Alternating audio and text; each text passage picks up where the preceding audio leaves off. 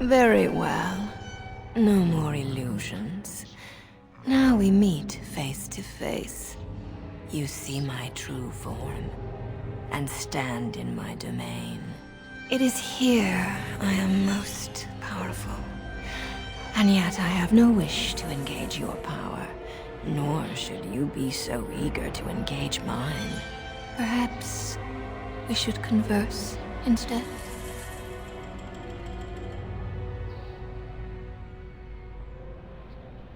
I possess the boy's soul. We could battle for it, or we could negotiate like civilized beings. If you are smart, you could even come out ahead. Ah, good. I prefer reasonable negotiation whenever possible. Your goal is for me to release the boy's soul. Is that right?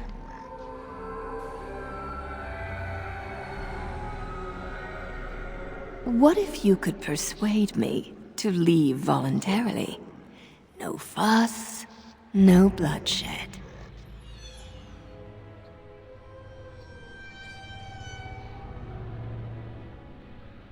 So you will at least consider it?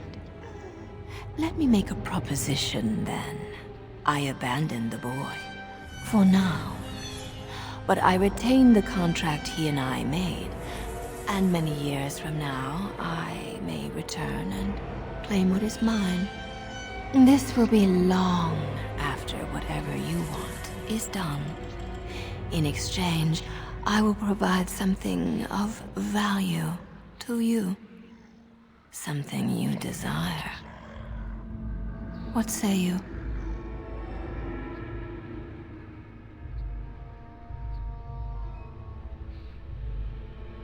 I have had my fun in the living world. If I leave, you could tell anyone you've slain me. Even the boy himself would believe it. He will grow and become a mage, mighty and wise. But when I return, his soul would be mine. I offer much. Power, knowledge, pleasure. What is it you desire?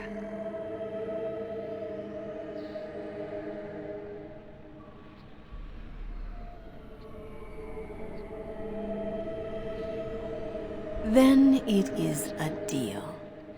You'll have what you desire, and I'll leave as if destroyed. For now, I wish you luck, dear creature. You shall certainly need it.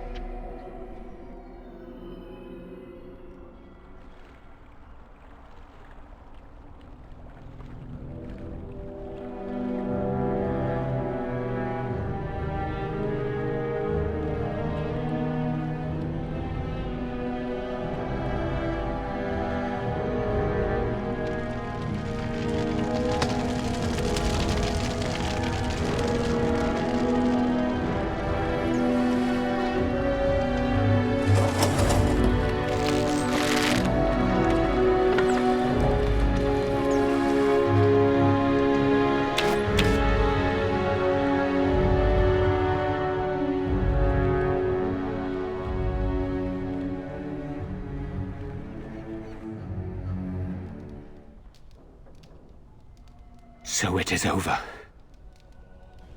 Connor is his old self. He does not seem to remember anything, which is a blessing. I suppose we will need to send him to the Circle of Magi's tower for training, once the war is over. It's so odd to think of the boy as a mage, of all things, should Eamon recover. I'm not sure how I will tell him of all this. Isolde is dead, yet her sacrifice saved their son. There is still the matter of Jowan. He performed the ritual and did not deceive us. In a way, he saved Connor's life even though he killed Isolde. I am unsure what to make of this. We will hold him for Eamon to decide his fate. If he doesn't recover, Jowan's fate is sealed. What do you think?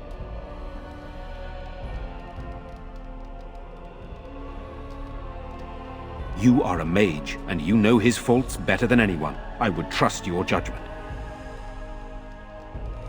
Released? This mage is a Maleficar. Even if I ignore his crimes, I cannot simply unleash him on the land. Perhaps you are correct. But that is Eamon's decision, not mine. I'm sorry. Jowan stays in the dungeon for now. But our task is not done yet. Whatever the demon did to my brother, it seems to have spared his life, but he remains comatose. We cannot wake him. As odd as it may seem, the quest Isolde sent the knights on may be our only hope. We must find the Urn of Sacred Ashes. It has been tried, and we will continue trying. Perhaps the demon's absence will make a difference. However, the relic is another option. Eamon funded the research of a Denerim scholar, a brother Generative. He has been trying to decipher the inscriptions on Andraste's birth rock. When Eamon fell ill, Isolde sent her knights to Generative in the hopes that he had finally discovered the location of Andraste's final resting place. They were unable to find him. In desperation, Isolde sent others in search of the brother or some clue of the urn's location.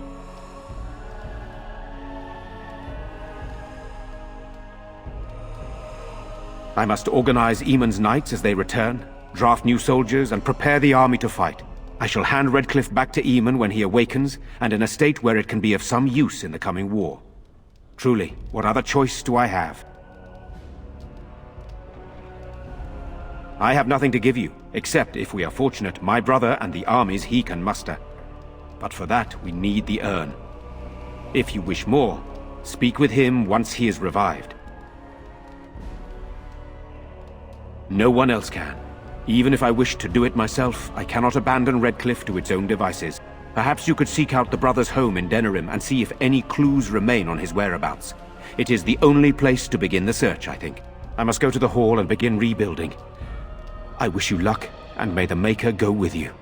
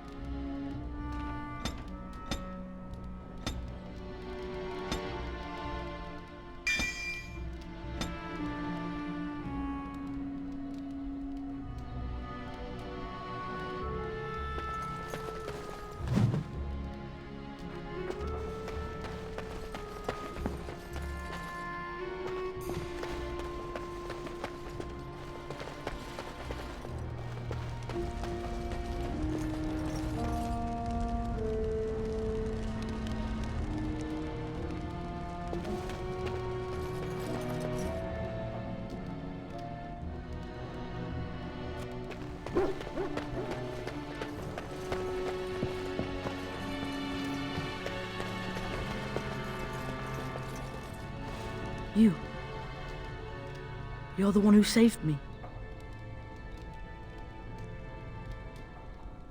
I remember having a bad dream.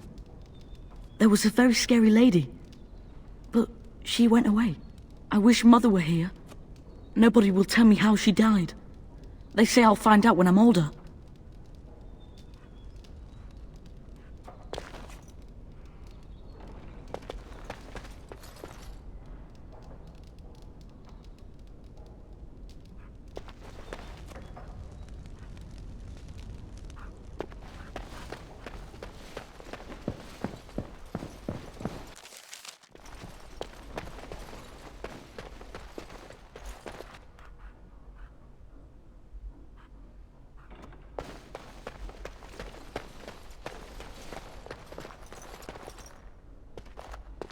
I suppose you can't blame the boy, even if he has magic.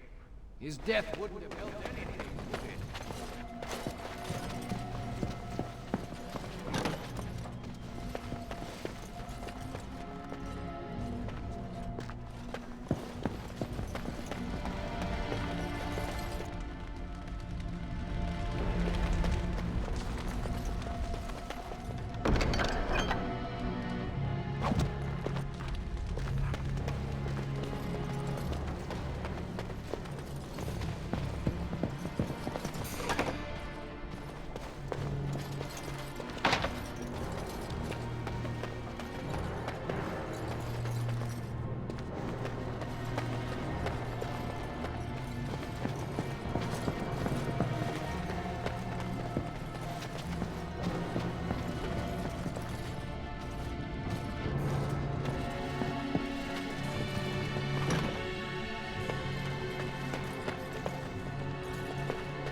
As you say.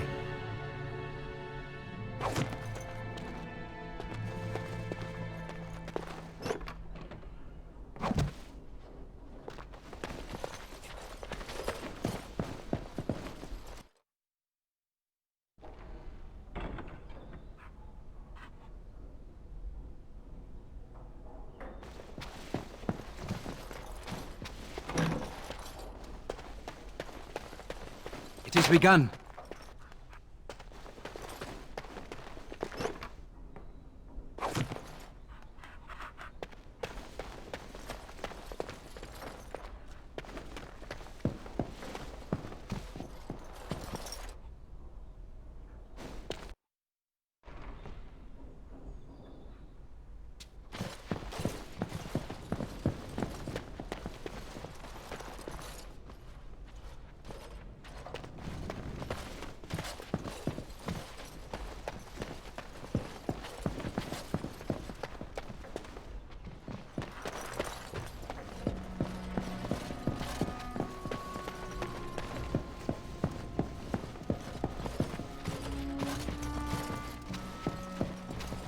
As you say.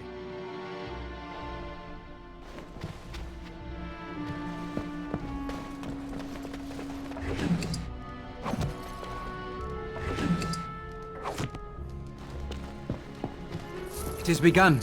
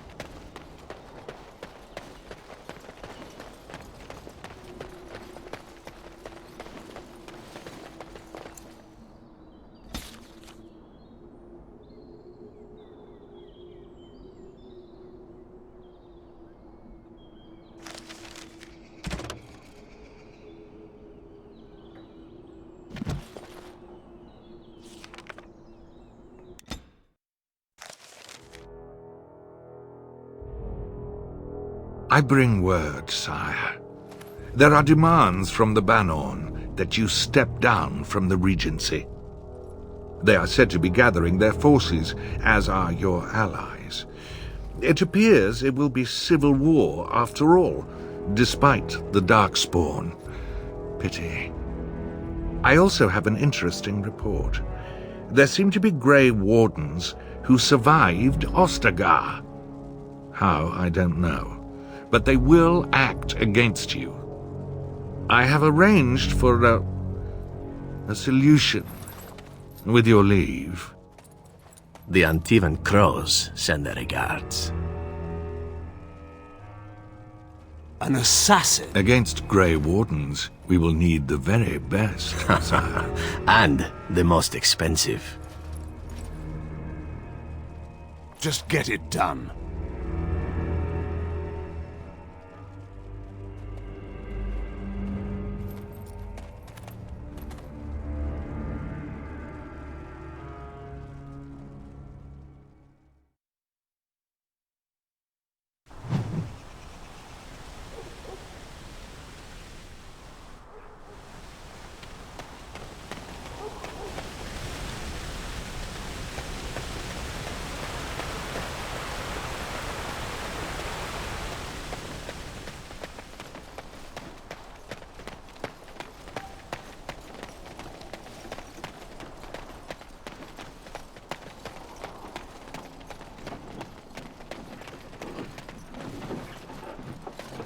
Move along, friend. Thank you.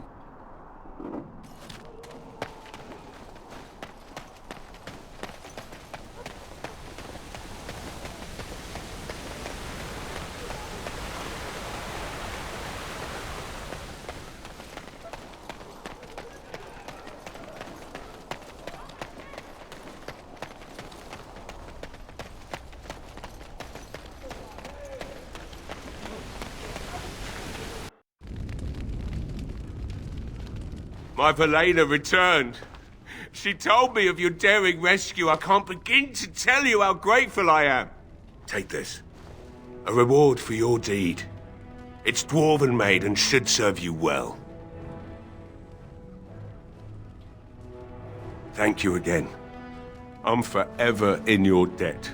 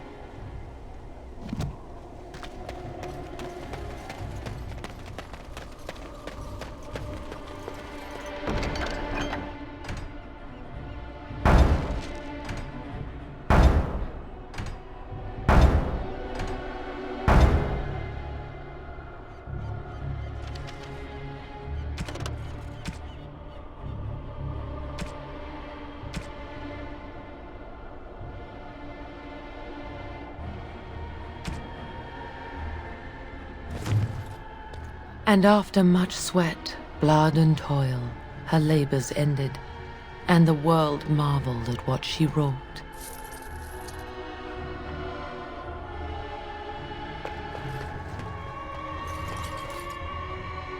As you say.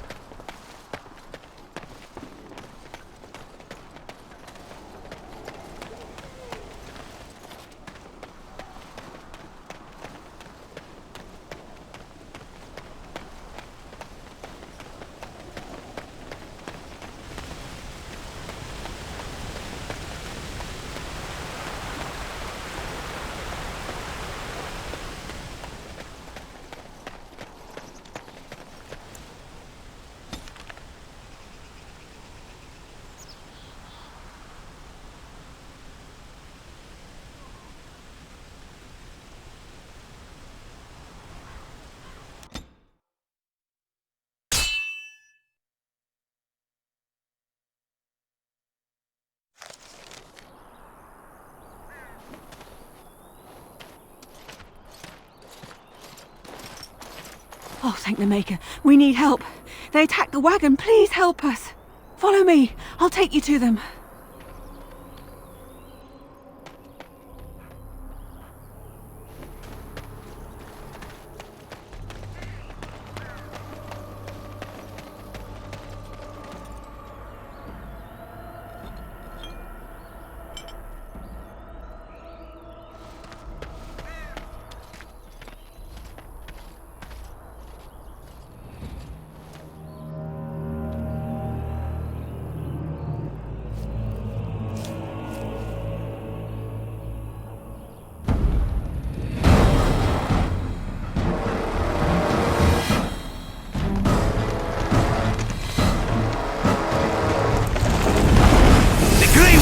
Dies here!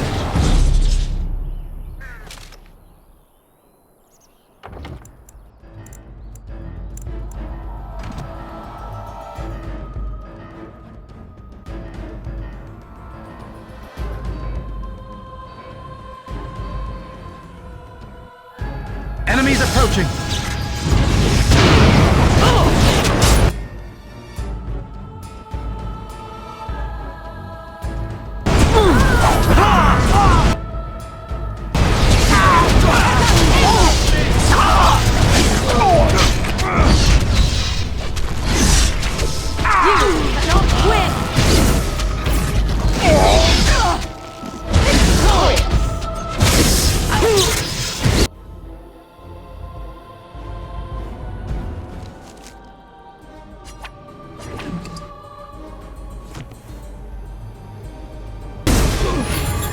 I shall do it. Now we get our hands dirty.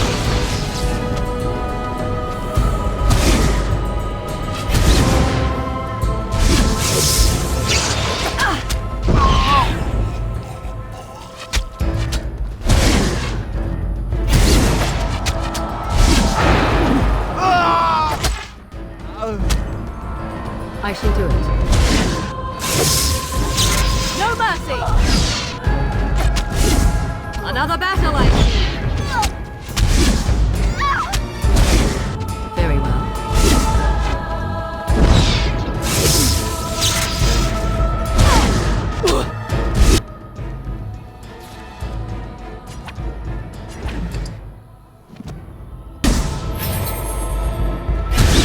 Frosty, and you shall pay!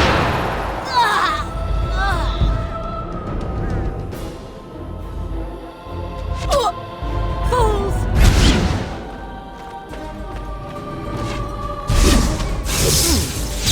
Another battle, I see.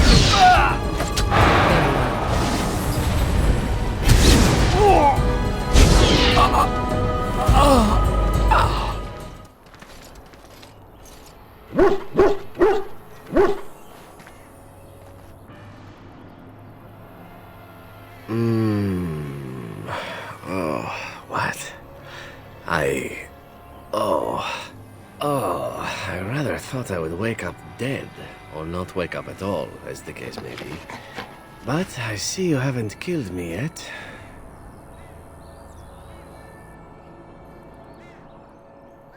Oh, so you kept me around to have a bit of fun, did you? But the purpose behind torture is usually to interrogate, yes? In that case, despite the potential for fun, perhaps I'll save you a bit of time and get right to the point. My name is Zevran. Zev to my friends. I am a member of the Antivan Crows, brought here for the sole purpose of slaying any surviving Grey Wardens, which I have failed at, sadly.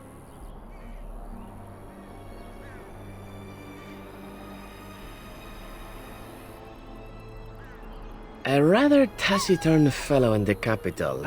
Logan, I think his name was. Yes, that's it.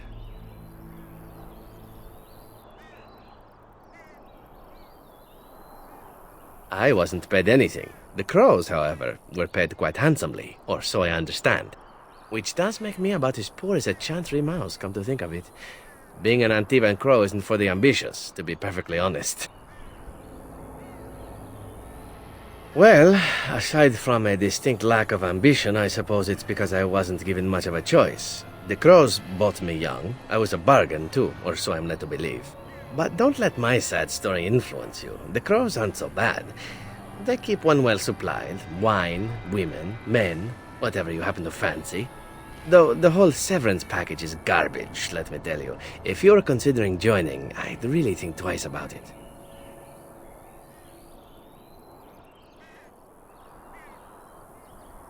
An order of assassins, of course, out of Antiva. I suppose you wouldn't hear much of them out here, but where I come from, we're rather infamous.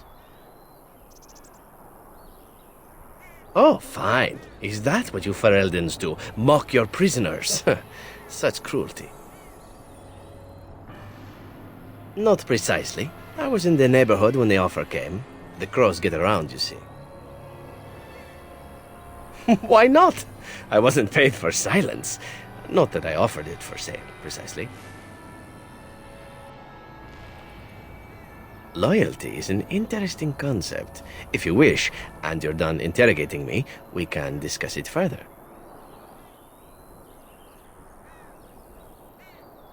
Well, here's the thing. I failed to kill you, so my life is forfeit. That's how it works. If you don't kill me, the Crows will. Thing is, I like living. And you obviously are the sort to give the Crows pause, so let me serve you instead. To be completely honest, I was never given much of a choice regarding joining the Crows. They bought me on the slave market when I was a child. I think I paid my worth back to them plus tenfold. The only way out, however, is to sign up with someone they can't touch. Even if I did kill you now, they might just kill me on principle for failing the first time. Honestly, I'd rather take my chances with you. Possibly. I happen to know their wily ways, however. I can protect myself as well as you. Not that you seem to need much help. And if not, well, it's not as if I had many alternatives to start with, is it? I happen to be a very loyal person. Up until the point where someone expects me to die for failing. That's not a fault, really, is it? I mean, unless you're the sort who would do the same thing, in which case I don't come very well recommended, I suppose. Why? Because I am skilled at many things, from fighting to stealth and picking locks. I could also warn you should the Antivan Crows attempt something more sophisticated, now that my attempts have failed. I also know a great many jokes. 12 massage techniques, 6 different card games. I do wonderful at parties, no? Well, let's see. Being allowed to live would be nice, and would make me marginally more useful to you. And somewhere down the line, if you should decide that you no longer have need of me, then I go on my way. Until then, I am yours. Is that fair? What? You're taking the assassin with us now? Does that really seem like a good idea?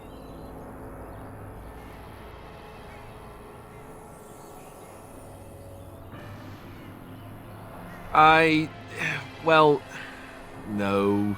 I suppose we could use whatever help we can get. Still, if there was a sign we were desperate, I think it just knocked on the door and said hello. A fine plan. But I would examine your food and drink far more closely from now on, were I you. That's excellent advice for anyone. I hereby pledge my oath of loyalty to you until such a time as you choose to release me from it. I am your man, without reservation. This I swear.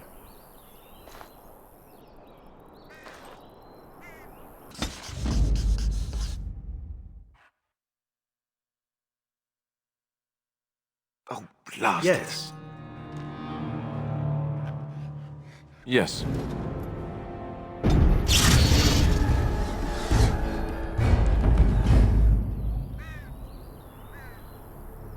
So be it.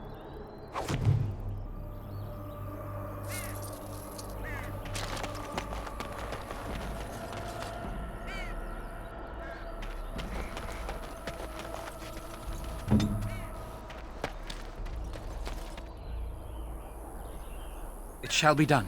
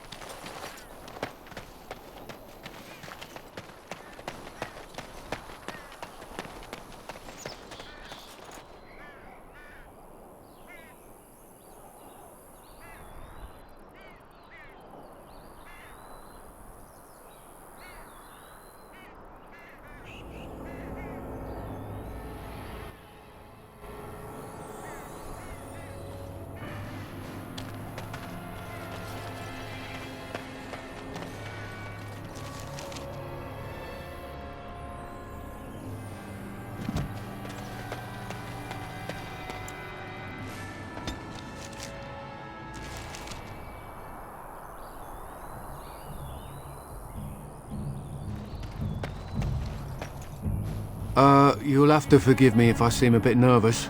Not many people travelling in this part of Ferelden. Of course, that's part of my problem, isn't it? Mule got spooked by a wisp and ran off into the woods. Now what do I do?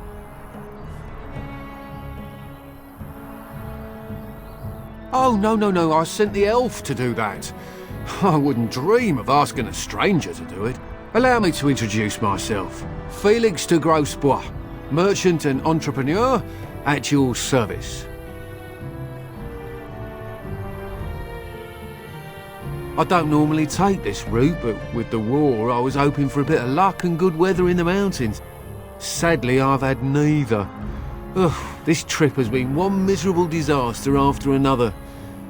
I don't suppose you'd consider helping a fellow out? Of all the other things that went wrong, the worst is this artifact I brought in Jada. It's a control rod, I'm told, for a golem. No point in me keeping it, however, as I'll never get to use it. But, maybe you could?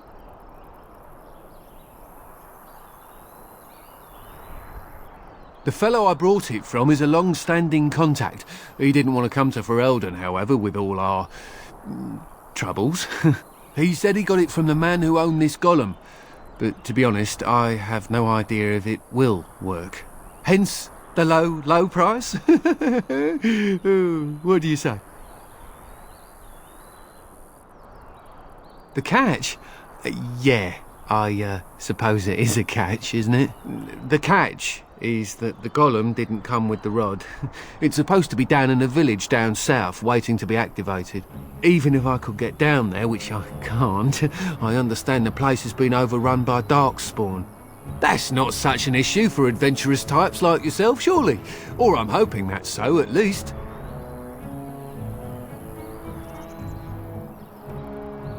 Nothing. I just don't want to have to lug around something that might be taken for a gemstone by some bandit. To be honest, I don't even know if it'll be useful to you.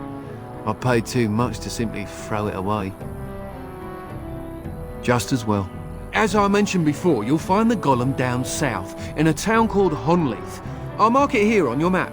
Just hold up the rod and say Dulaf Gar. That will wake the golem up, so I'm told. I hope it works. Alright, well, then I really hope it works. Best of luck to you then. Now, I guess it's up to me to find that mule myself.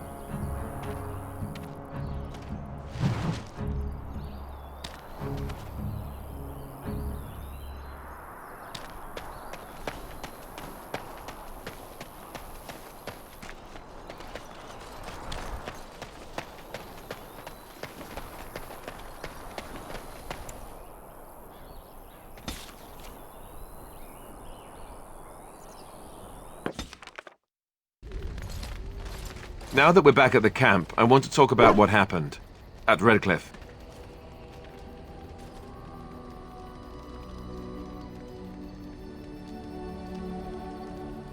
I just wanted to thank you. You went out of your way to save the Isle's family, and you did it. Even though it would have been easier not to. There's been so much death and destruction. It makes me feel good that at least we were able to save something. No matter how small. I owed the Isle that much.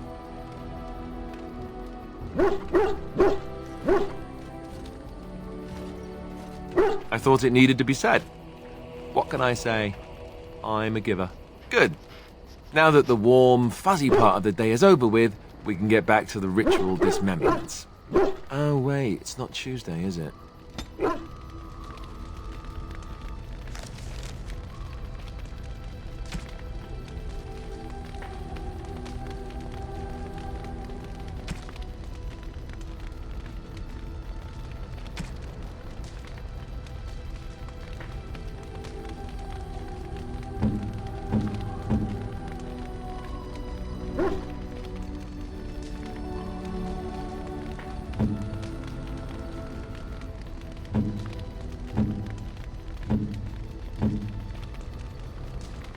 A fine gift. You have my thanks.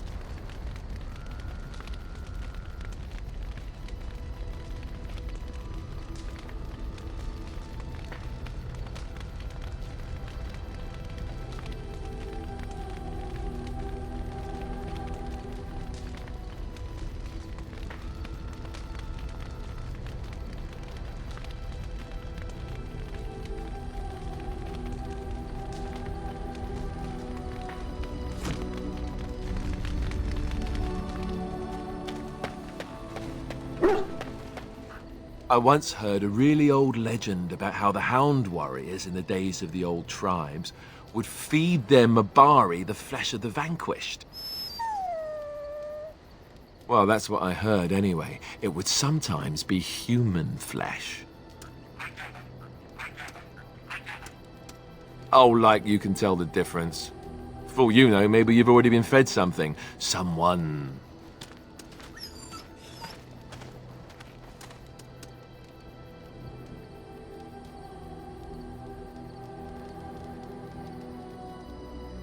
Hey!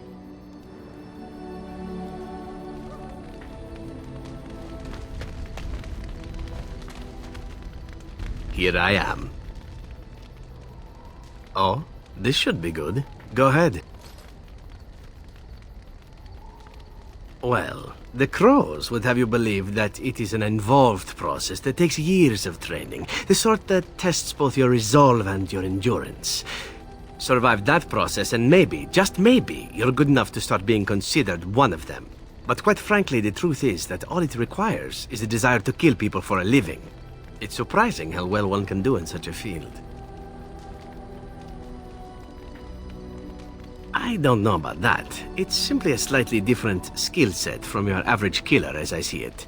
An assassin simply specializes in striking from stealth, and in maximizing that first attack to be as lethal as possible.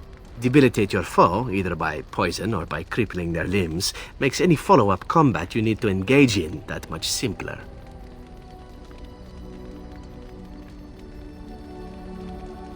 I do. It is not something inherent in an assassin's skills, however, merely something complementary. Of course, the crows like to pretend that their abilities are trade secrets, shrouded in shadows and wrapped in a blanket of mystery. So let's just keep this between you and me, shall we?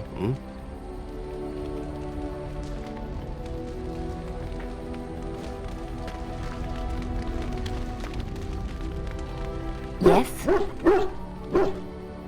Well, here I am. What is meant by someone like me?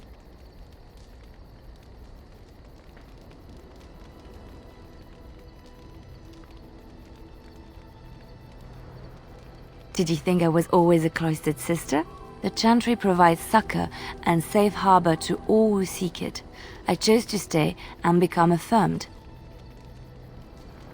We affirm our belief in the Maker, in Andraste and the Chant, but other than that, there are no vows taken.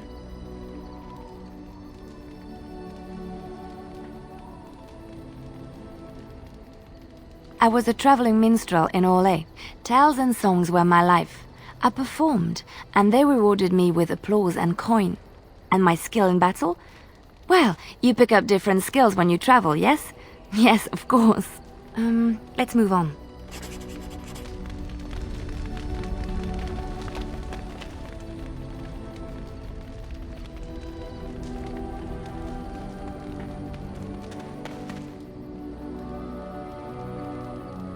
Yes.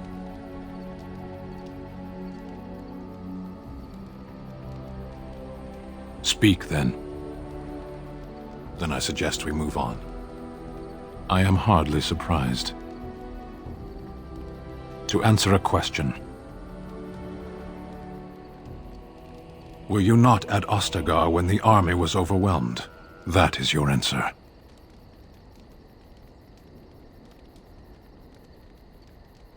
Yes.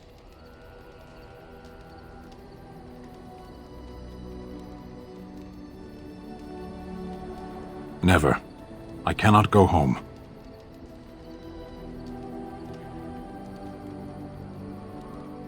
It doesn't matter now. Can we move on? We keep the Darkspawn waiting. As you wish.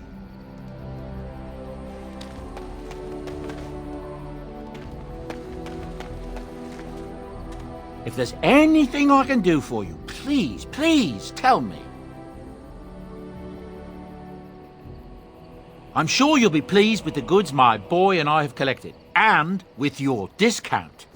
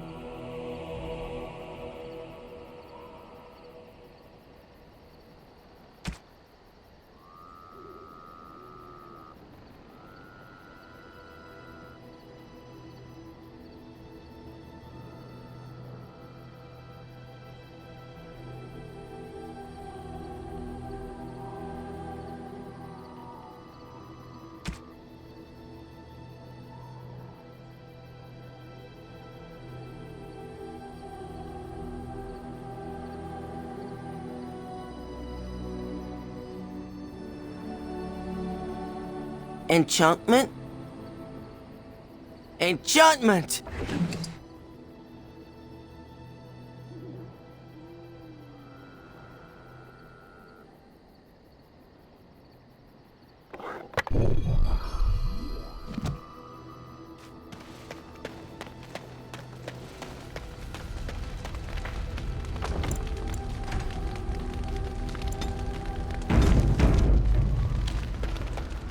What do you wish of me? If you must.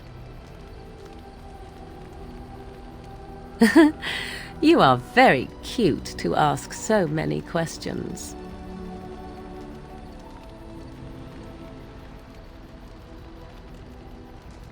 And I am glad you are so glad. My mother has been hunted from time to time, yes, by Templar fools like Alistair, which should tell you how successful they generally were. Flemeth made a bit of a game of it, in fact. The Templars would come again, and she would look at me and smile and say that the fun was to begin once more. I found the game fun. I was too young to understand the truth behind what was happening. Flemeth would warn them once. 'Twas a warning they inevitably failed to heed. And then the true game began. Often Flemeth would use me as bait. A little girl to scream and run and lure the Templars deeper into the wilds and to their doom. Me? No, I never did any of the killing, until later. And even then, Flemeth was a glutton for that sort of thing. Thankfully, the wilds is a vast place. Once they found us, Flemeth would simply move us elsewhere, and we would be lost within the forest once again. I did not understand the danger we faced until I was much older. I had never heard of apostates or maleficarum.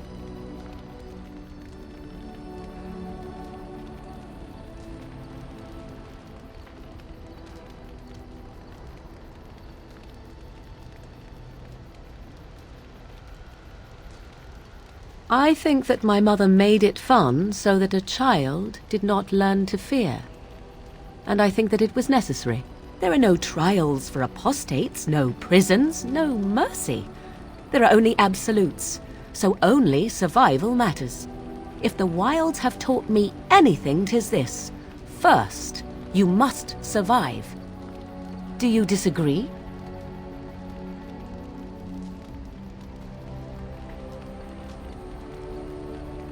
Oh? I would ask what exactly, but I'm certain that would be a lengthy conversation, and suddenly I grow very weary. Enough of this talk. Let us return to the task at hand.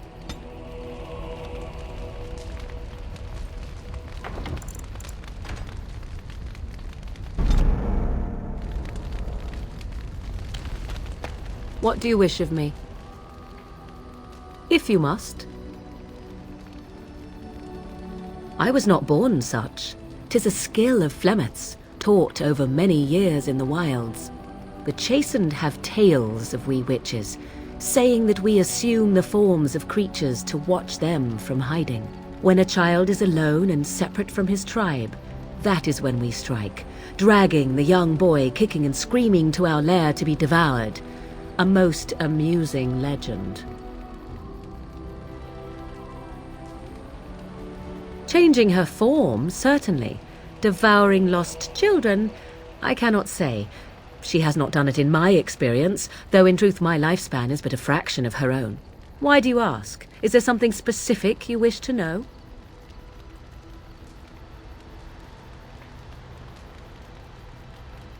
The form of an animal is different from my own. One may study the creature, learn to move as it does, think as it does. In time, this allows one to become as it is. I gain nothing by studying another human. I already am the same as they are. I learn nothing. So the answer is no, my human form is the only one I possess. Anyone with sufficient will, but the act of transformation is a magical one. 'Tis a spell and thus requires a mage's talents. Indeed, you could learn the spells required if I cared to teach you.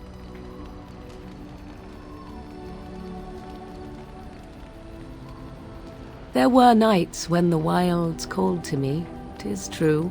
You look upon the world around you and you think you know it well. I have smelled it as a wolf, listened as a cat, prowled shadows that you never dreamed existed. But my life is as a human. I am under no illusions to the contrary.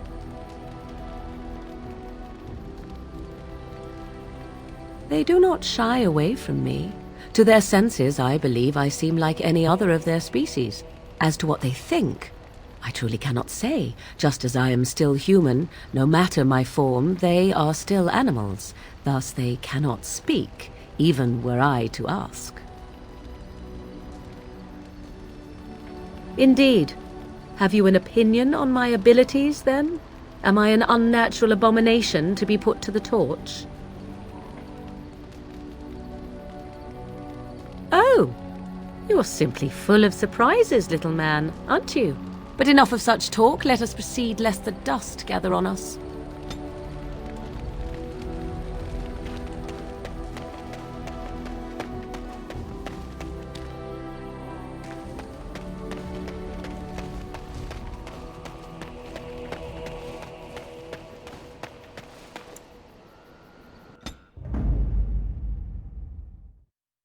Indeed.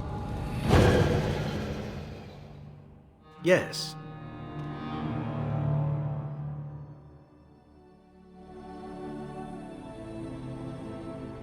Yes.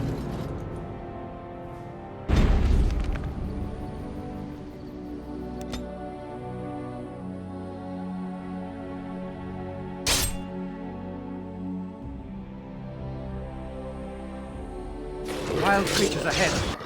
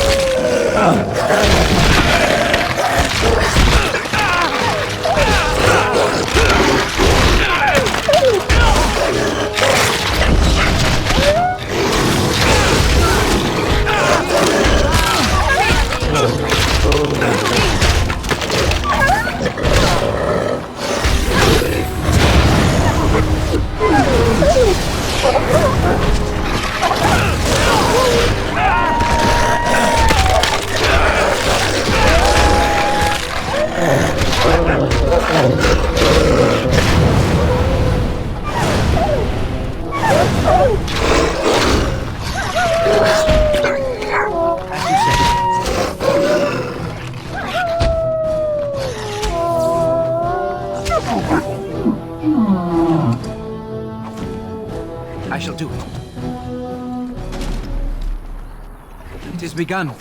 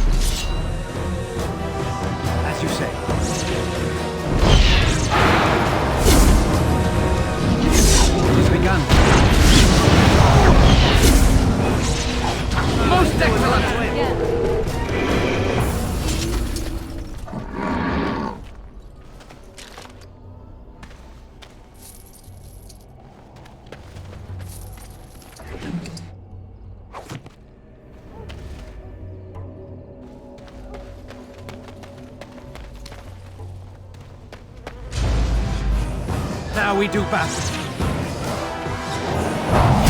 Come, let us end this. Missed!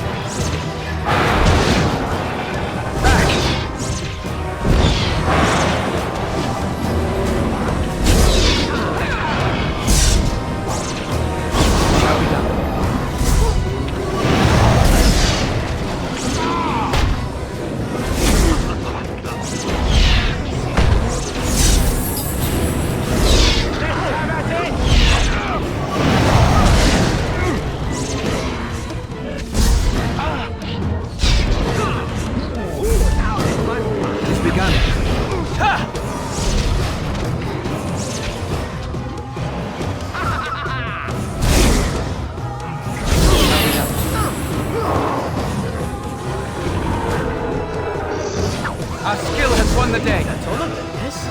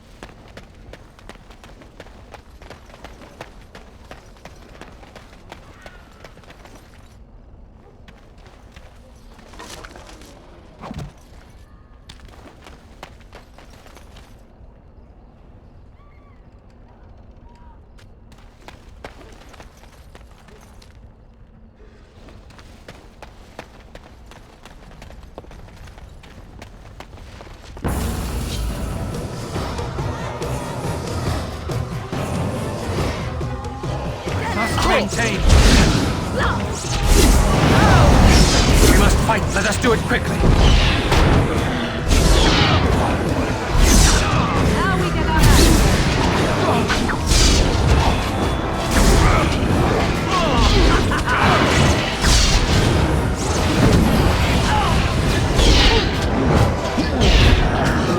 Don't give them the advantage. I still remember my first battle.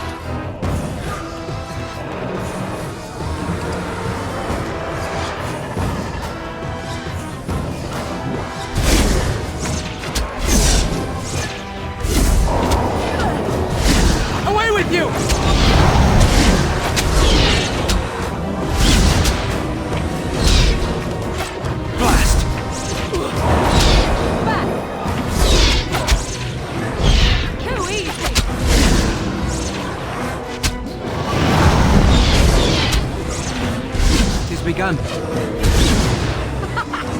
while you can. As you say. Tear them apart. That hurt.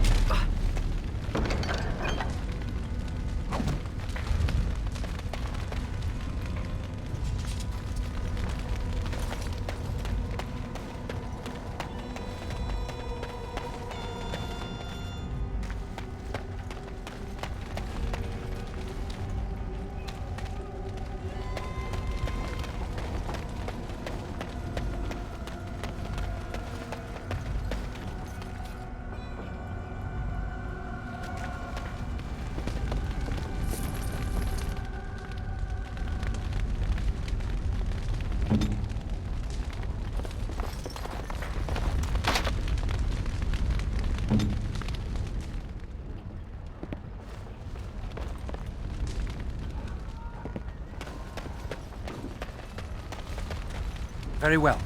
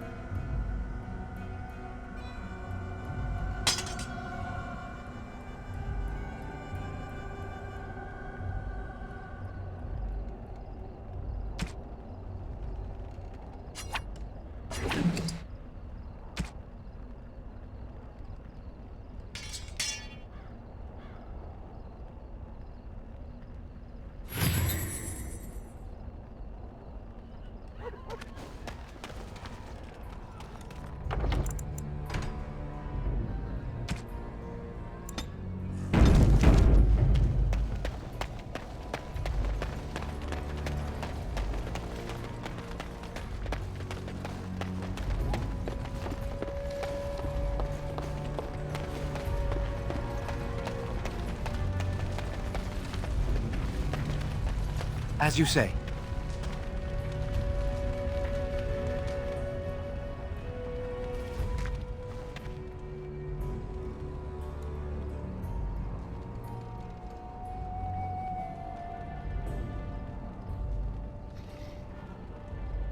What we are looking at is a golem. 'Twould appear it is defunct, though there may be a way to revive it yet.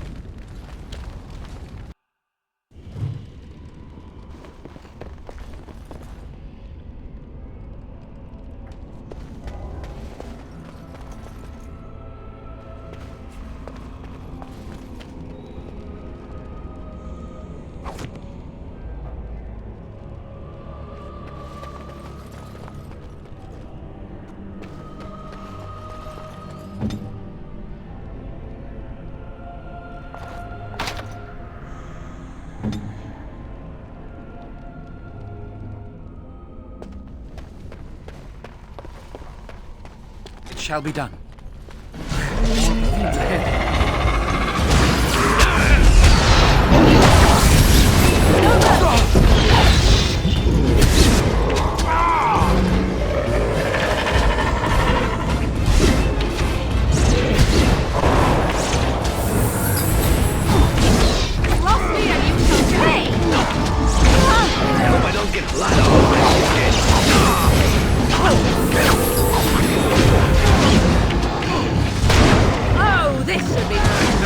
Shall be given.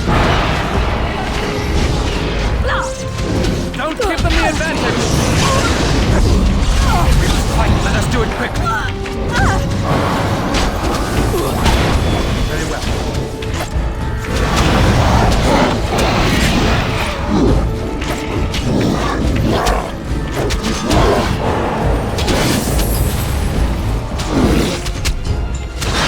There is no glory in bloodshed.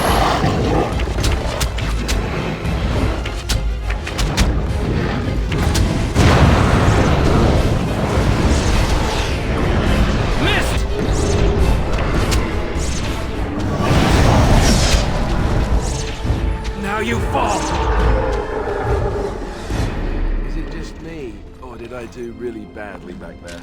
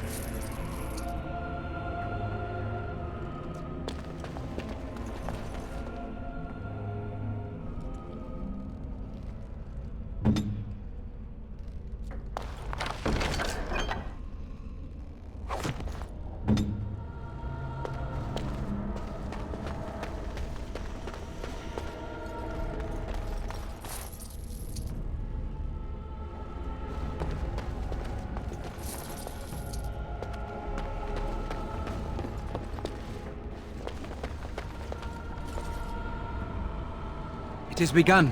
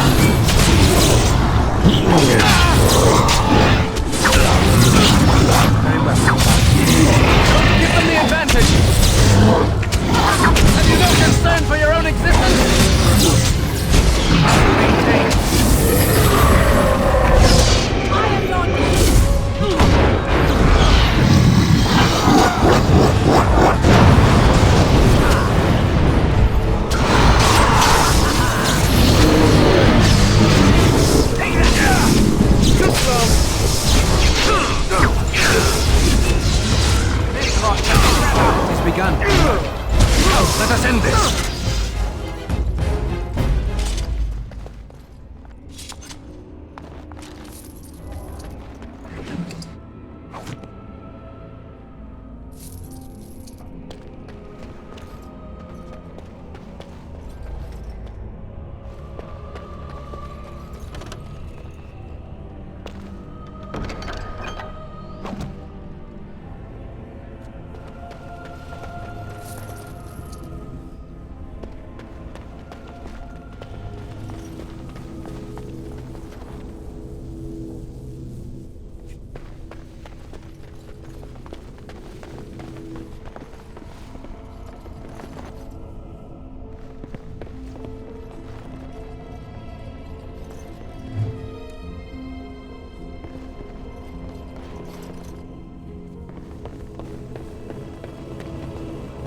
By the Maker, we're saved! You weren't sent by the ban, were you? To save us?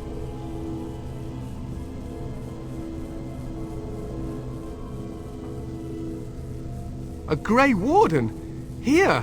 Thank the Maker for our luck! But if you weren't sent by someone, why are you here? If you don't mind me asking. The statue outside? Why would... Oh, I think I see. You bought the control rod, didn't you? You came here looking for Shale.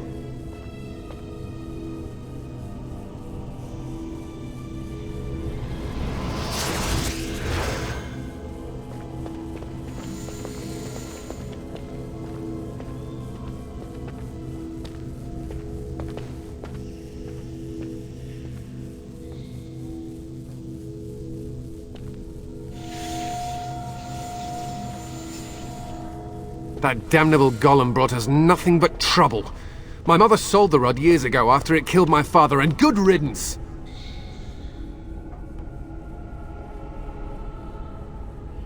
My father's name was Wilhelm, mage to the Arls of Redcliffe and a hero in the war against Orlais, and what did he get? One day my mother found him outside the tower, with so many broken bones she could barely recognize him, and Shale standing over him just like it is now. My father deserved better than that. But if you really want to wake Shale up, well, it's yours now. My mother might have passed along the wrong command phrase when she sold the rod. She said she never wanted to see Shale active again. Look, I'll tell you the command phrase, but I'll need your help first. I know you already saved my life, and I'm grateful, but my daughter is inside the laboratory. She was afraid and ran too far in before I could stop her. I don't know how she made it past my father's defenses. One of the men tried to go after her. He was killed, but you could find her, couldn't you?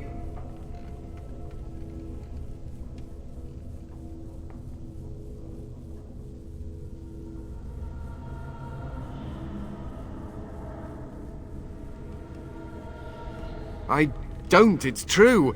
I'm terrified that something's happened to her and she's lying in there, injured. I can't leave here until I know for certain. Surely you can understand that. There are defenses my father put down here to keep strangers out. I knew about the barrier, I had the key for that, but the rest of it, well, we never came down here. Ever. And then what will happen to Amalia? No, I won't tell you. I don't care what you do. If you want that bloody golem, then find my little girl. You will? Thank the Maker! My father's laboratory is just past the next area, I think. She has to be there.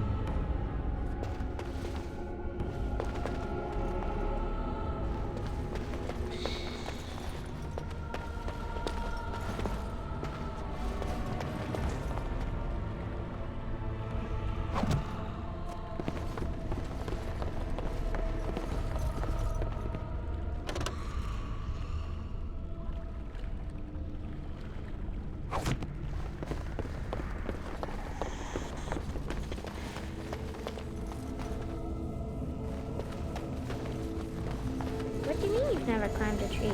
Don't cats like to be in trees? Oh look, someone's come to play.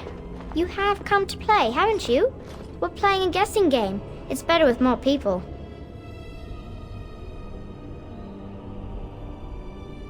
Oh well. I suppose Kitty and I will just have fun on our own till someone more interesting comes along. Anyway, you should go if you're not going to play. Kitty finds you distracting.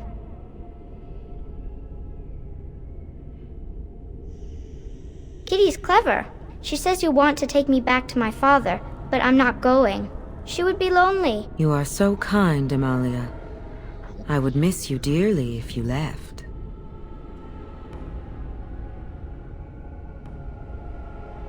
No! Leave me alone! Kitty! Nothing you say will convince Amalia to go with you. She loves only me now. I am her friend, while you are just a stranger.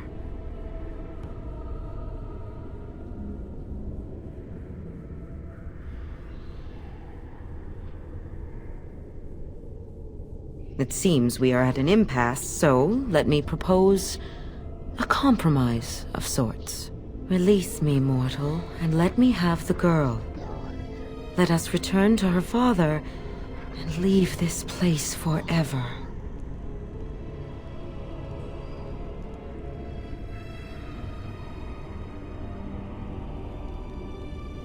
That's such a crude way of putting it. I do not wish to harm Amalia. I merely want to see your world through her eyes. Is that so wrong?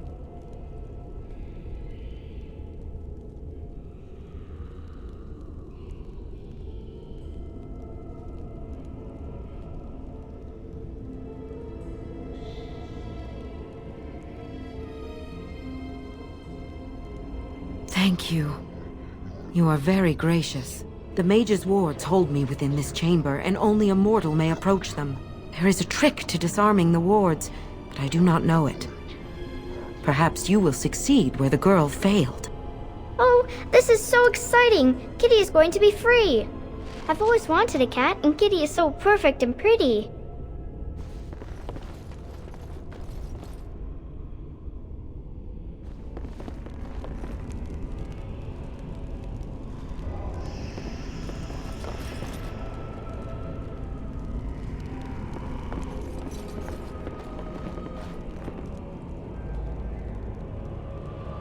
I like it when Kitty sings to me.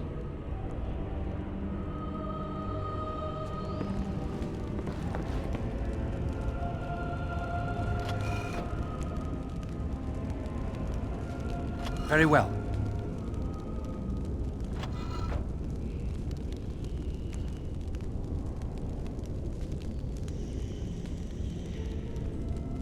Father doesn't like cats, but he never met Kitty.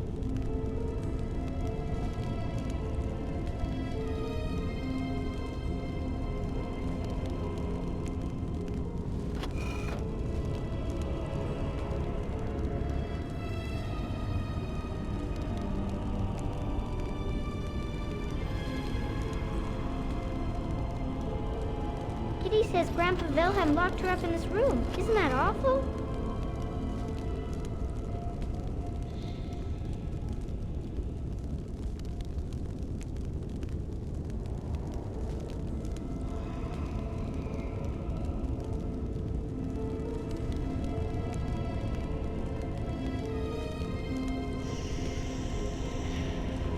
Kitty is my best friend.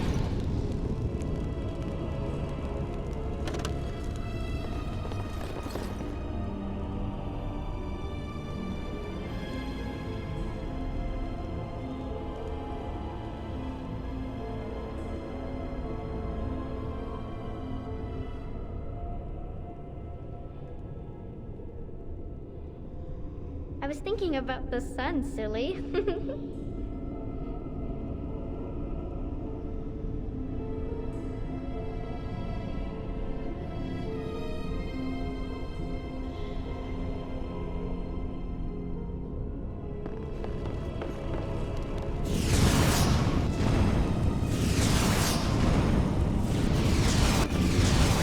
Tell me a story.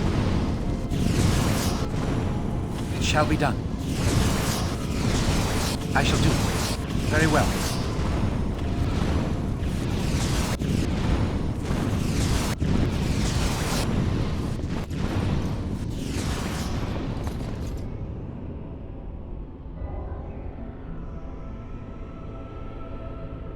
Oh, it's a flower.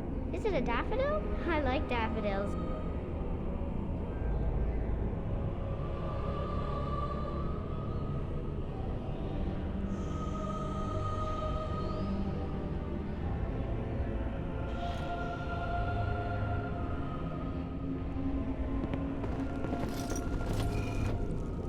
I shall do it. Tell me a story.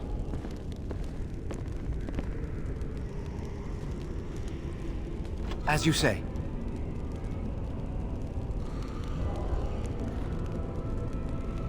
I shall do it.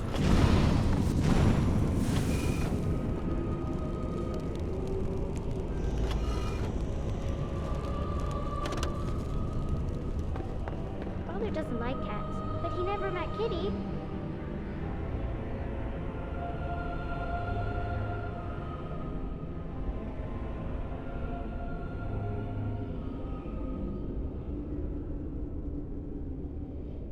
It has begun.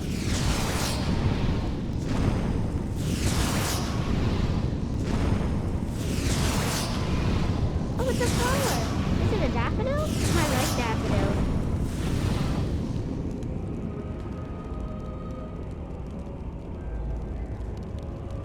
As you say.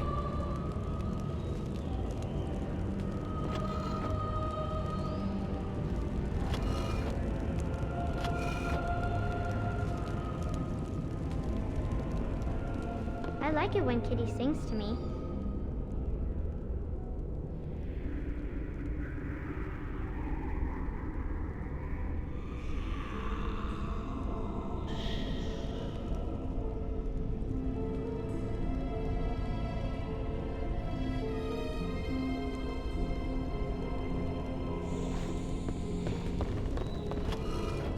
Kitty says Grandpa Wilhelm locked her up in his room. Isn't that awful? I shall do it. As you say. What do you wish of me?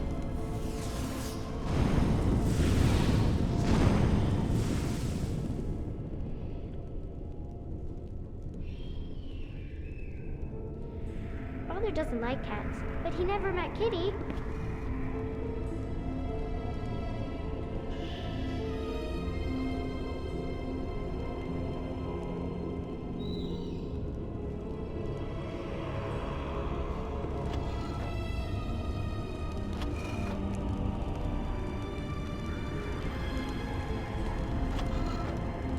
I shall do it. I've always wanted a It cat, shall be and done. Kitty is so perfect and pretty.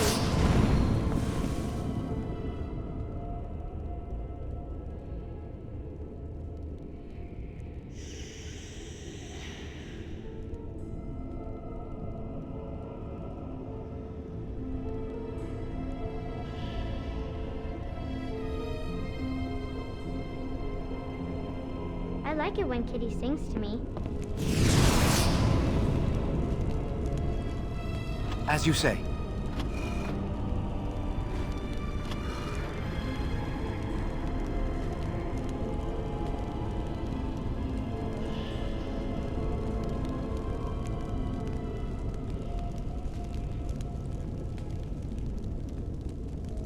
Kitty says Grandpa Wilhelm locked her up in his room. Isn't that awful?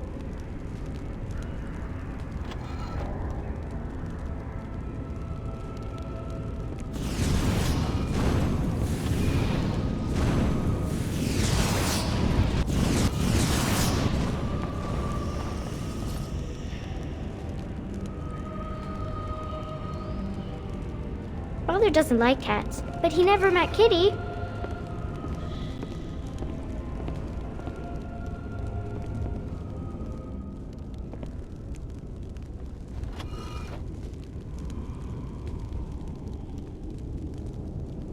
It has begun. It shall be done. I shall do it. Very well. Kitty is my best friend.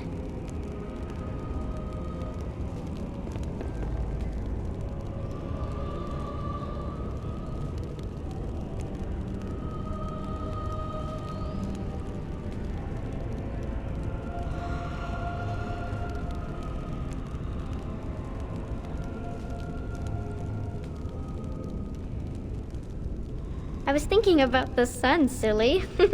I shall do it.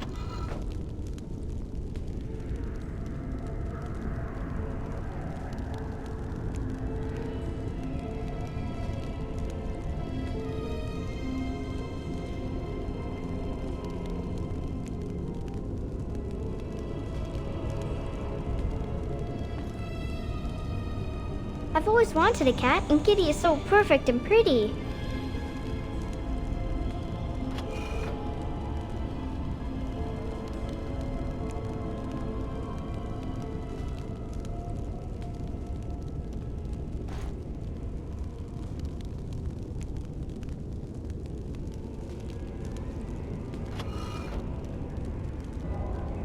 I've always wanted a cat, and Kitty is so perfect and pretty. As you say.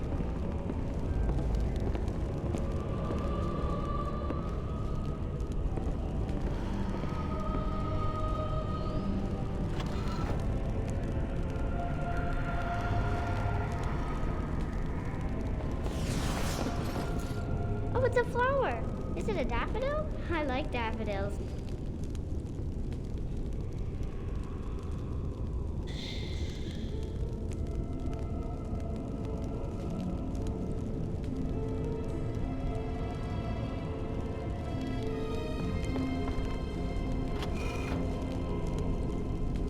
As you say.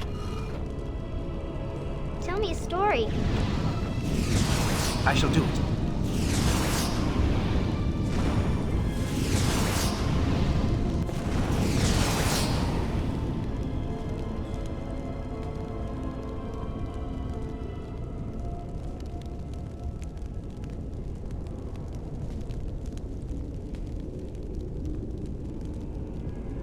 I've always wanted a cat, and Kitty is so perfect and pretty.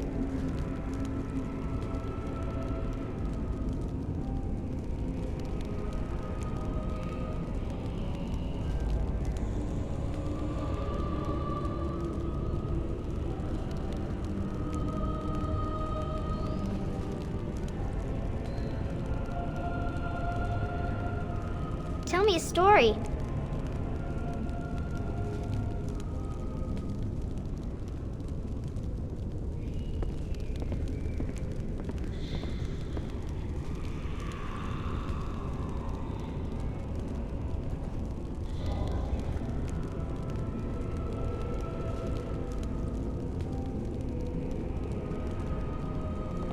Kitty says Grandpa Wilhelm locked her up in this room. Isn't that awful?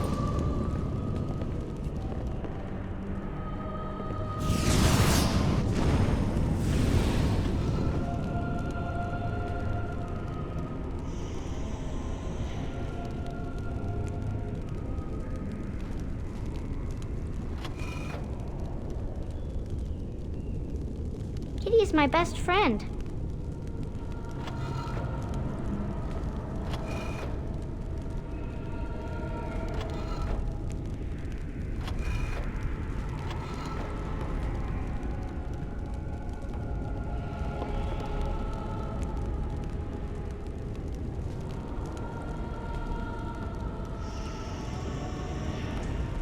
Oh, it's a flower. Is it a daffodil? I like daffodils.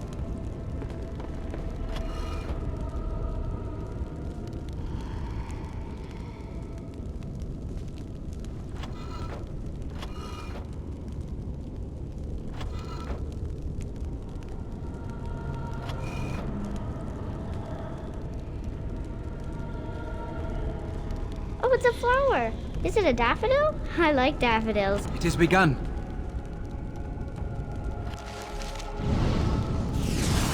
Yes. I can feel the magic fading. Oh, I had forgotten how it feels not to be caged. Kitty? What's happening? A wonderful thing, my dear, for both of us.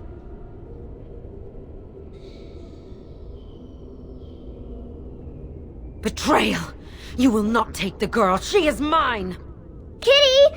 You're scaring me! I won't let you inside me! I won't!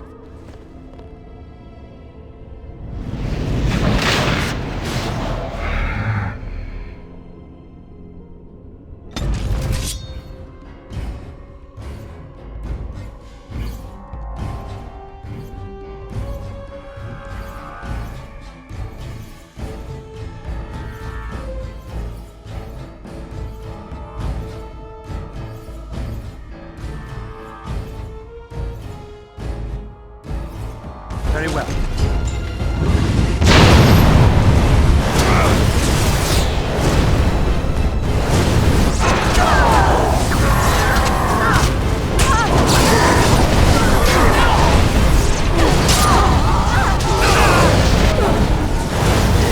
This really gets the blood pumping.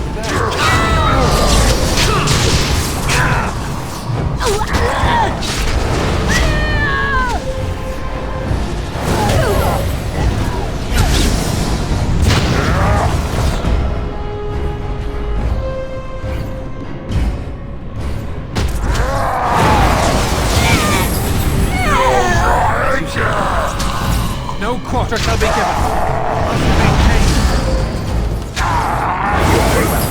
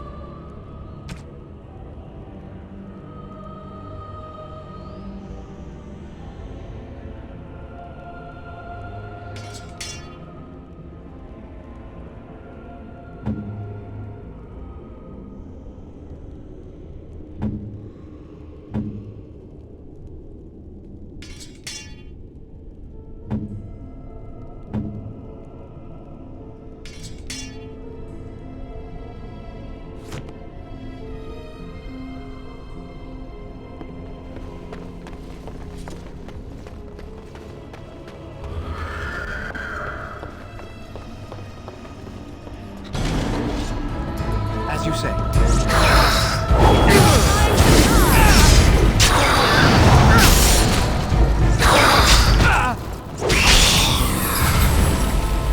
You cannot win. Now we get our hands dirty. You will learn to fear me.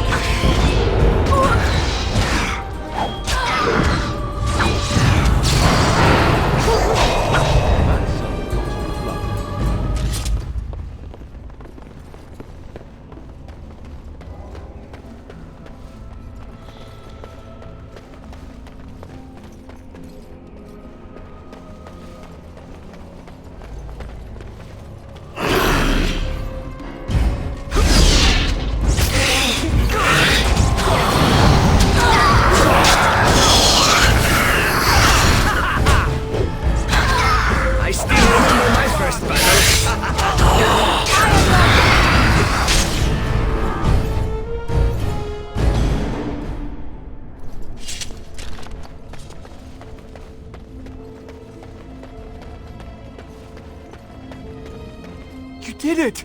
You freed her! Thank you so much! I'm sorry I ran away, Daddy. I was so scared. It's all right, Butterfly. You're safe now. All the bad creatures are gone. The phrase to activate Shale is Dulan Han. If you still want that bloody thing. I wouldn't if I were you. Now we should go, and quickly. Thank you again. We owe you our lives.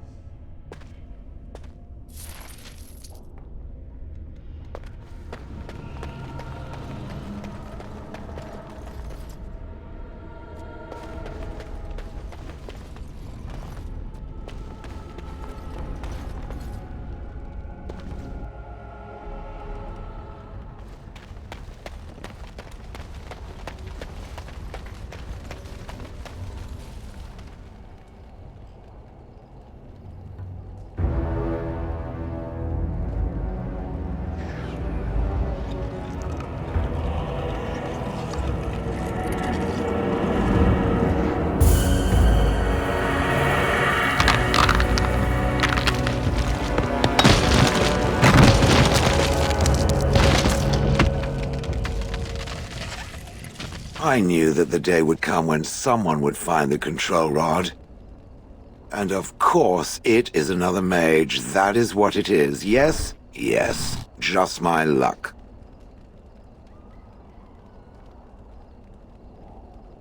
It thinks these crystals are simply for show, I see.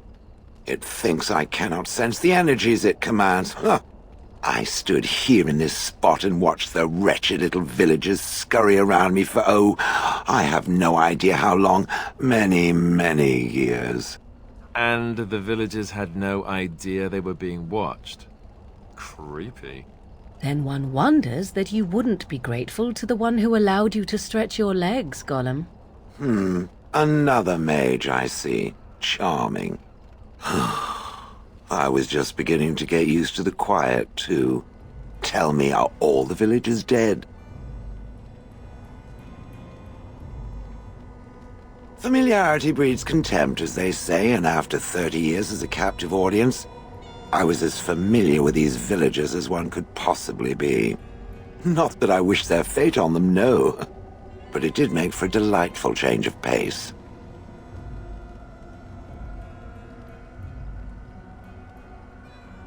Well, go on then. Out with it. What is its command? Perhaps I may have forgotten after all the years of being called Gollum. Gollum, fetch me that chair. Do be a good Gollum and squash that insipid bandit. And let's not forget, Gollum, pick me up. I tire of walking. It does have the control rod, doesn't it? I am awake, so it must.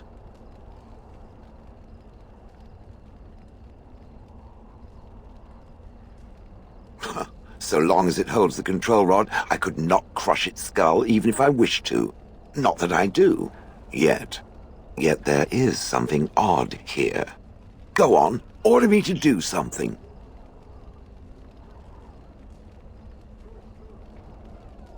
Hey! And, nothing. I feel nothing. I feel no compulsion to carry out its command. I suppose this means the rod is broken?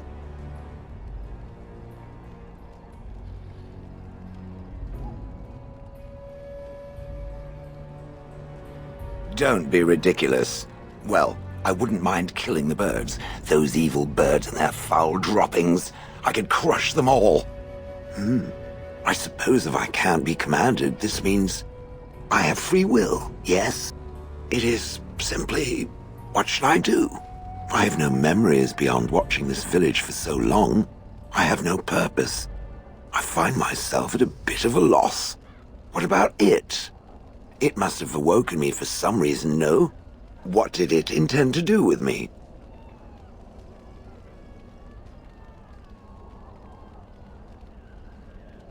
May I ask what sorts of things it gets up to for which I could be so potentially useful?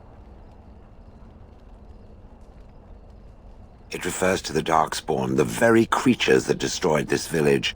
The Darkspawn are an evil that must be destroyed, it's true. Though not as evil as the birds. Damnable feathered fiends. I suppose I have two options, do I not? Go with it or go elsewhere? I do not even know what lies beyond this village.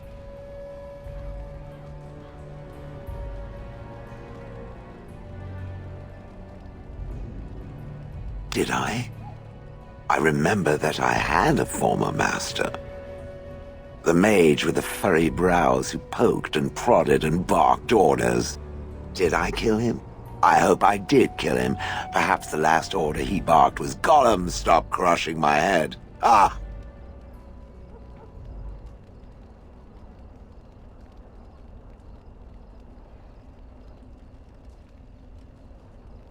Yes, I'm just funny that way.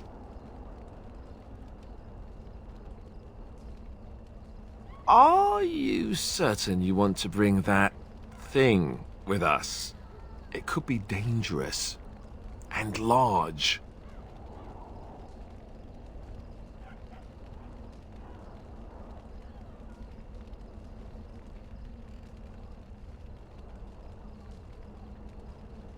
Seems like it'll be trouble, but it's your call.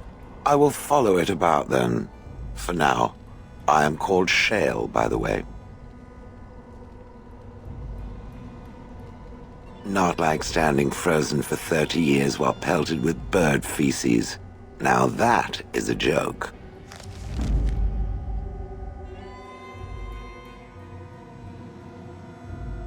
Oh, blast, yes.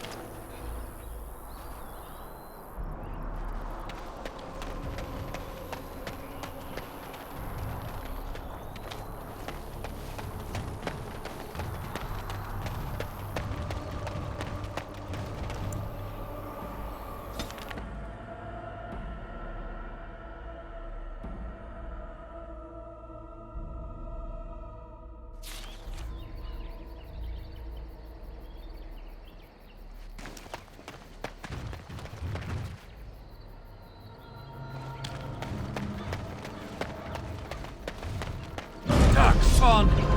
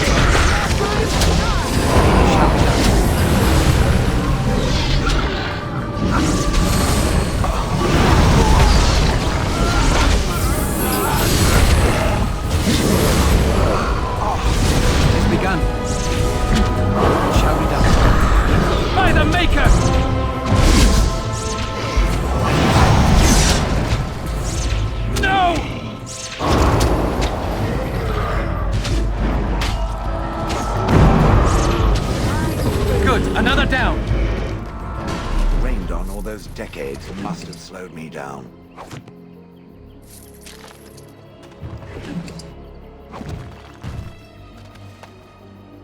Very well.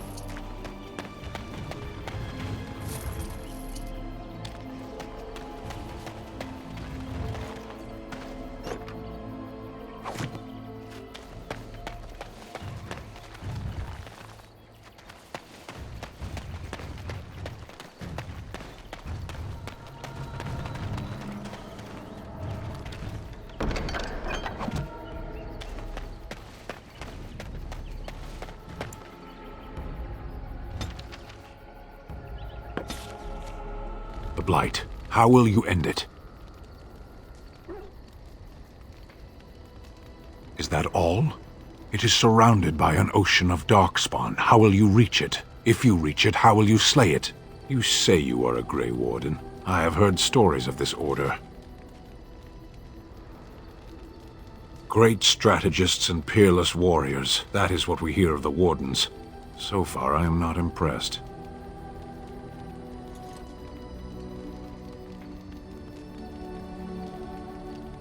Yes.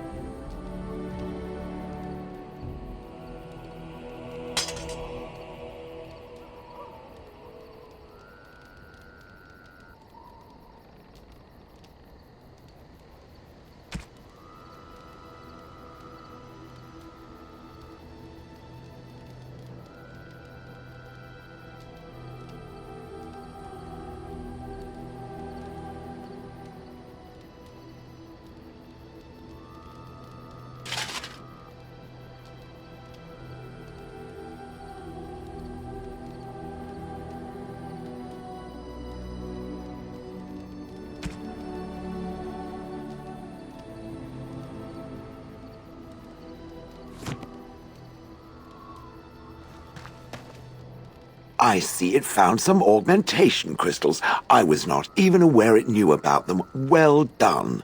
So, what does it think? They don't make me look any wider, do they? I find I'm already too wide as it is.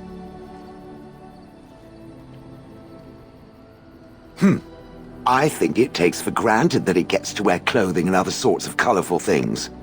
I think these are lovely. I think it should find some more as soon as possible. I want to glitter from ear to ear, so to speak.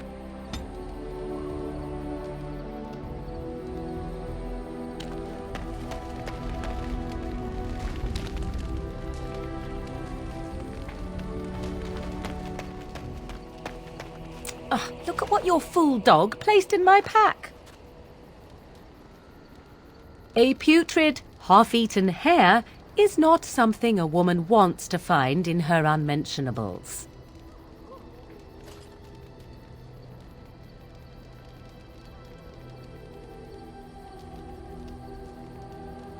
The dirty mongrel can have this back.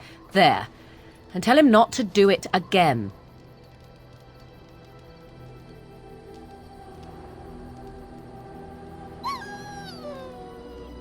I don't want it, you worthless fur bag.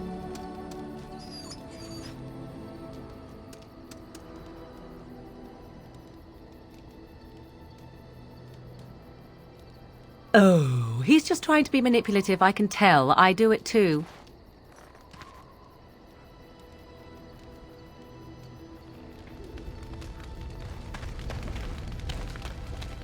Here I am. Oh, I certainly could, but I won't. I swore to the crows that the things they taught me were to remain a secret. And while, yes, they are already angry at me, I'd rather not push things, you see. You would order me to betray my solemn oaths? What an unexpected turn of events. Sadly, the answer is still no. Come now, you don't need this training. You seem to be able to slay things simply by staring at them hard enough. If you are truly insistent, well, let me think about it. The crows are already angry at me, yes? Who knows?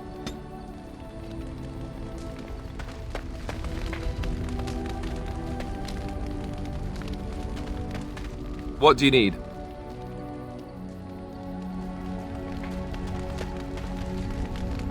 Yes?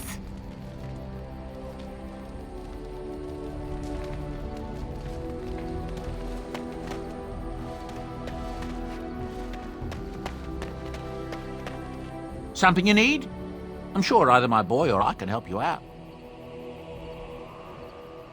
I'm sure you'll be pleased with the goods my boy and I have collected, and with your discount.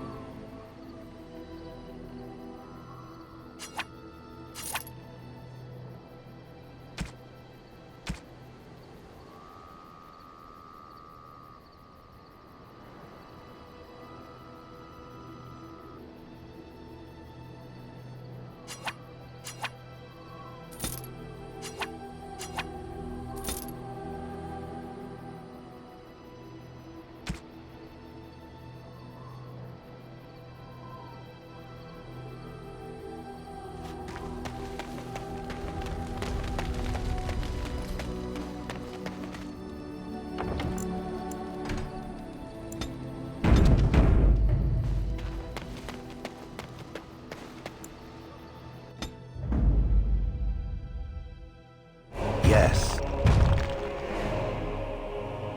Yes. Indeed.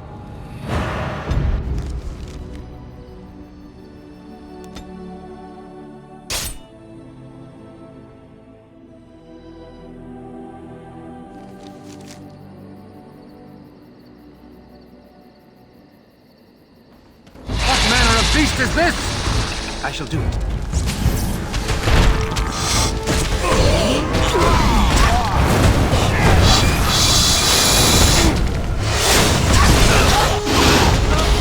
Now we can fight. It is begun.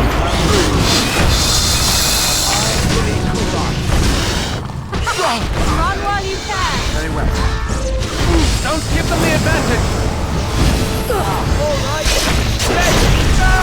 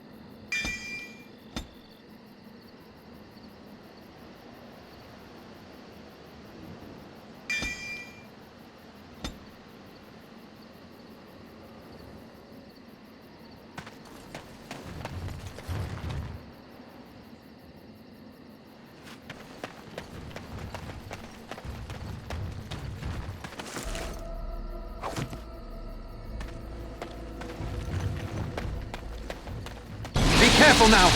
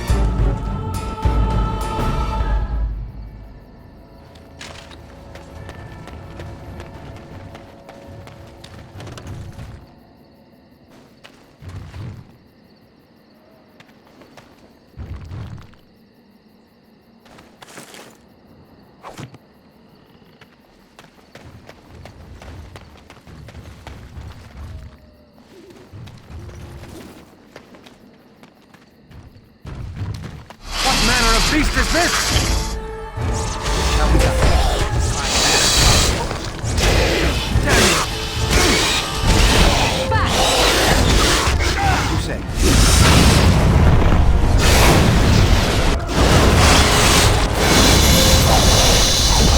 Very well. Another battle axe! Watch it!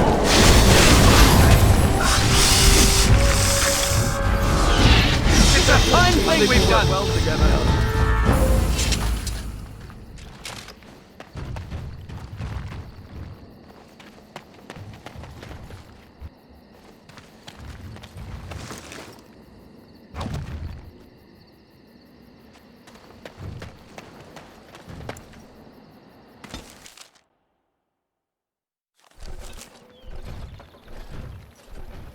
Stop right there, outsider.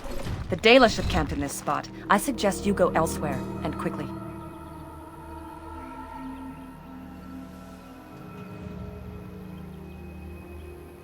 I am not threatening you. I am warning you. We have always defended ourselves when necessary.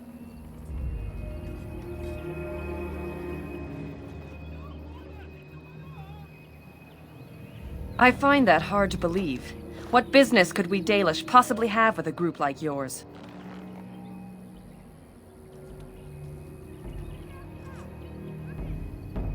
Seeing as you are obviously no simple trespasser, I will leave it to the Keeper to decide the importance of your business. In the camp, I suggest you keep your hands to yourself, and remember that our arrows are still trained on you. Follow me.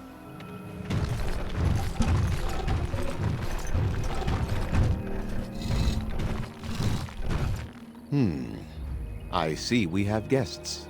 Lovely. It's a whole colony. Who are these strangers, Mithra? I have precious little patience and less time to spend on outsiders today. I understand, but this one claims to have important business with our people. I see. Tell me, stranger, what business could you possibly have with us? We have our own issues we must deal with, as you can see.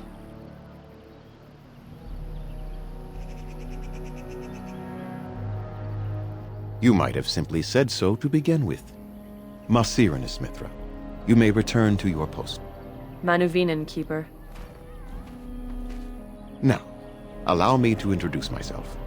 I am Zathrian, the keeper of this clan, its guide and preserver of our ancient lore. And you are?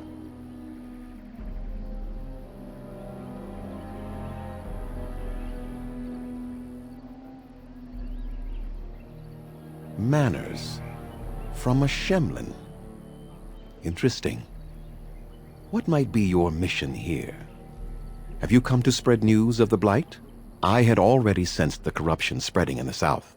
The existence of the Blight is not news to me. I would have taken the clan north by now, had we the ability to move. Sadly, as you can see, we do not. Yes, it seems like you've had your own troubles. What are the odds?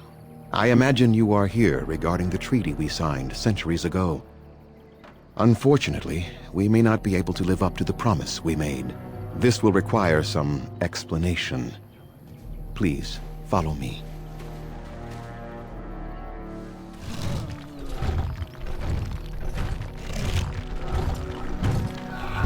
The clan came to the Brazilian forest 1 month ago, as is our custom when we enter this part of Ferelden. We are always wary of the dangers in the forest, but we did not expect the werewolves would be lying in wait for us. They ambushed us, and though we drove the beasts back, much damage was done. Many of our warriors lie dying as we speak.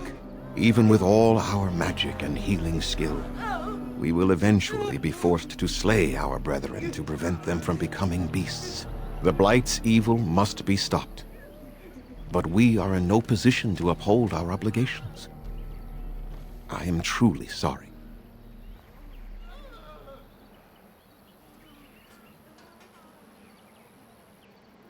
There was a time in Ferelden's history when werebeasts roamed the lands in great numbers. Spirits possessed animals and turned them into horrific monsters. The humans warred against and destroyed these creatures. No doubt their tales of those days grow ever more inaccurate. Flemeth tells tales of such a time. Packs of possessed wolves akin to abominations roaming the land. It was a terrible age, now long past.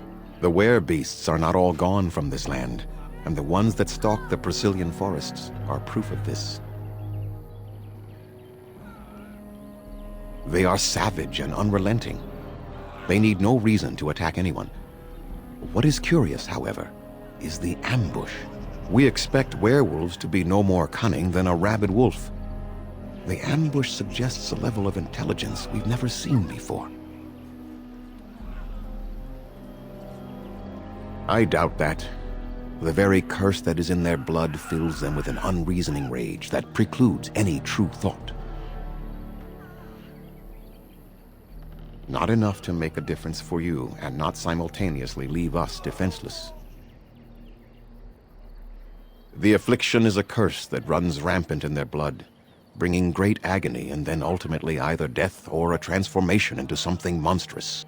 The only thing that could help them must come from the source of the curse itself, and that would be no trivial task to retrieve.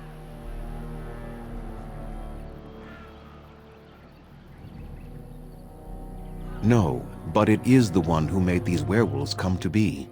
Within the Brazilian forest dwells a great wolf. We call him Witherfang. It was within him that the curse originated, and through his blood that it has been spread.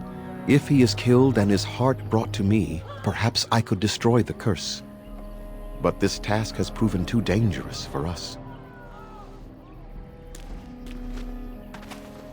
I sent some hunters into the forest a week ago, but they have not returned.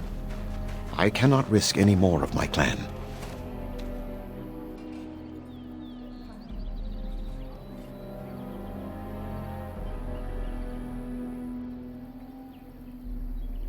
There is no guarantee that this will work, as I suspect. But it's the only hope we have left.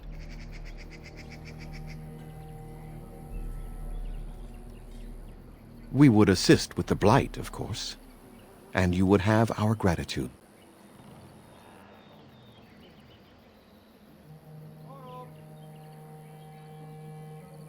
This attitude has been burned into our souls after long years of slavery and oppression. It is not personal, but very well. I will remind my people of the danger you will undertake on our behalf.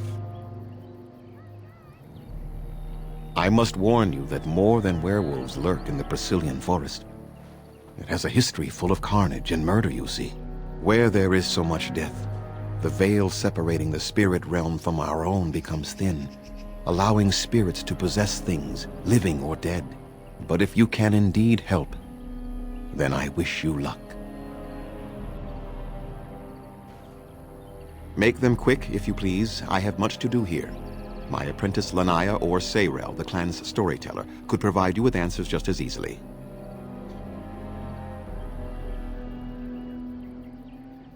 Watch for the white wolves. They are his eyes and ears in the forest.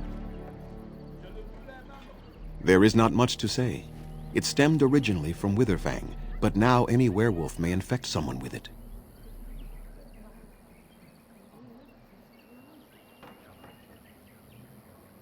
No. The ones from this forest, however, do. It is possible, but not guaranteed. The only way to protect against the curse is not to be bitten. You will know within a matter of days. You will begin to sweat and vomit, and most tellingly, your temper will become wild and uncontrollable. If that happens to you, you should seek out Witherfang even more swiftly. Your mission at that point will be rather personal. That is a long tale I do not have time to tell. Ask Sayrel about it if you wish. Go on, then. I must return to caring for my people. Creator's speed on your way.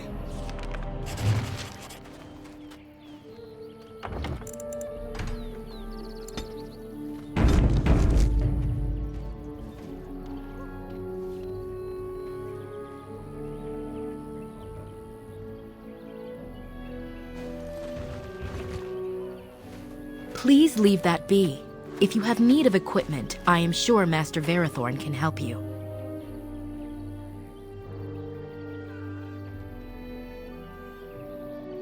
Please do not lie to me. I find it most unbecoming. Underanitishan, Grey Warden. My name is Lanaya. I am Zathrian's first, what you might call an apprentice, perhaps. I've been studying under the Keeper all my life. I am a bit curious of the outside world. Do you mind if I ask you a question or two? I hear the human cities are very large, thousands upon thousands of souls all packed together in their houses. Is that true? How very loud that must be with everyone talking all at once. I try to imagine those of our people living in such a place, surrounded by walls of stone and indifference. It is a difficult thought.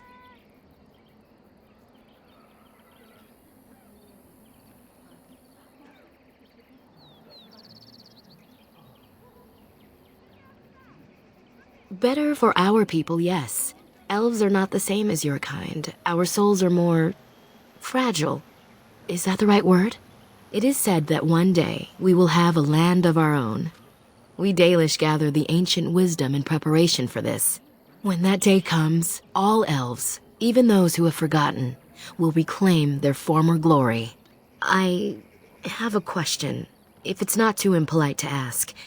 Do your people regret what they did to ours? I see. That is difficult for our people to accept. Even if only some were in favor of what was done to us, the rest did nothing to stop it. A poet once wrote of them, before the fall of the Dales. Like dragons they fly, glory upon wings. Like dragons they savage, fearsome, pretty things. but you don't need me to quote poetry to you. Forgive me. Perhaps you have some questions of your own. Nothing that you could not ask Zathrian himself. He is the keeper of this clan and has been for a very long time. He is also a very good man who has lost much. The Dalish are everything to him, and he would do anything to protect them. He lost his family a very long time ago. I don't know the story, but I understand the circumstances were horrific. They have reason. Since the days of Arlathan, my people have been either subjugated or homeless.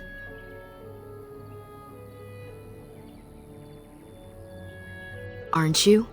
You're human, and to many of them, you represent the humiliations our people have suffered for generations. You may not have been personally responsible, but such feelings are not easily overruled by logic or fairness.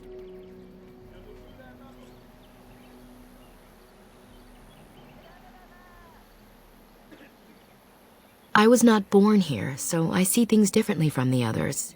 Still, I do not blame them for what they feel. Perhaps this may change one day, but I believe the humans would have to take the first steps, if they are capable.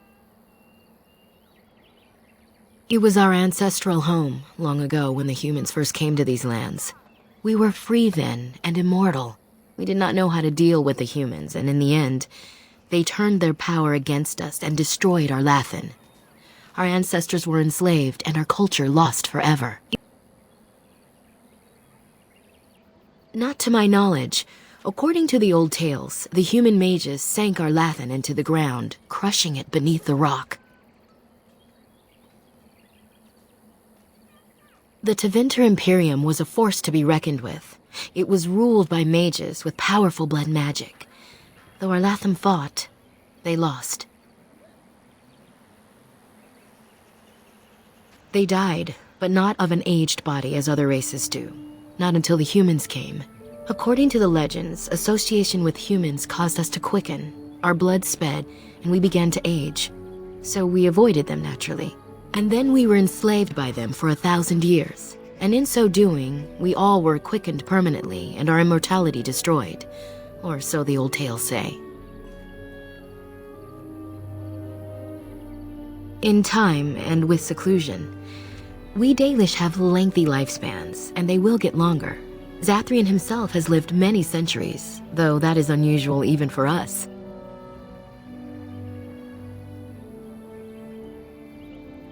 One wonders why we weren't more prepared when the humans conquered our second homeland. We will be more cautious if we ever have a third. That was our second homeland. Our first was the great city of Arlathan. The Dales came when they were freed from enslavement. Elves everywhere journeyed hundreds and thousands of miles to the Dales, eager to start their lives anew. They called it the Long Walk. They reached the Dales and made it their own. And one day it was taken from us too, and you wonder why we are hostile. It requires an individual to prove he is not the outsider we have come to expect. Your own task to help our clan is certainly a step in the right direction. Certainly. The Keeper is, first and foremost, the leader of the clan. He decides where we go and when we shall move. He's also responsible for knowing the clan's ancient lore and passing it on to the others in the clan. Without a Keeper, the clan's knowledge is lost forever, so the clan protects him like no other. I'm hardly anyone special, I assure you. If I seem different from the rest of my clan, it's only because I was born amongst humans. I came to the Dalish at a very young age, but I've always retained my curiosity about the world I came from. My parents were servants to a human merchant whose caravans plied the southern routes. One day, bandits killed him, and my parents both. I was the only survivor, just a young girl, and the bandits took me. I was their servant for several years.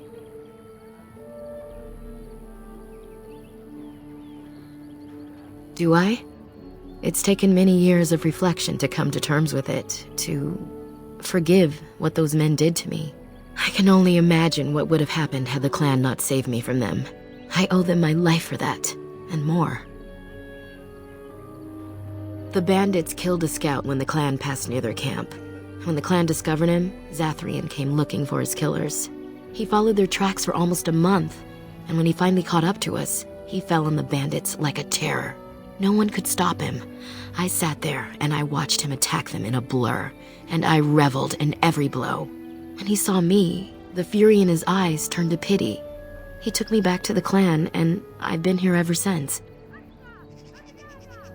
It's possible I might have had some, maybe many. Zathrian offered to take me back, but I had no idea where I was from, and I wanted to stay with the man who rescued me. The clan is my family. Any others out there? It's best they believe that little girl died with her parents. For now, the clan is all I need. My old world could not have offered me all this, and the knowledge of a keeper as well. Perhaps one day, when I am keeper, I might inquire out of curiosity. I'm not sure what lies down that road except pain, however. I am not a keeper. I am Zathrian's first. Though because I was not born into the clan, becoming his first was very difficult. We Dalish have old traditions. The clans come from the ranks of the nobility that once ruled the Dales, you see. The keepers of those old clans have the strongest and purest blood that reaches back to the days of Arlathan. I had to compete against the other candidates for first, to be better than them in everything, simply because I was not of the old blood.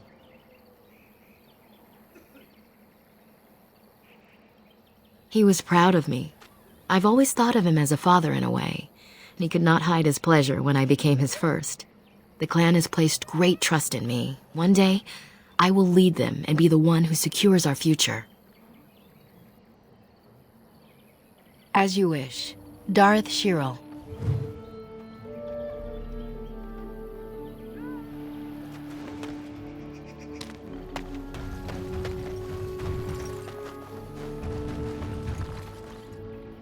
It shall be done.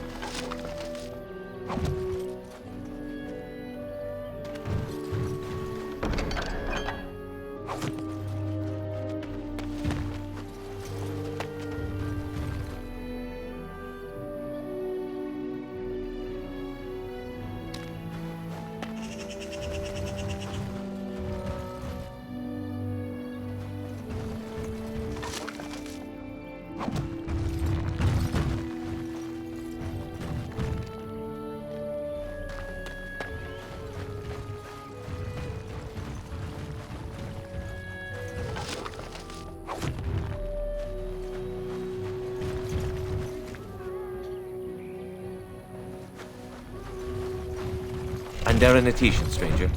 I am Athras. I hope the others have not been too harsh in their treatment of you.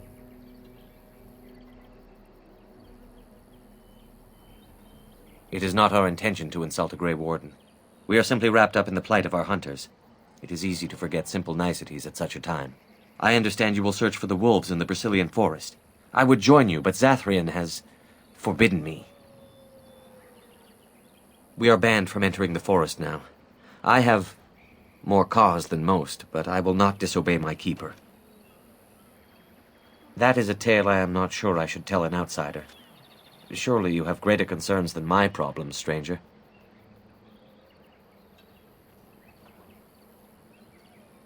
I, didn't ask you for help, really. It's odd to talk so freely with a stranger, but perhaps you can help me.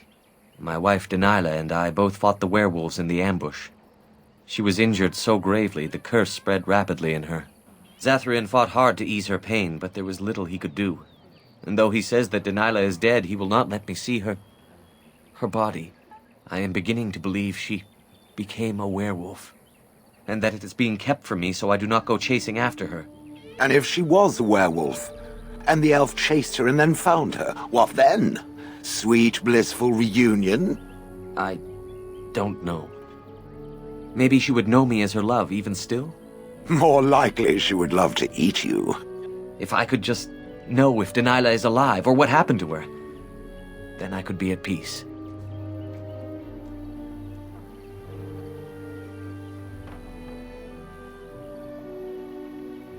I have an amulet made by our craftsman.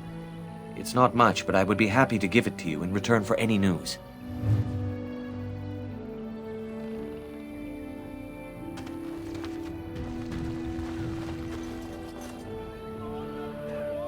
It is begun.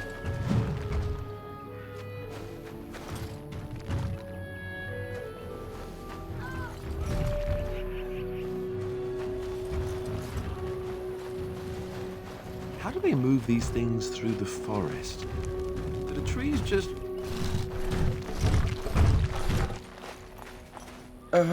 Hello? Of course. I'm very sorry. It's just that we don't get many visitors. Like you, I mean. Of your kind. I didn't mean it like that. Can we start over? I am Kamen, a hunter apprentice.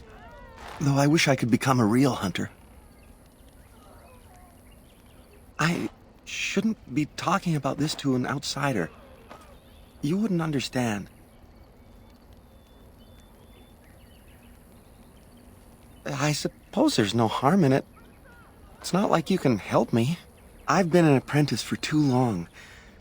To become a true hunter, I must bring back the pelt of a beast I killed myself. A boar or a wolf or something. I wanted to hunt in the forest, but we're forbidden to enter because of the attack. But the real problem is Gaina.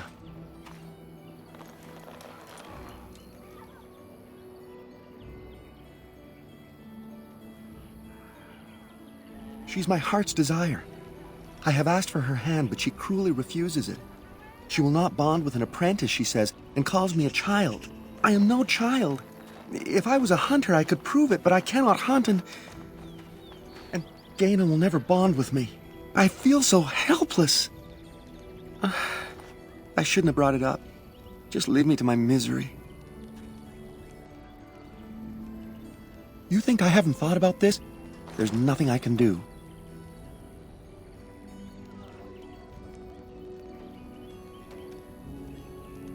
But the Keeper said, no, I just can't. What if I encountered a werewolf? I couldn't defeat one of those on my own. No, I couldn't do that. I must kill the beast myself. It is my rite of passage to become a full hunter. You are right. I do want to marry Gaina before she marries someone else. So you would get a pelt for me? Why would you do that?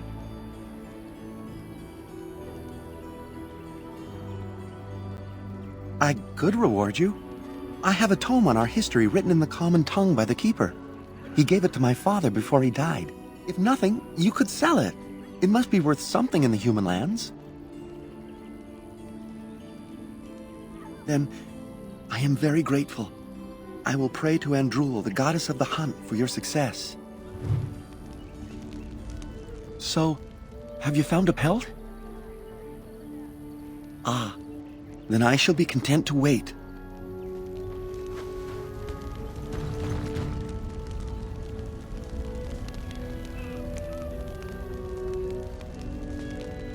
We few wanderers greet you, Shemlin. We understand you are venturing into the haunted forest to save our brethren. I suspect your efforts may be in vain. An entire group of our hunters went into the forest to do as you intend, and they have not returned. Then you are very brave to adventure into such a place, even knowing the danger that awaits. Your courage impresses us greatly.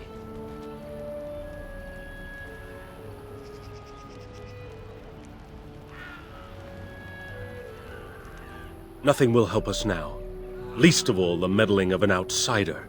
You are being most unkind, Cyril. Would you refuse our hunters' help simply because of the hand that offered it? You shame me, Lethalan. I have allowed my bitterness to cloud my better judgment. Forgive me, Grey Warden. It is most difficult to forget the lessons these Shemlin have taught us. Perhaps I can yet make amends.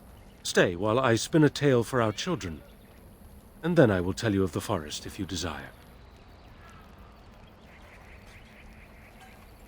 Come and join us then, all of you. Bah! The elf wants to tell stories. Do we truly have time for such drivel? I imagine an ancient being such as yourself would have many stories to tell, hmm? Indeed.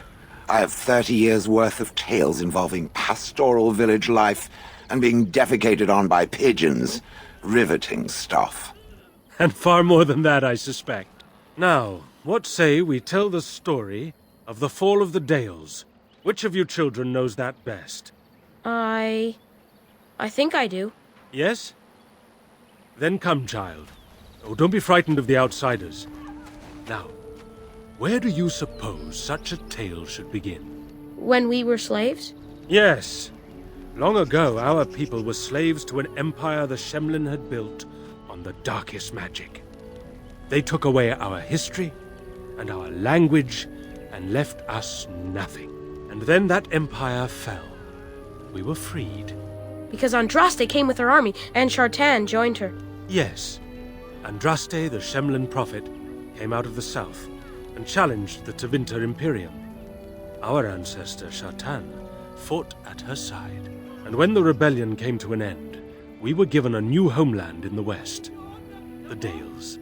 We began to rebuild the culture and history we had lost in our years of slavery. We worshipped the creators and made the Dales our home. Perhaps you know what happened next, stranger. Do you know what happened to the Dales?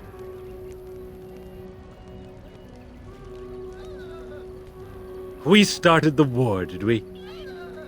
And you, child, what do you believe happened to the Dales? The Shemlin wouldn't let us be. Indeed. They resented that we would not worship their maker, and they resented our ways because they were so different from their own. The Shemlin nations grew cold towards the Dales. They called us blasphemers and tyrants, and declared war upon us, a great crusade.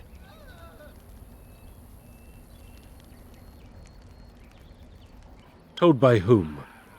A history that has been dictated by the victors, no doubt. Oh, I am certain we played a part in our downfall. We believed that the Shemlin would not revoke their prophet's gift so lightly. We were wrong. They took our lands, forcing us to abandon our gods and live as beggars in Shemlin cities. But there were those of us who refused to abandon our ways. They emblazoned the symbols of the creators upon their flesh and vowed to keep their ancient lore alive. That's us. That's the Dalish. Indeed, child. We chose to wander, homeless, rather than be ruled by the Shemlin. And all our clans wander alone until the day we have a homeland once more. Then we bring the old ways back to our people, because they have forgotten it all.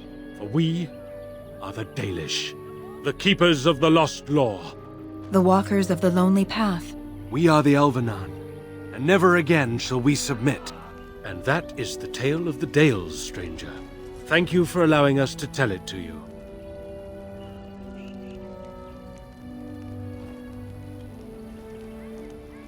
Perhaps another time. You are the guest here, and one who may yet prove of great help to our ailing hunters. Now, as I said I would, I can tell you what I know of the Brazilian forest. Do you wish to hear it? Our legends say that before the Shemlin came, the Brazilian forest was a place of our ancestors that predated even our oldest homeland. The people of the Imperium came here and gave the forest its name. If they found traces of our ancestors, we cannot say. If they did, those elves were slain or enslaved. We know only that a great many battles were fought here.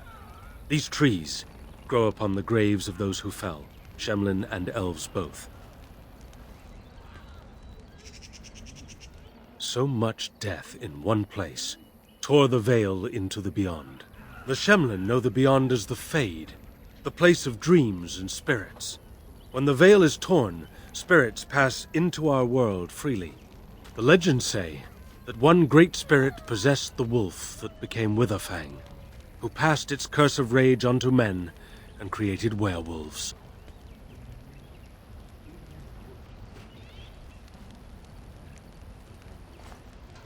The forest is said to be haunted.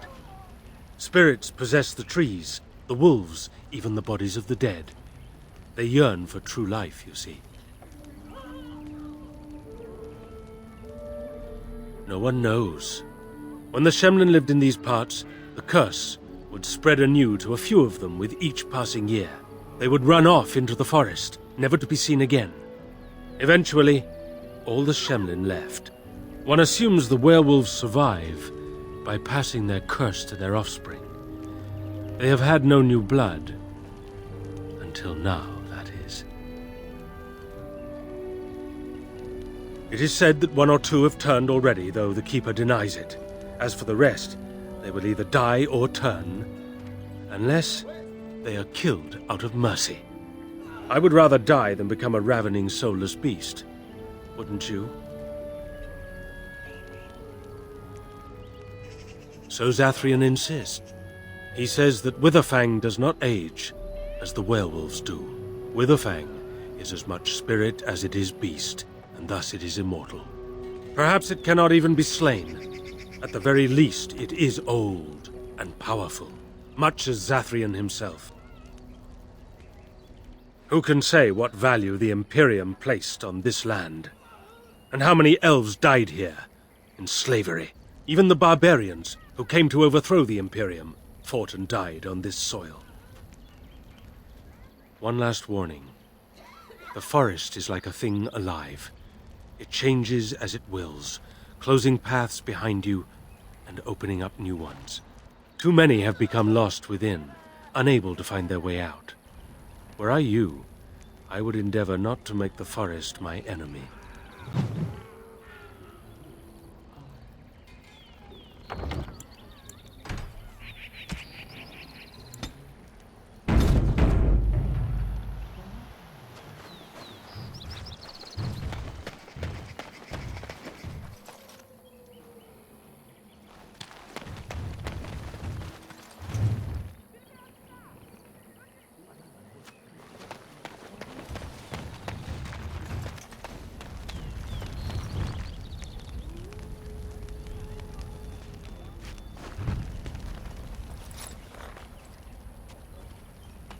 Andaran Atishan, outsider.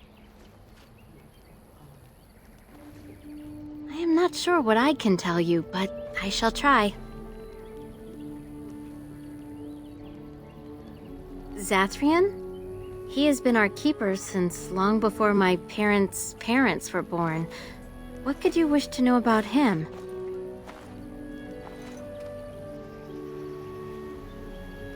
The keeper is not a fortune teller. He could not have known any more than the rest of us. Then may the creators bring you fortune.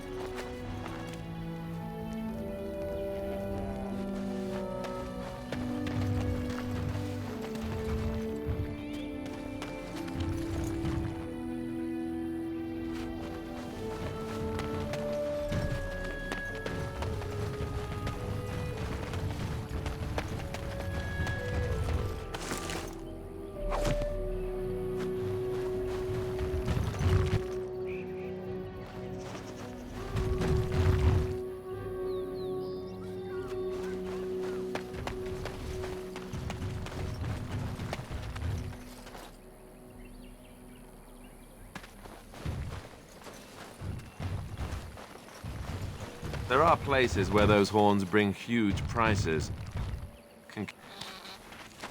Who comes? Oh, I beg your pardon, stranger. I was so busy attending to the Hala, I did not hear your approach. They are the noble beasts that pull our Aravel, what humans call landships. They are our companions and our guides.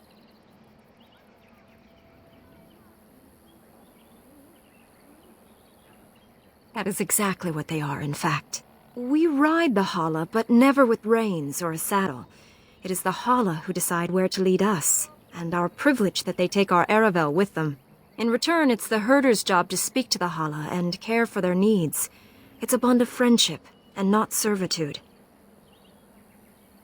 I fear she may have been bitten during the werewolf attack. I have tried speaking with her, but she is too agitated for me to understand.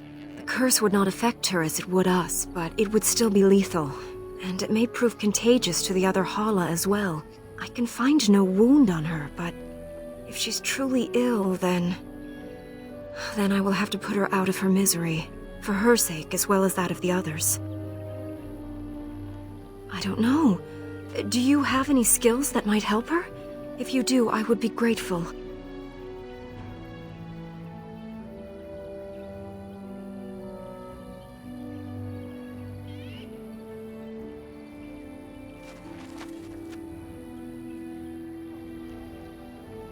Your techniques are strange to me. Can you tell anything?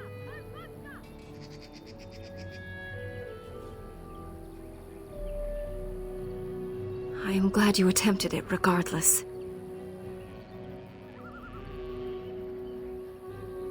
No, that would not be right. When the time comes, then I will do it myself. It is my duty, as both master herder and as her friend. She shall take her last breath knowing she was always safest in my care.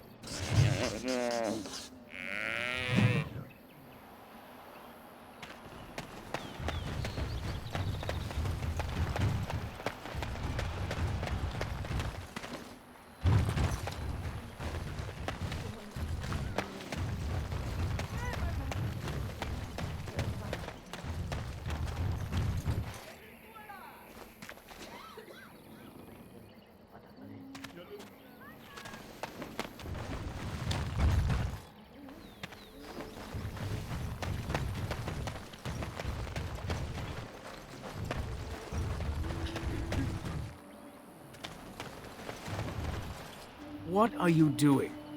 You've warped the wood completely. Did you leave it out in the rain? No, Master Ferrothorn. I think I just used too much heat. You're not smelting ore like a Durgenlin. This is living wood. It requires patience and delicate hands, not more heat. My actions bring me sorrow, Master Ferrothorn. And so they should. Truly the art will be lost to us forever at this rate. Throw away your dead wood and start anew, and I shall speak to our guest. Now then, please forgive my distraction, stranger. Is there something that you need? I am no merchant, but let us trade. Perhaps there's something here which will be of value to you.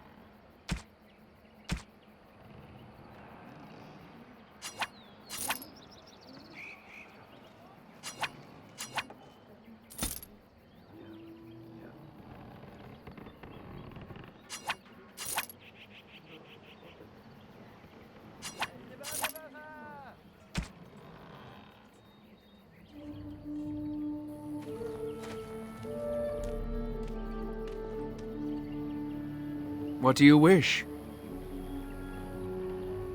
I'm the clan's craftsmaster. It's my responsibility to learn what I can of the ancient elven arts of shaping wood and ore. In truth, we Dalish know little of the art compared to what we once did. And even what we know has taken us many lifetimes to achieve. There is wood that, if treated properly, is as hard as steel but far lighter. It grows only in this forest. Ironbark. The Keeper has forbidden us from entering the forest to collect the wood.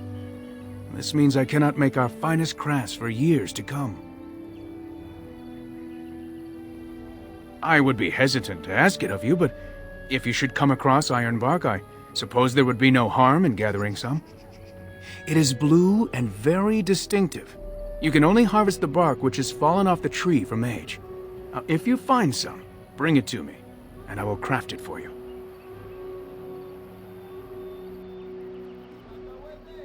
I excel in making blades from the iron bark, or perhaps a breastplate. Provided there's enough wood, that is. That would please me, so long as our hunters come first. Dareth Shiro, may the Creators visit fortune upon you.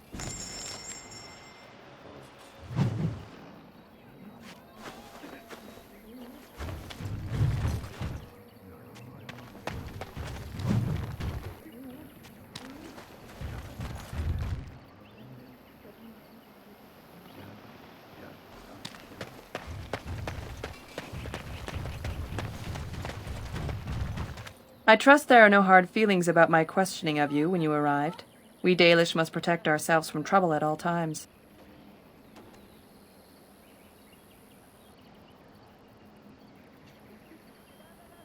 These days, very little to tell the truth, for we've established a fearsome reputation amongst the Shemlin. We must still be vigilant, however. Not that I would expect an outsider to understand, but there you have it. We do what we must. You might have just told me you were a Grey Warden and saved me the grief, though I suppose I can hardly blame your caution. But I wish you good fortune with your task. Dareth Shiral.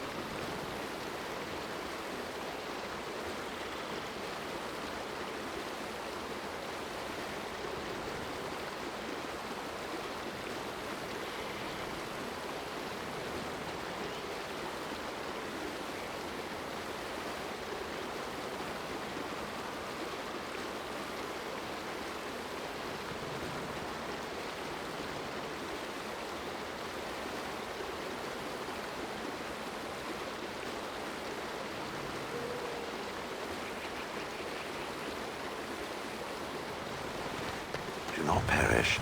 If I deactivate here, I'll be overgrown inside a month.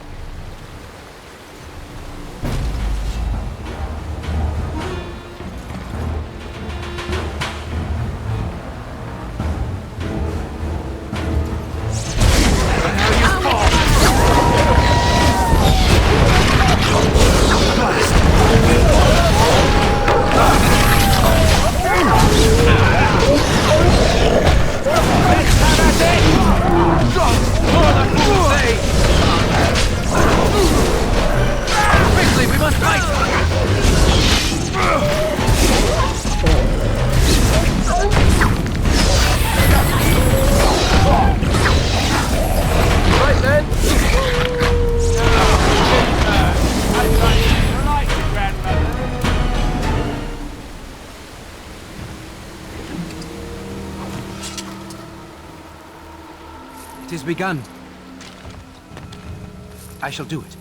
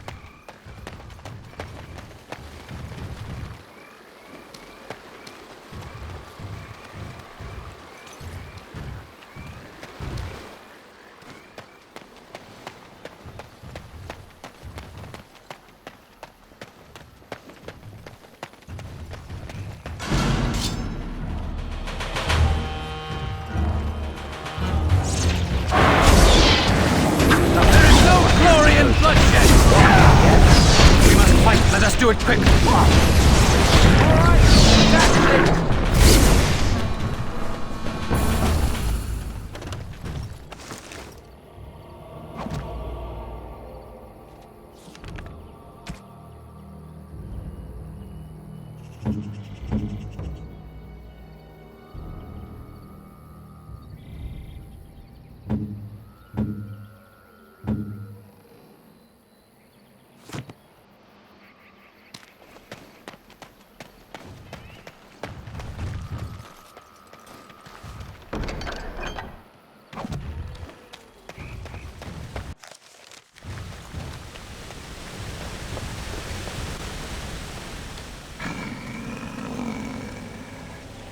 The Watchwolves have spoken truly, my brothers and sisters. The Dalish and the human of all things, to repay us for our attack, to put us in our place. What bitter irony.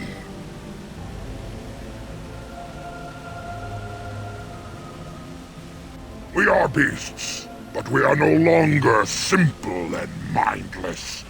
Let that thought chill your spine.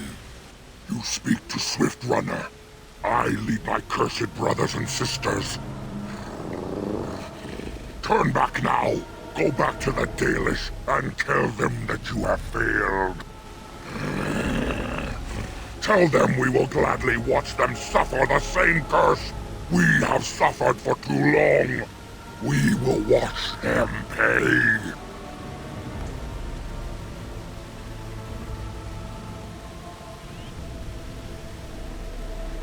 Yar, I regret only that we did not inflict every single one of them with the curse that night. That we do! How dare they send you here against us? Turn and leave while you still have the chance!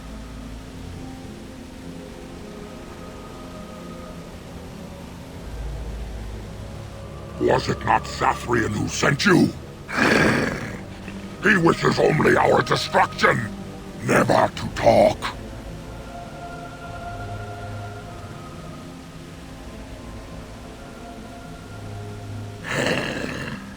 We have never met, he and I. He would not survive the experience.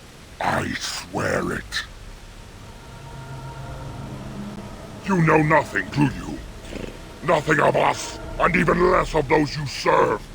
You are a fool, and we are done talking. Run from the forest while you can. Run to the Dalish and tell them they are doomed.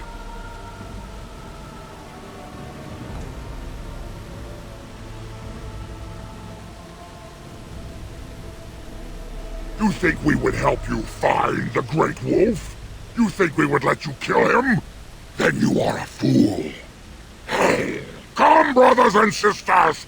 Swift Runner calls you to battle! Drive this invader from our midst!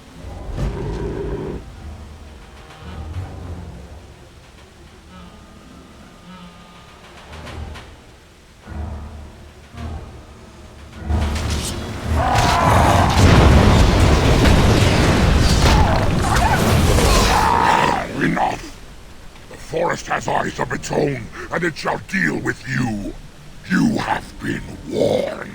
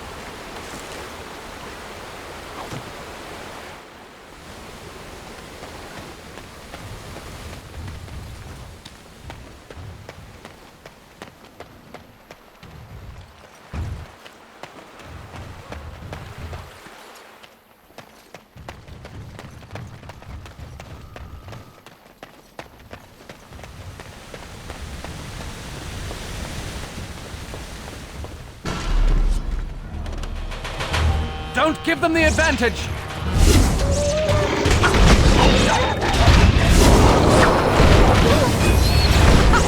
Run while you can!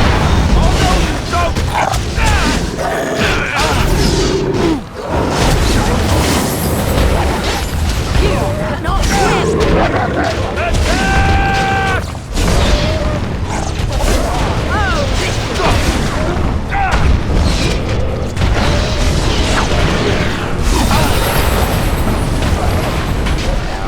Let's grab some glory!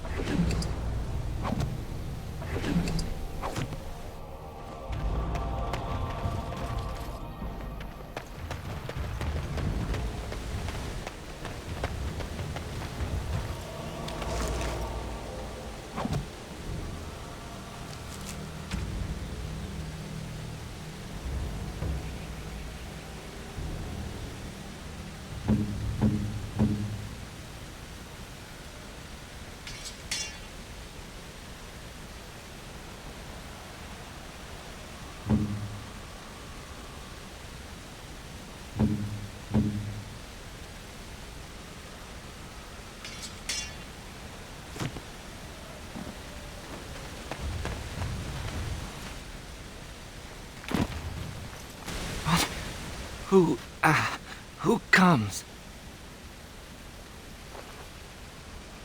A Grey Warden here? But, we were sent to find Witherfang, bring his heart, attacked.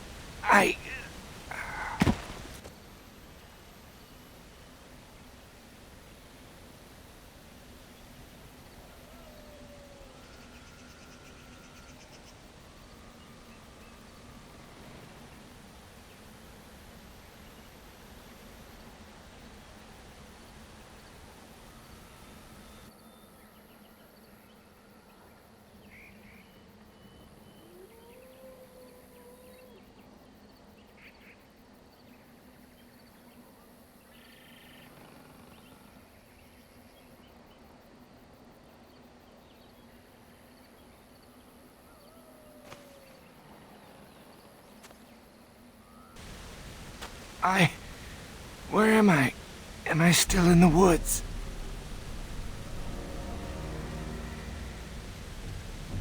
I see. What of the other hunters? Do they yet live?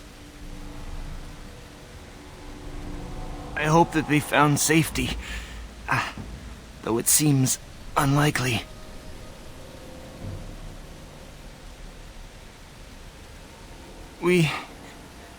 We were beset upon by a pack of werewolves. Savages. Not like the ones who attacked the camp. We tried our best, but too many. Pain!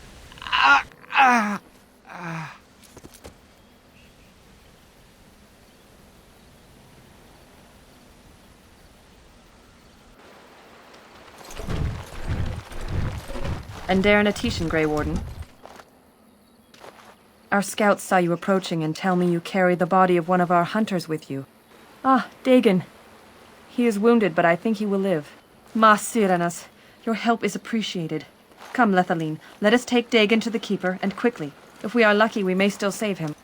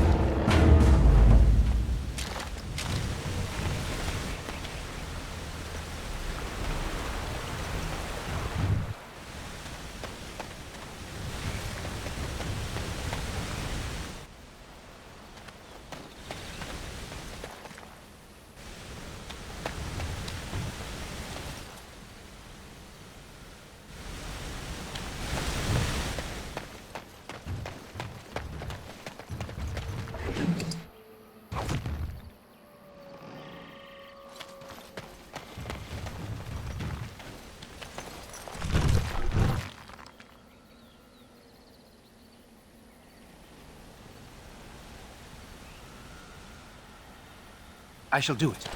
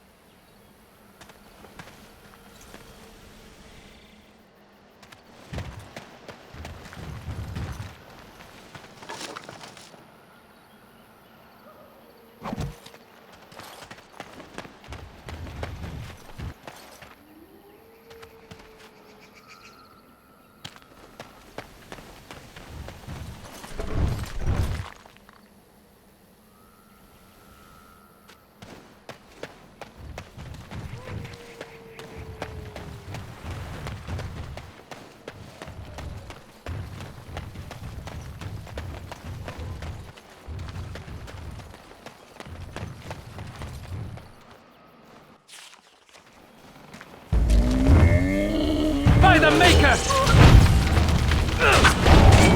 Death will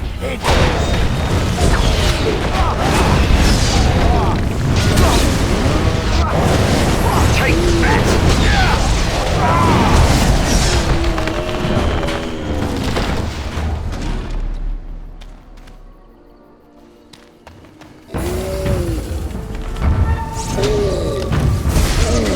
If we must fight, let us do it quickly.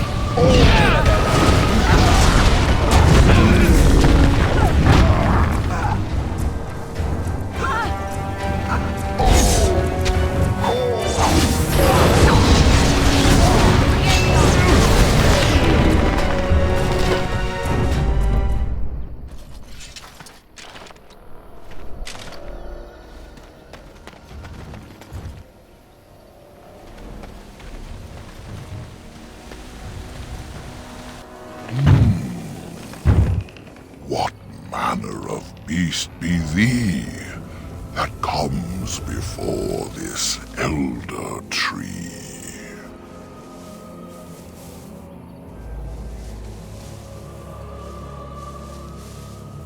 How do I speak? The same as you. I form the words and sound them true. Now I have answered a query of thine, but thou hast yet to answer mine. Ah, yes, I remember thy kind, so brief of life and all but blind to the peril you cause, the lives you take. Such chaos is sown within thy wake. Allow me a moment to welcome thee. I am called the Grand Oak, sometimes the Elder Tree. It rhymes? 'Tis a rhyming tree. One can only imagine what manner of spirit is involved here.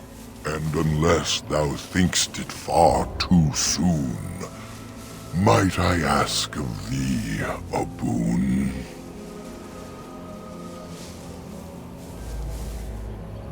I do not know. Why dost thou not? Thy words seem plain, a mundane lot. Perhaps a poet's soul's in me.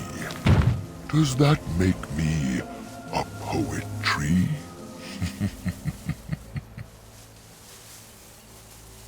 It was but a simple jest, a jibe to entertain my guest.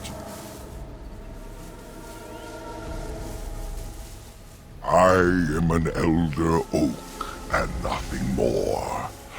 Though once I dreamt of a time before when I roamed the world and howled with pain, not of this world, but twixt and twain. Perhaps I was a spirit then, a wandering thing drawn to this glen. But then that spirit joined with a tree. Since then, a tree is all I be. Of the Sylvans, this is true. They are quite mad, their virtues few.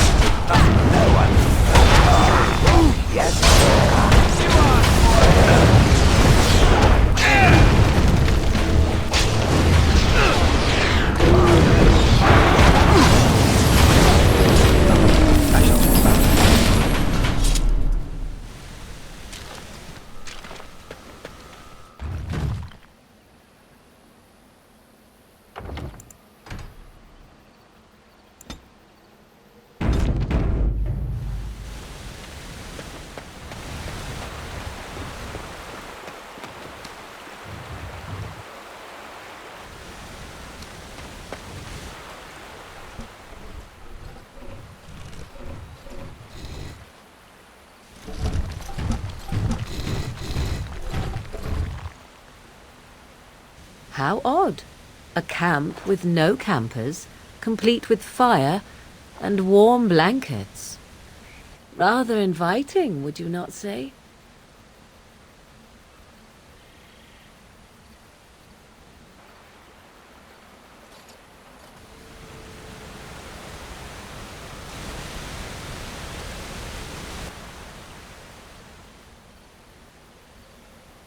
Do not look in the fire. It draws my strength. Perhaps we should sit down. Rest.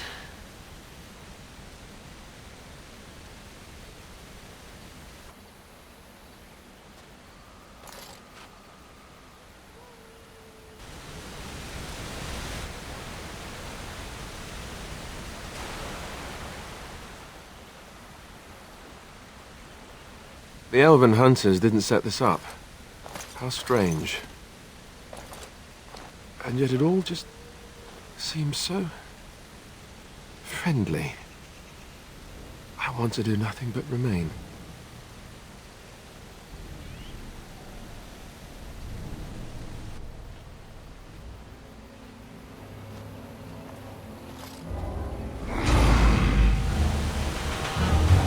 It's begun. Now you fall!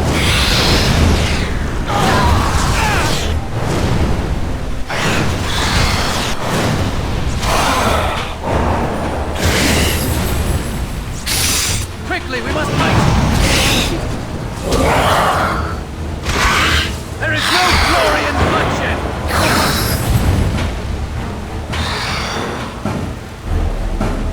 No quarter shall be given.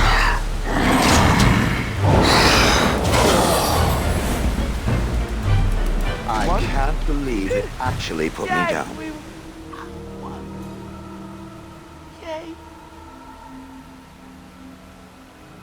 A hungry spirit luring those who pass to their rest and their doom.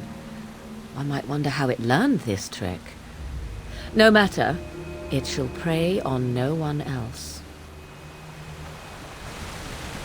It is begun. Very well.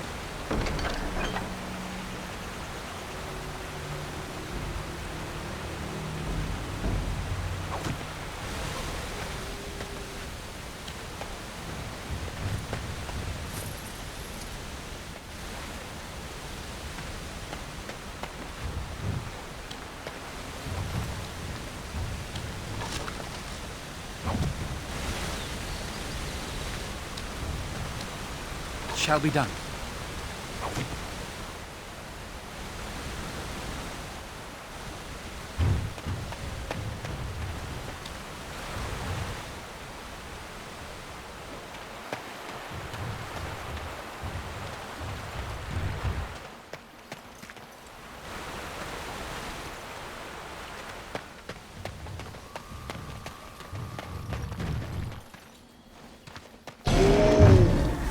It is begun.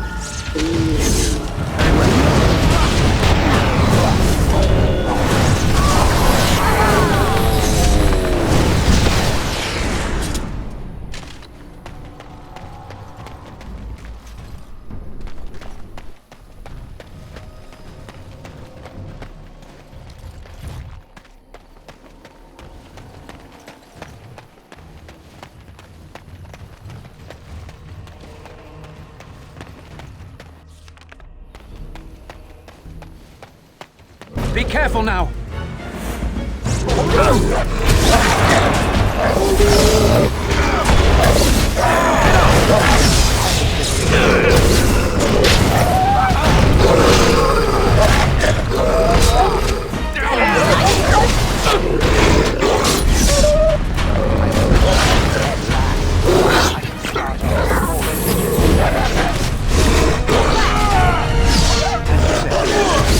More the fools they!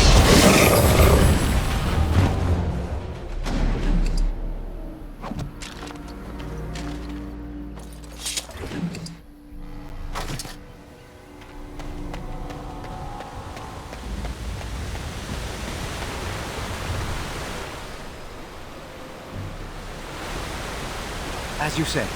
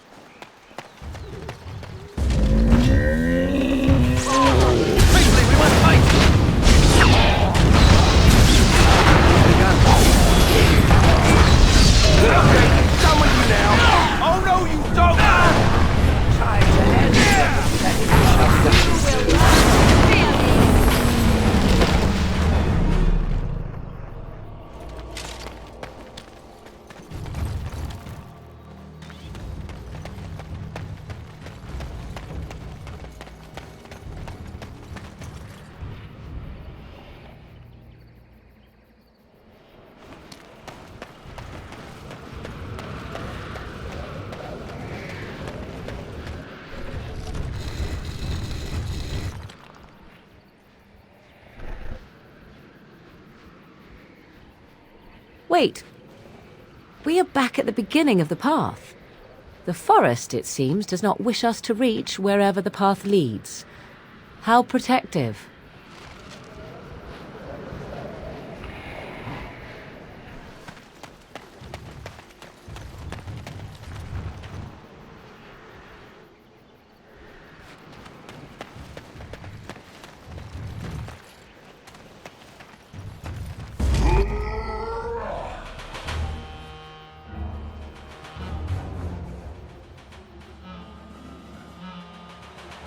As you say.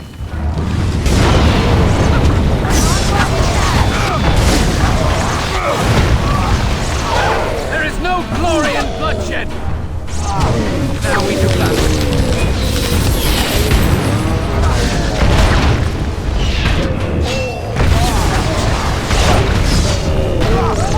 Very well. There is no glory in bloodshed!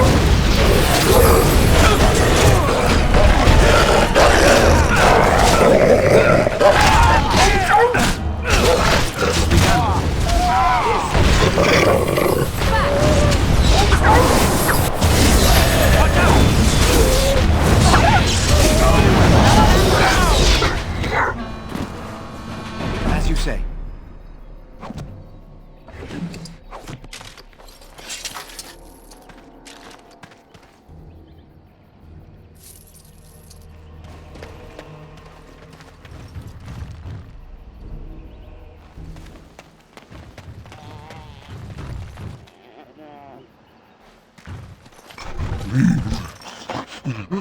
Help. Listen. I am not the mindless beast I appear to be.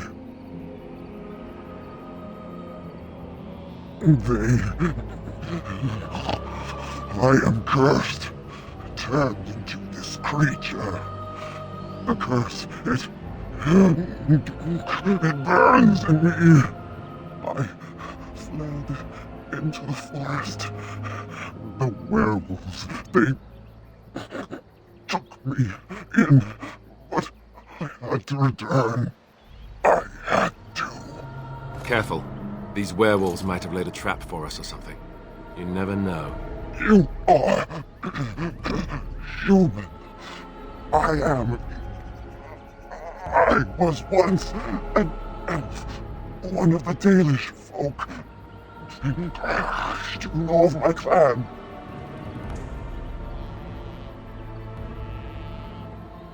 Yes, just scant days ago. So, you know what happened to us.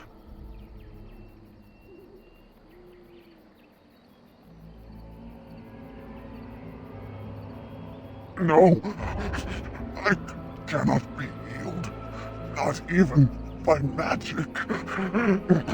Please, you must listen. My name is Delilah. My husband, he is called Athras. Please, you must bring him a message. The staff I wear. Bring it to him. Tell him I love him. Tell him I am dead and with the gods. I beg you.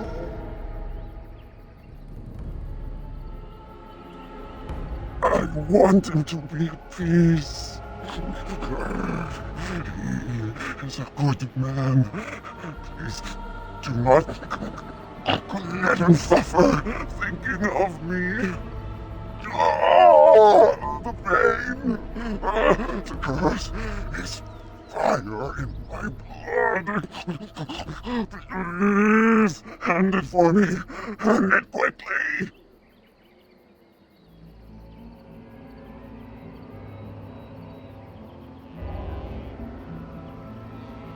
I will tell you what I know if you promise to end my pain.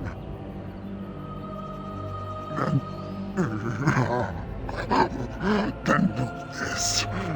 The werewolves are no longer violent animals. They have overcome the curse like I have.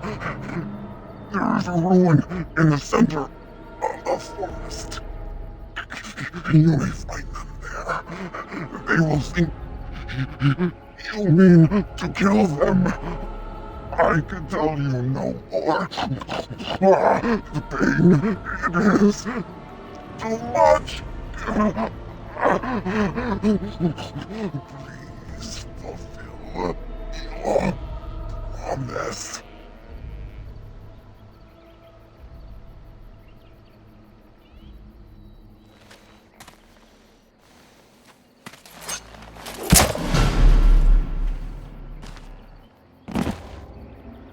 Gods, bless you.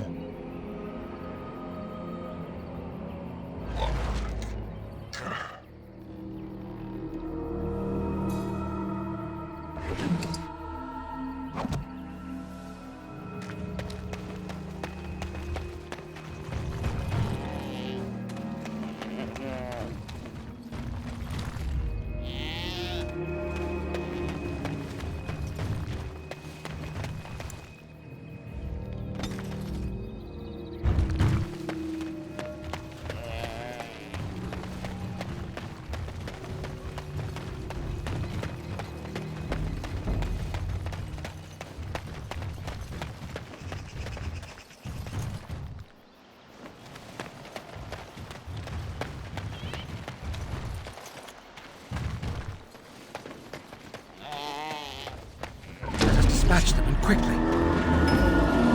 It shall be done. Quickly, we must fight them!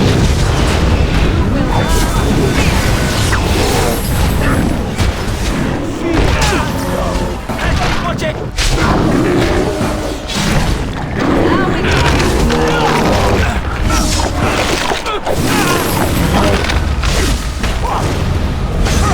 Cross me and you shall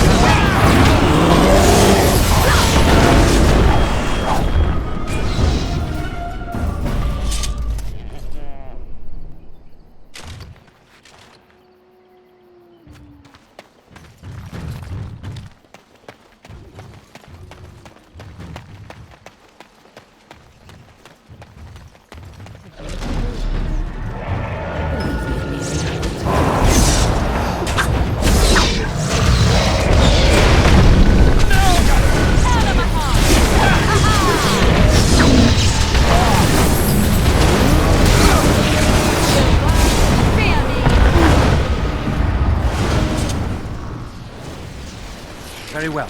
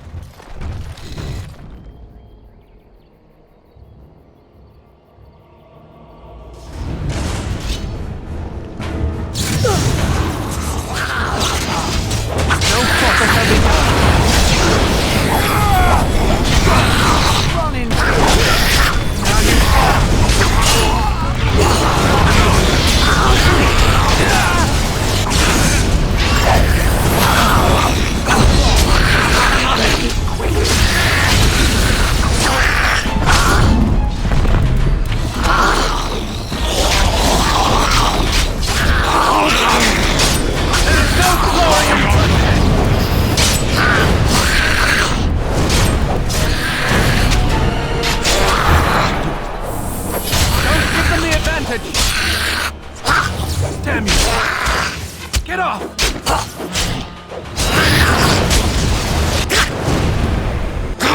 It's begun. For the hundred days!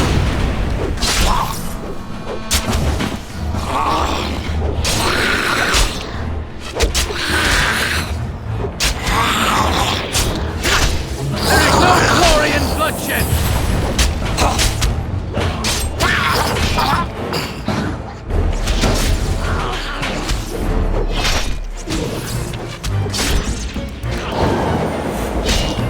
We must fight. Let us do it quickly. Careful!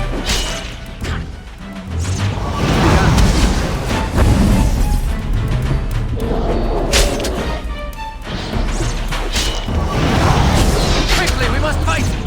More the fool's bane! Best be wary! Foolish! There is no glory in bloodshed!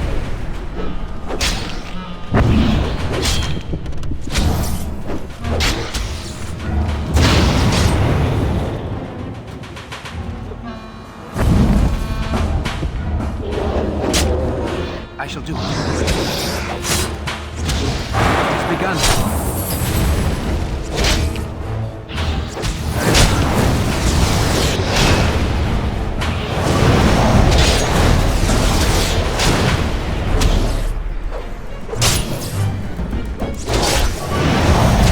Now you fall!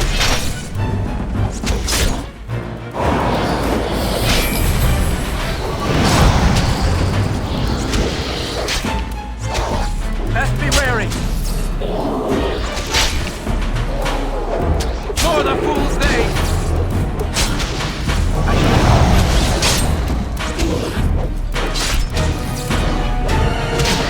There is no glory in bloodshed!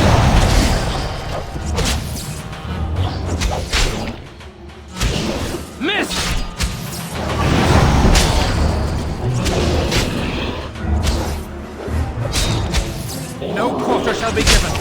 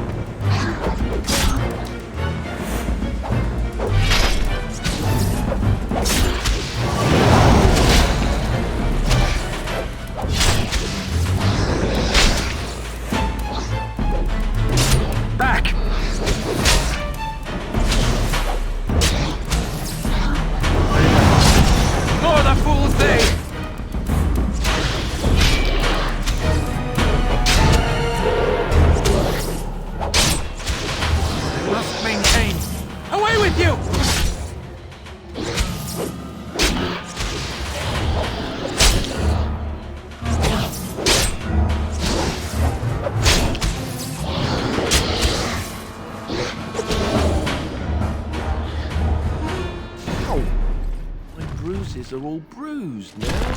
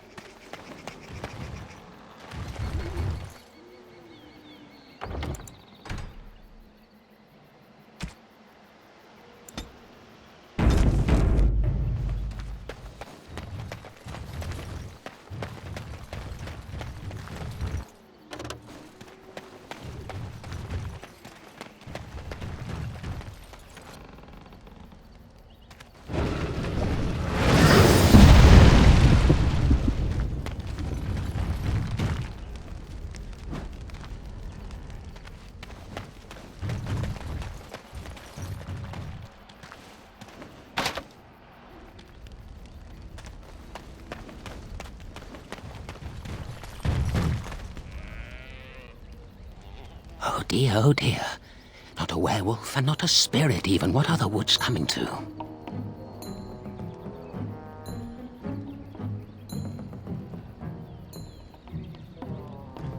Mayhap I did and mayhap I didn't. Have you come to claim it back? Oh, what fun. But we are getting ahead of ourselves already. Ask a question and you'll get a question, but give an answer and you'll receive the same. Oh, I do so love to trade.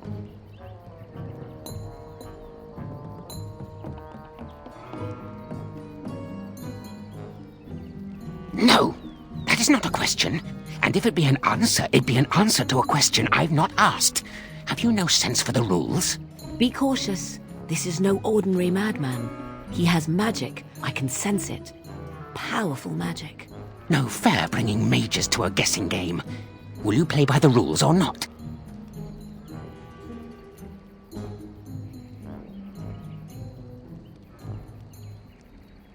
I think it is your turn to ask, is it not?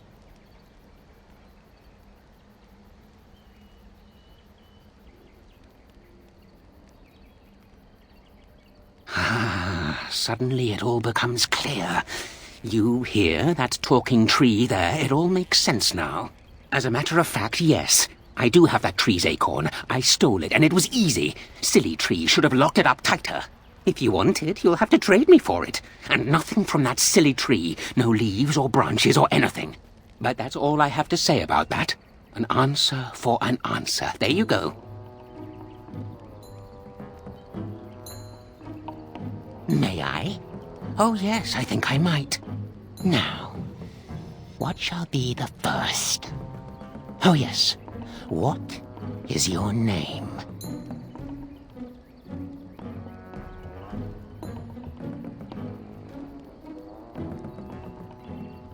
Aha, so you claim. They sent you, didn't they? But you're too tricky, and you're trying to fool me. Well, I'm on to you, just so you know. But it is your turn to ask now. Ask. Ask away, I dare you.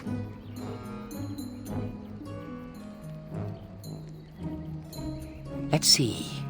I'll trade you an acorn, a helmet I found, or a book I finished reading years ago, provided you have something interesting in return.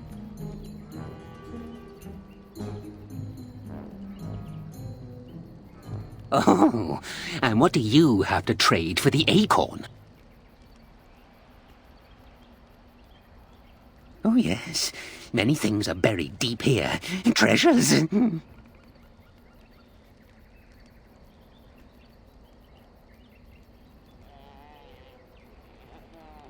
Ooh, warm. Warm enough to keep my neck from freezing on a cold night when the mice are biting at the toes. Give me that! There. Now that's done. What else have you got on your agenda, May I? Oh, yes, I think I might. Where were you born?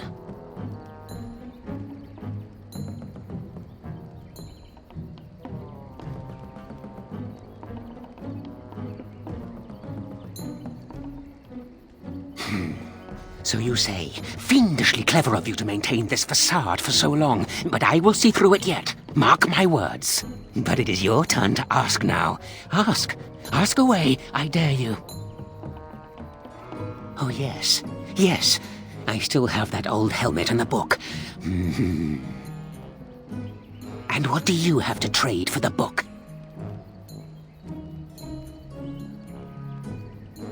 Eh? I once had a ring like that. This one's shiny still. Yes, I'll take it. Give me that. There. Now that's done. What else have you got on your agenda, May I? Oh, yes, I think I might. Let's see. Do you have a knowledge of the arcane arts? Aha! I knew that. Or did I? I forget now. But if you are a mage, that means that they sent you. Huh? Or does it? Drat. But it is your turn to ask now. Ask. Ask away, I dare you.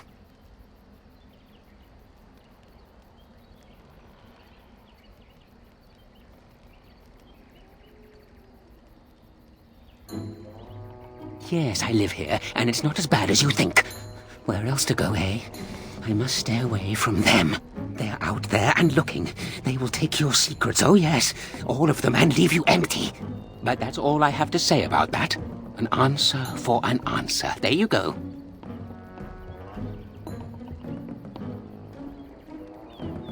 May I? Oh yes, I think I might. What is your relationship with your father?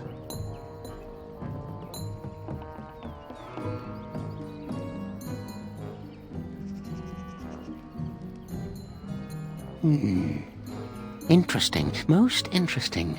So that means that you did indeed have a father. I knew I would trip you up sooner or later. But it is your turn to ask now. Ask. Ask away, I dare you. Who am I? Why do you want to know? Did they send you? Did they tell you to ask?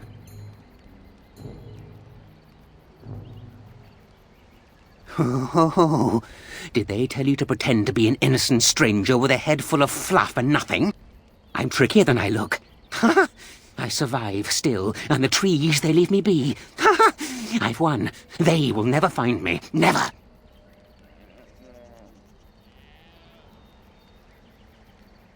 Then I would hide again. The forest. It would get them first, it would. They will never find me. Never. But that's all I have to say about that. An answer for an answer. There you go. May I? Oh, yes, I think I might. Have you ever seen the Grand Cathedral of Valroyo? Drat. I've always wondered what it looked like. Oh, well, it was worth a question. Your turn. I still have the helmet, if you like. You'll have to clean it, though. And what do you have to trade for their helmet? Well, that's your business then, isn't it? I still answered your question, and now it's my turn again.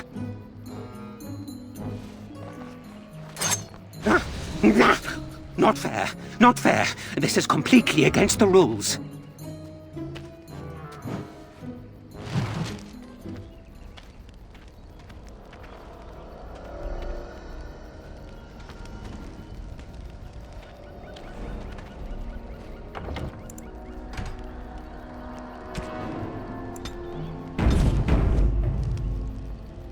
As you say.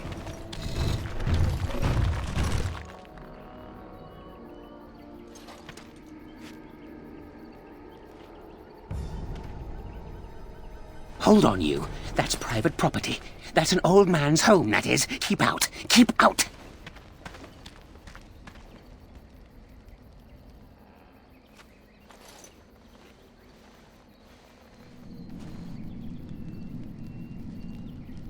You're a robber, is what you are. They sent you, didn't they? Well, I'll show you. They won't get away with this.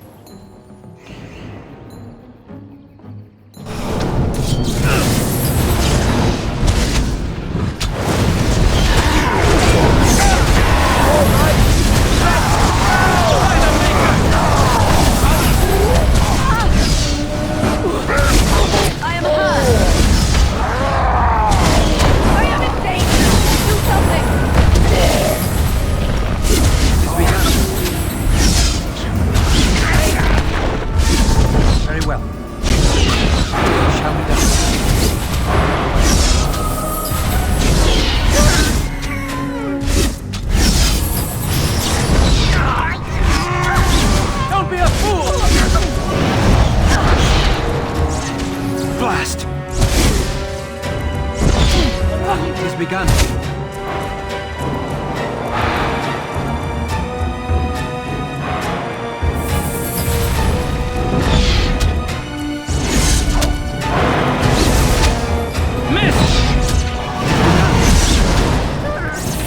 Don't give them the advantage!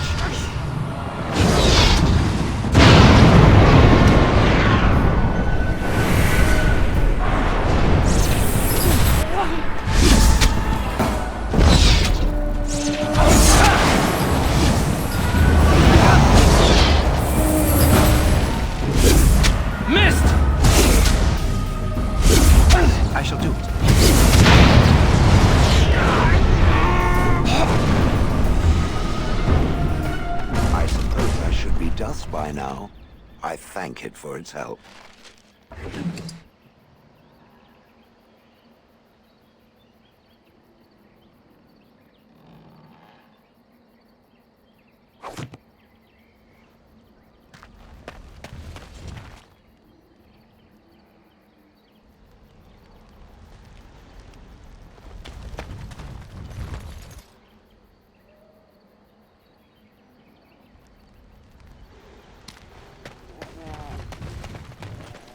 It is begun.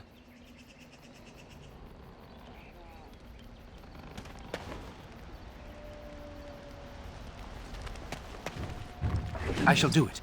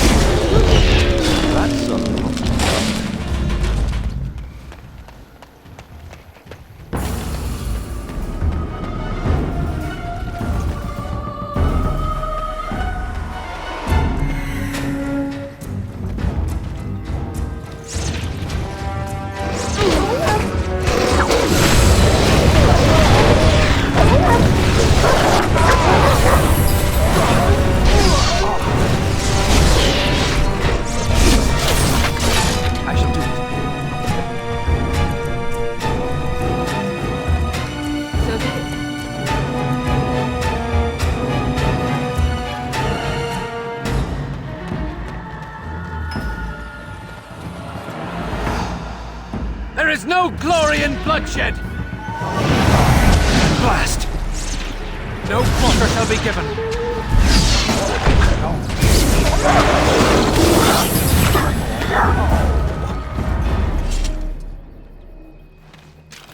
It has begun.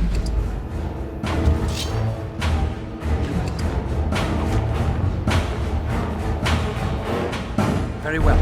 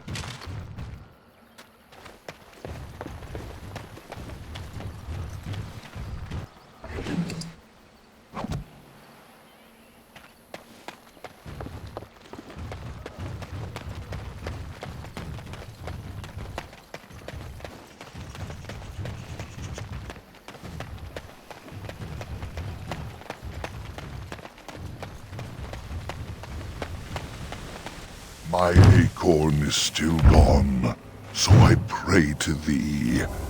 Hast thou any news for me? My joy soars to new heights indeed. I am reunited with my seed. As I promised, here it be. I hope its magic pleases thee. Keep this branch of mine with thee, and pass throughout the forest free. I wish thee well, my mortal friend. Thou brought my sadness to an end. May the sunlight find you, thy days be long, thy winters kind, and thy roots be strong.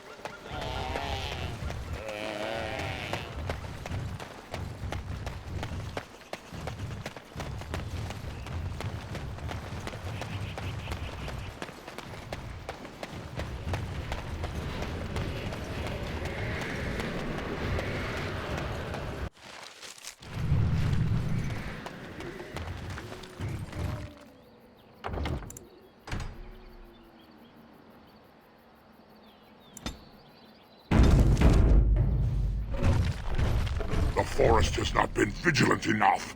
Still you come. You are stronger than we could have anticipated. The Dalish chose well, but you do not belong here, outsider. Leave this place.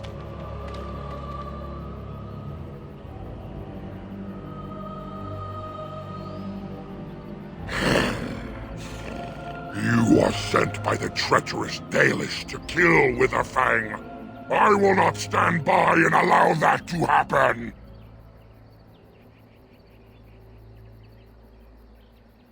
And they deserve no less!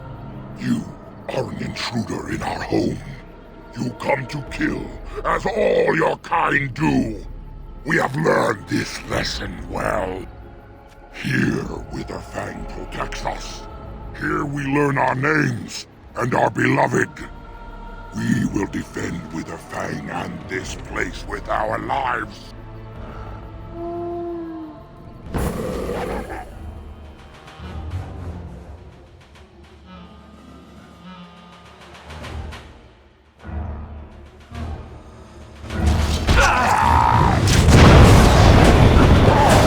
It has begun.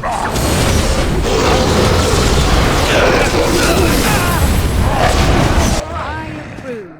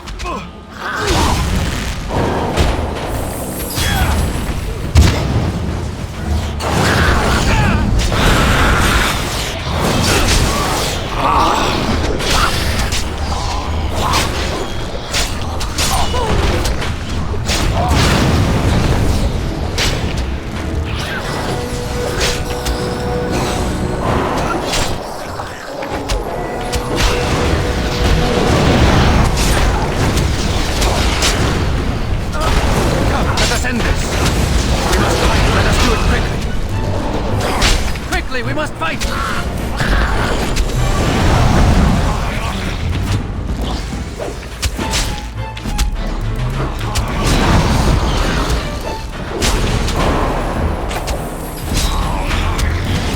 We must fight! Let us do it quickly!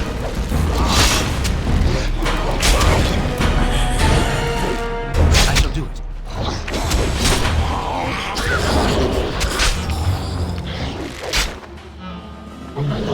Must maintain. Come, let us end this. It shall be done.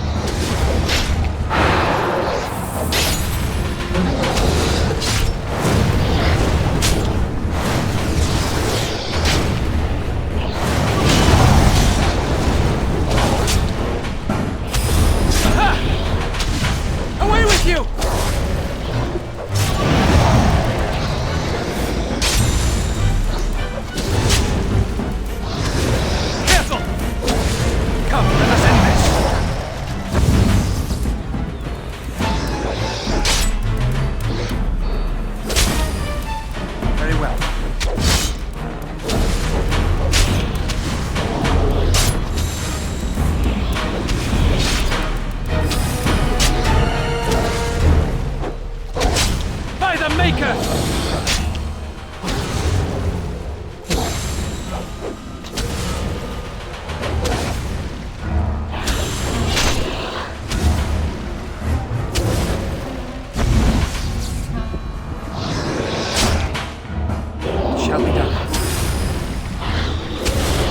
Begun.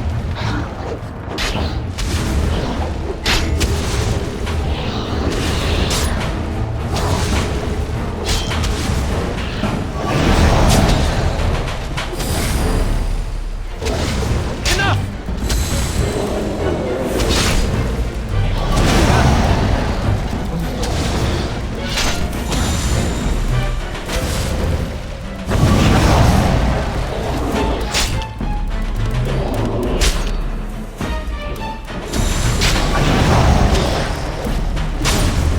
The fool's day! We must fight. Let us do it quickly.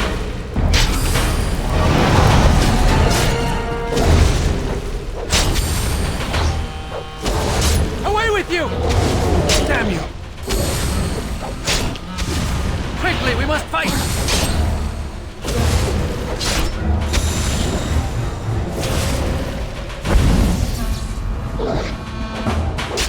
As you say.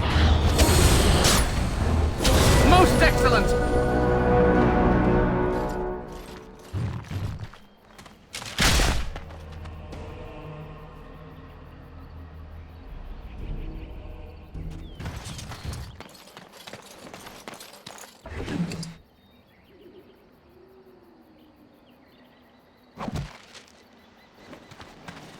It shall be done.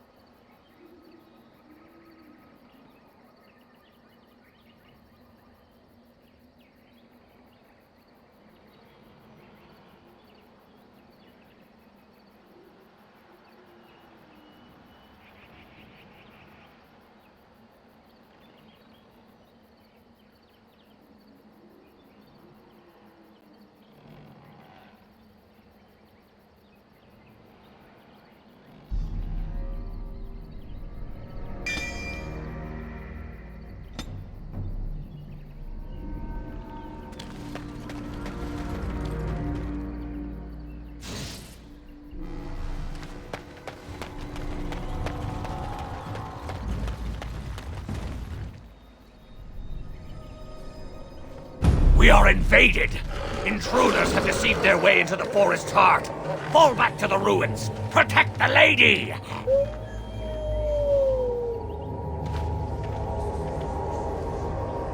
I assume we do not need to look for werewolf droppings to figure out that this is their lair.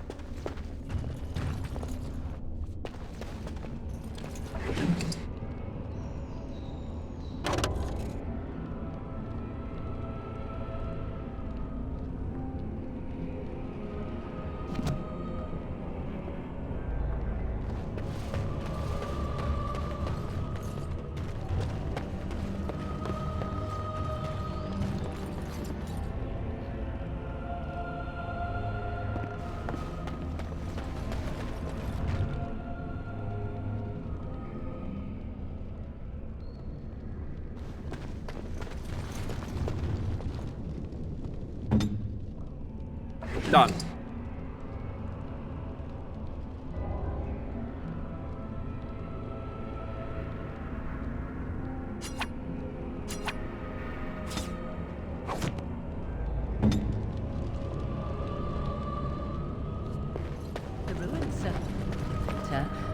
They're filled with elven trappings. How very odd.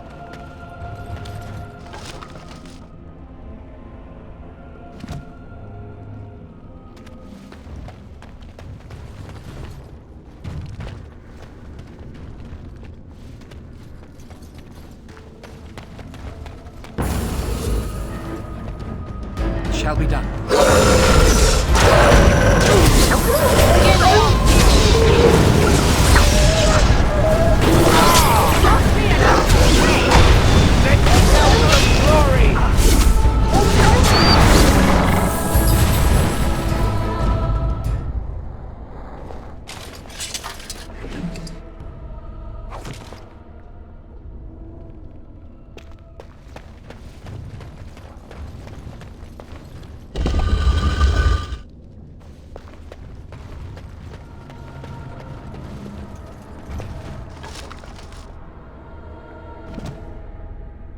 Very well.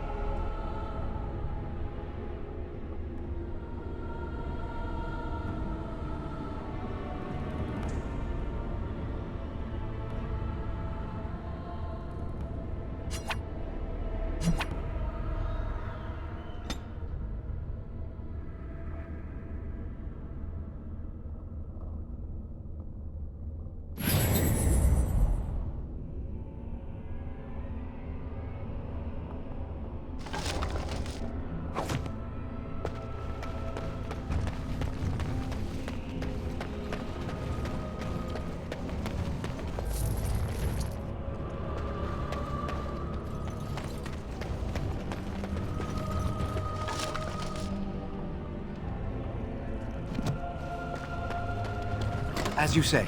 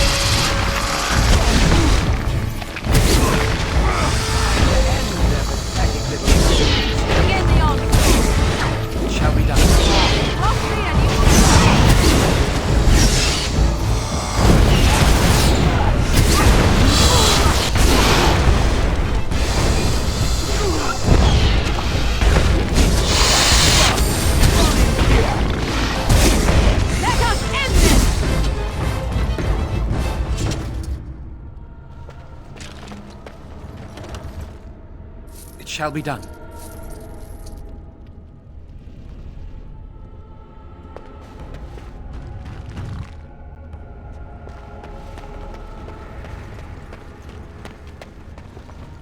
I shall do it.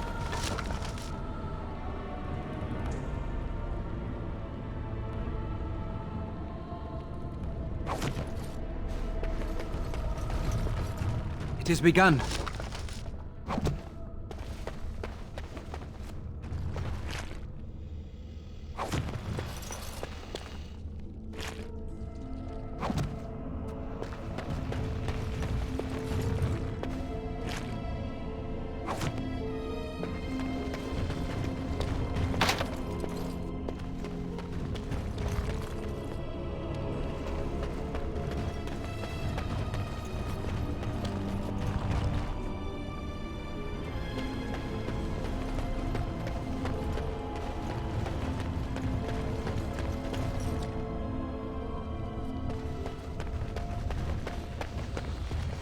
It is begun.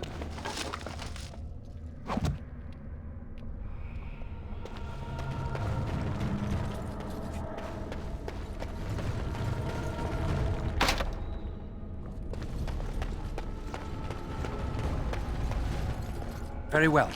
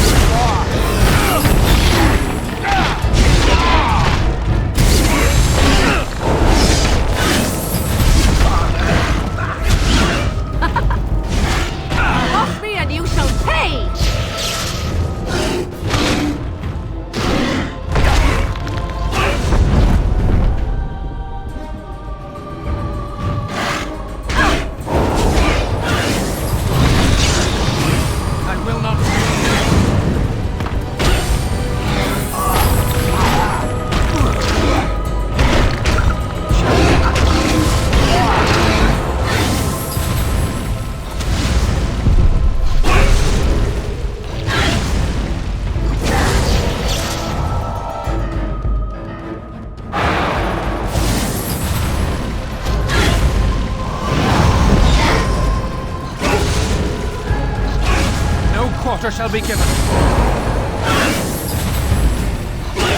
Missed! Away with you! There is no glory in bloodshed!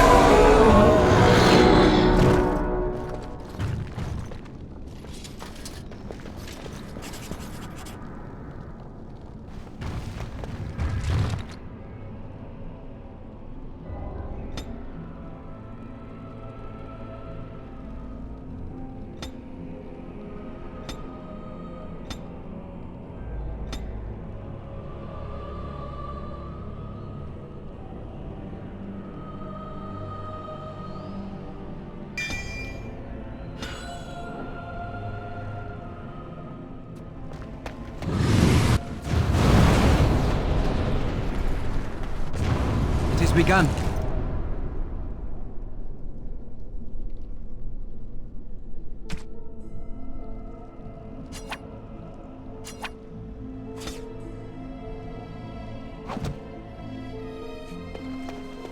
I shall do it.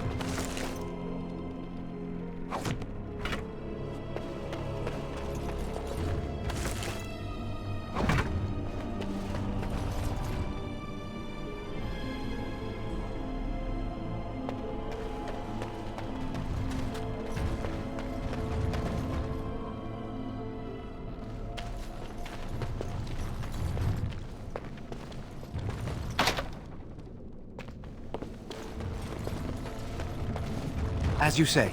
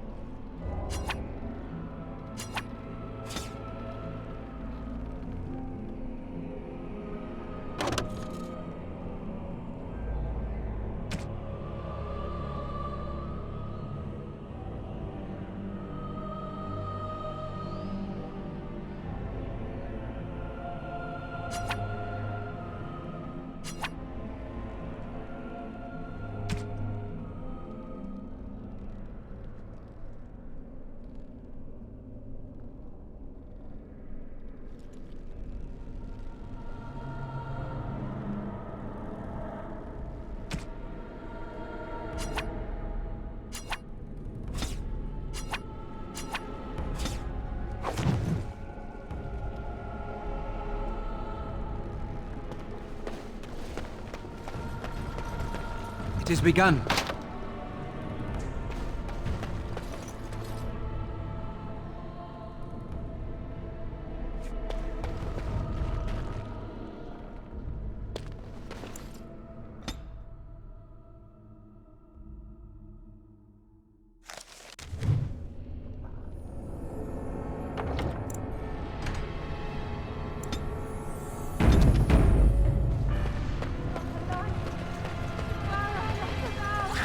Let them overwhelm us.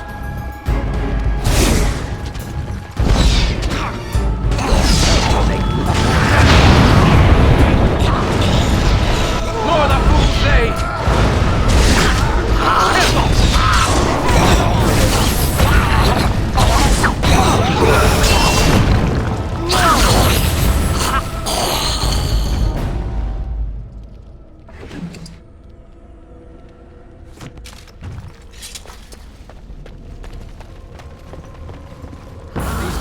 Unusual powers, be wary.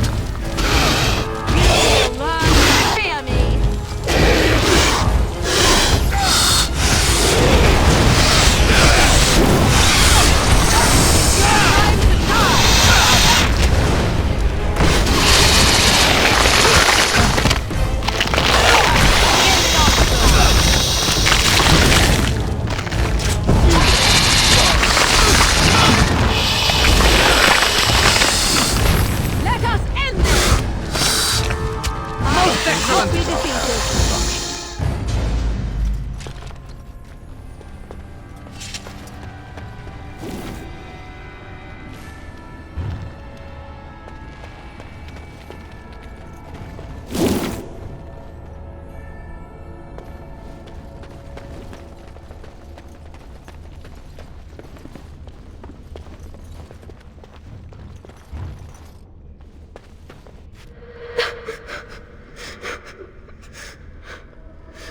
Mami?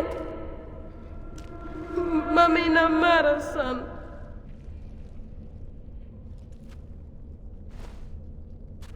Mami! Mami! Mami!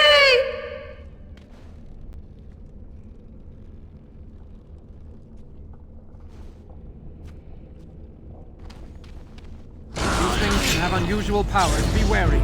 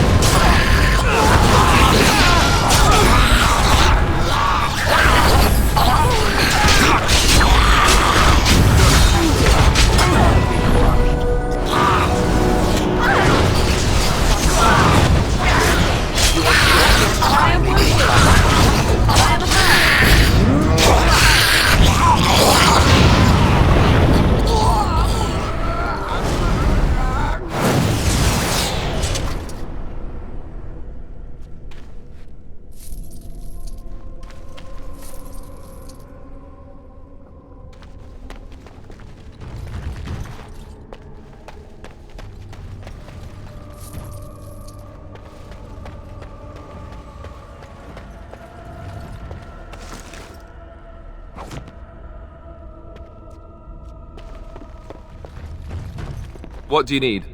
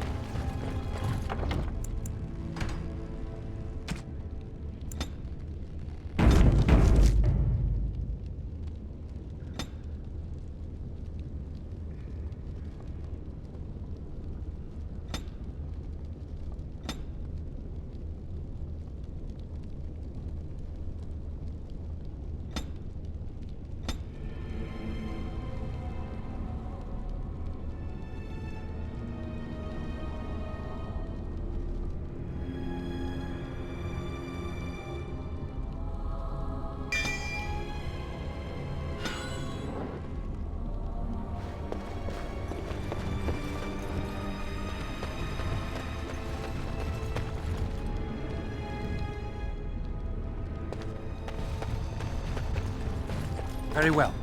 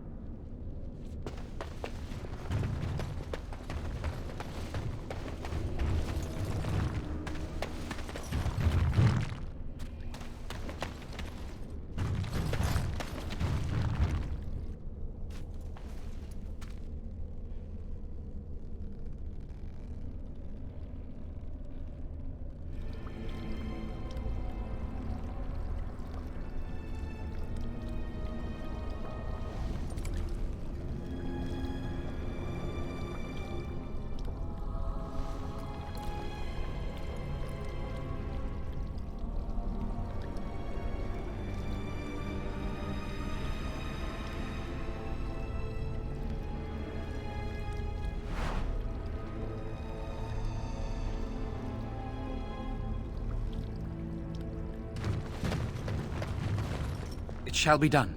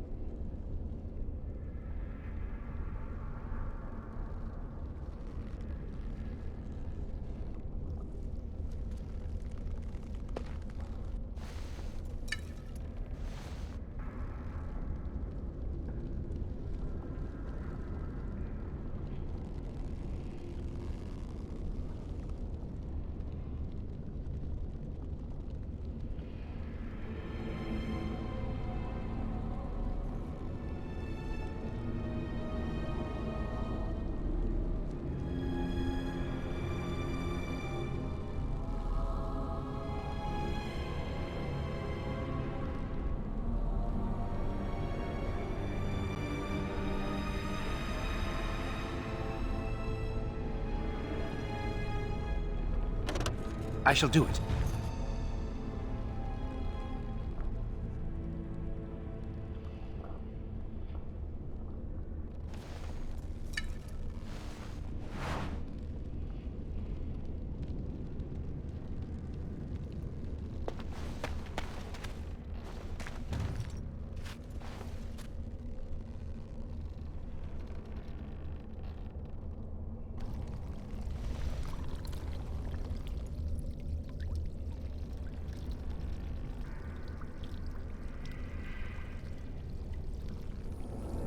It shall be done.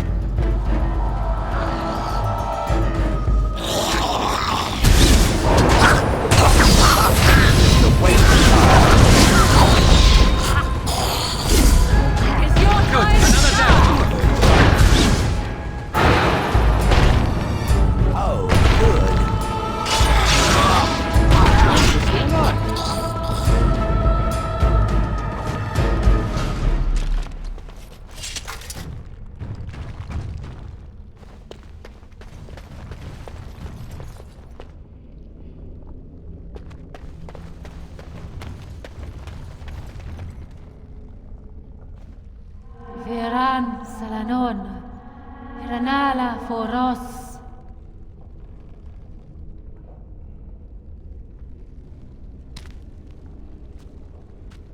Nay, Garan Sudale, Garan!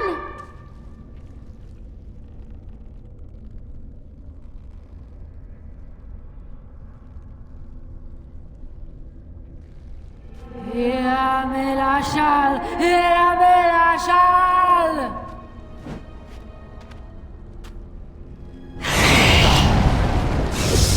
It shall be done.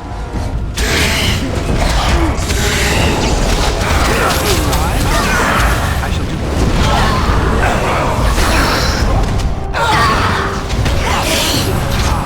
A bit more time.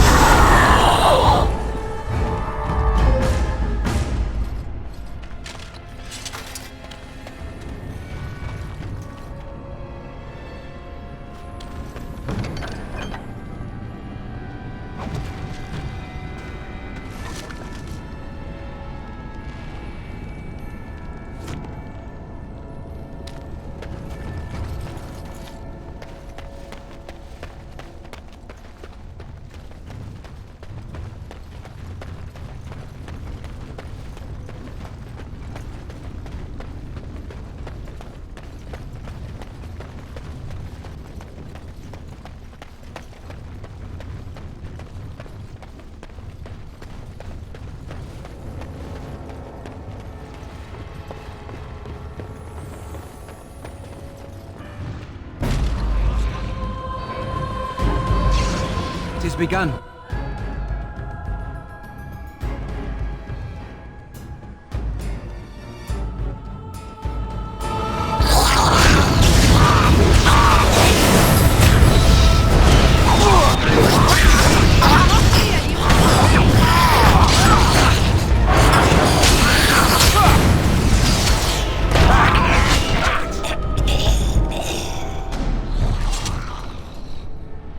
I shall do it.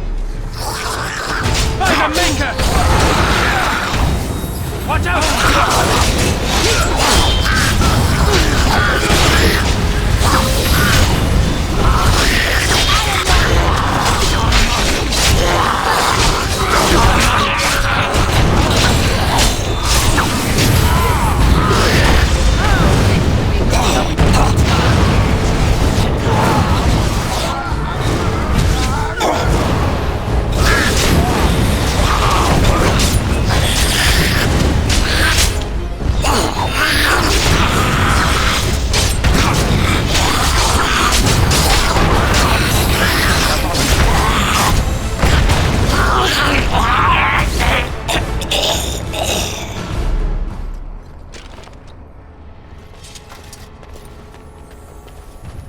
As you say.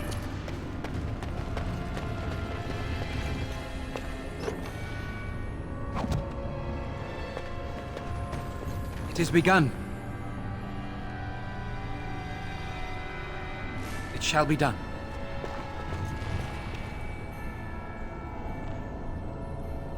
As you say.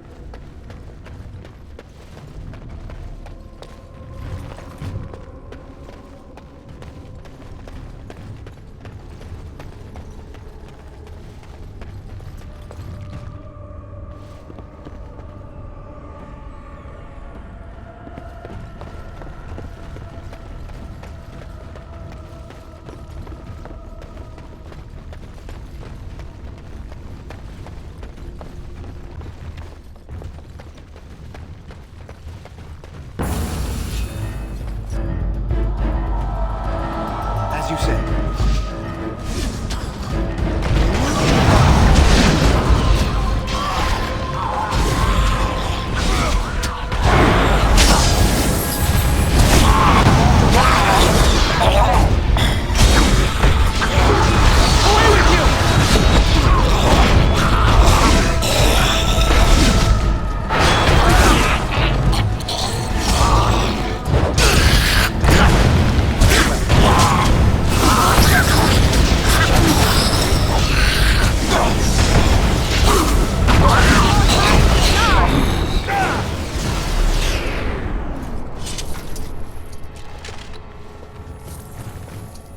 Very well.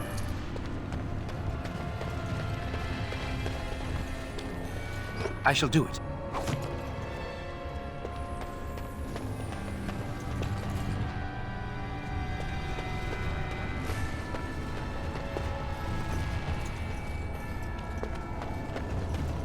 These things can have unusual powers. Be wary.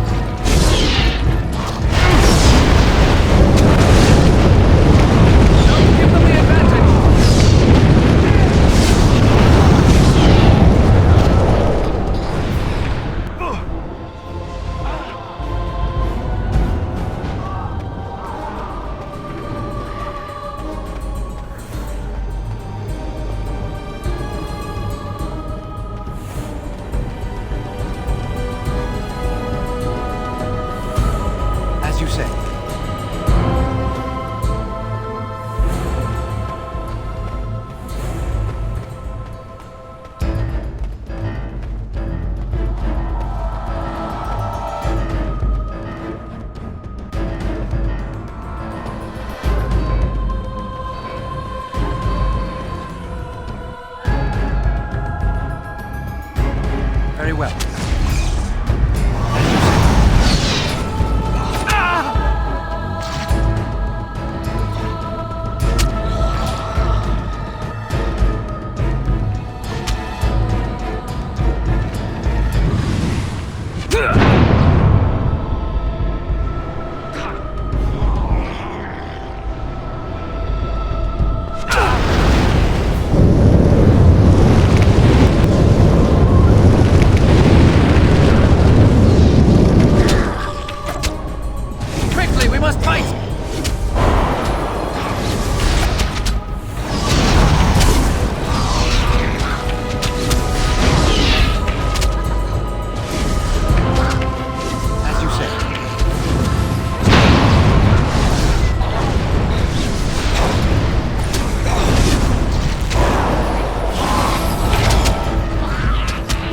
Fight! Let us do it quick!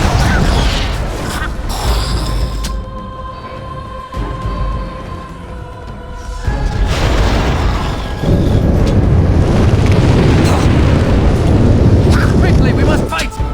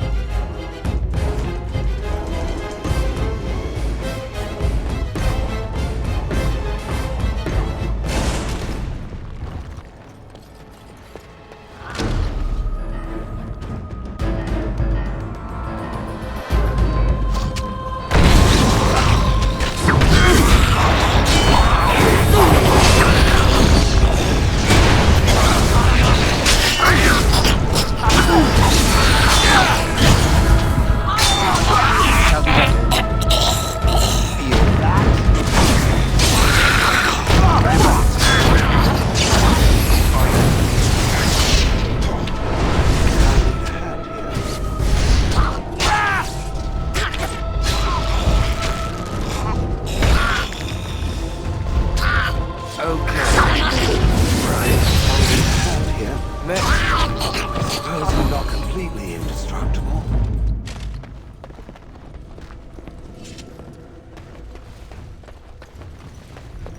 It is begun.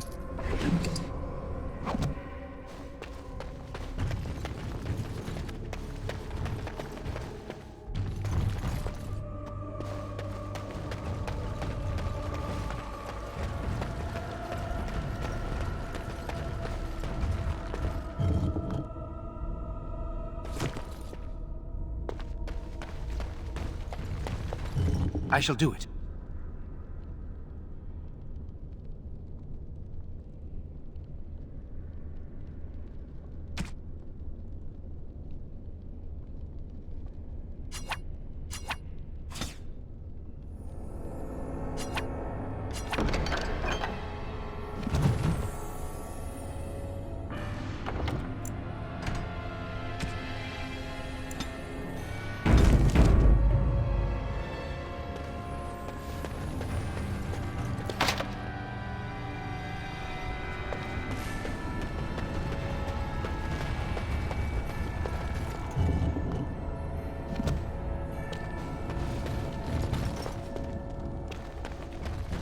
It is begun.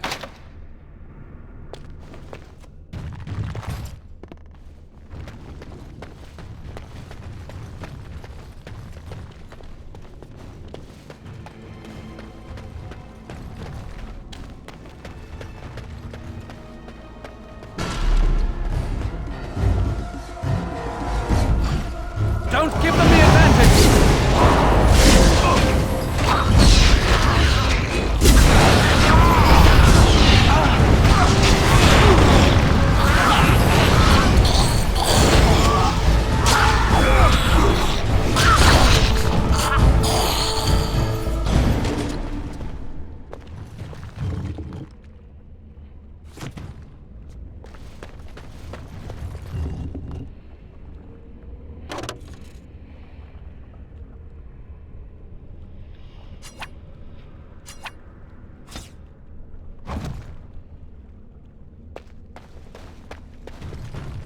As you say.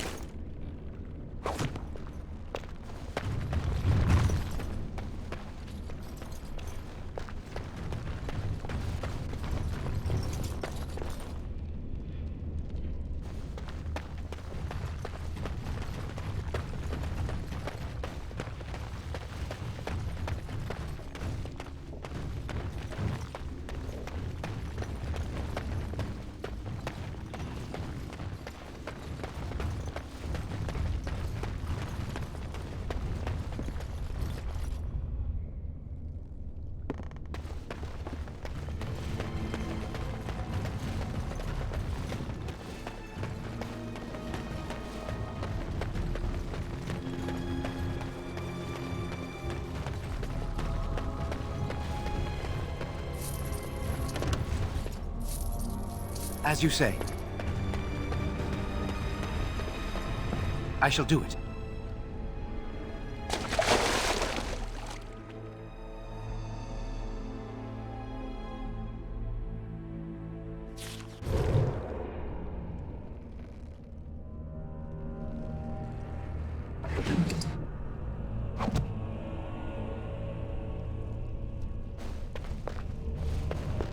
It shall be done.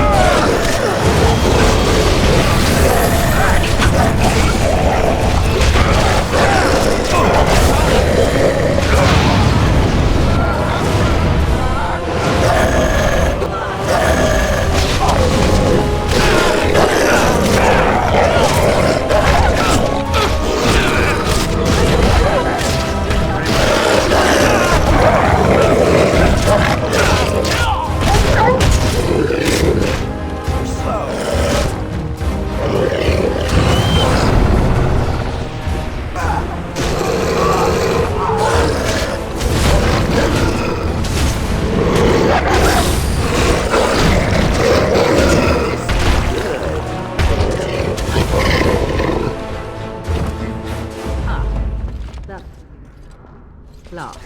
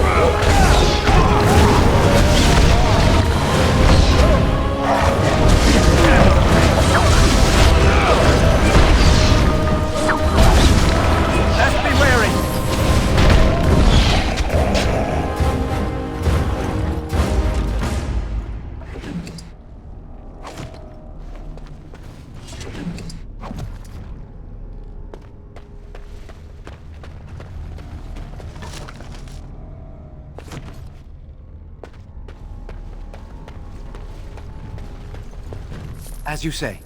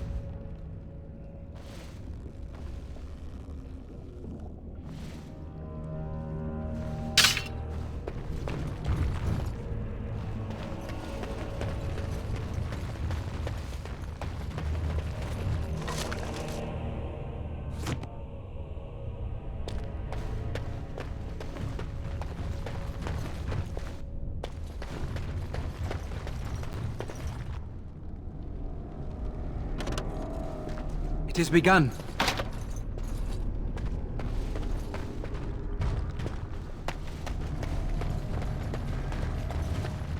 It shall be done.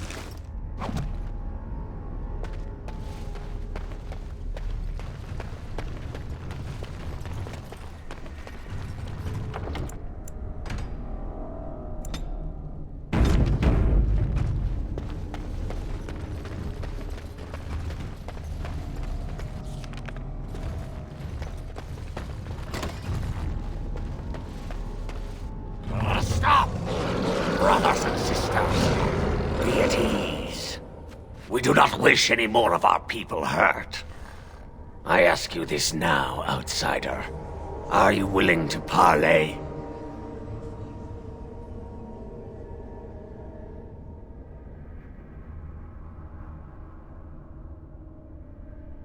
That was different. The lady believes that the Dalish have not told you everything, so she has asked that you be brought to her. She means you no harm, provided your willingness to parley in peace is an honest one. What would be the point? You have already proven your strength. We have no wish to anger you further. We would not let her. We will protect Our Lady to our last breath. It may yet come to pass that you will kill the rest of us, but until then we will not chance her coming to harm. She is not Witherfang, but she can tell you of Witherfang if you ask. But first, you must agree to parley.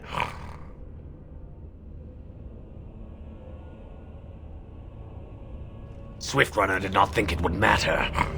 The lady disagrees, and since you have forced your way this far, we must acquiesce to her wishes.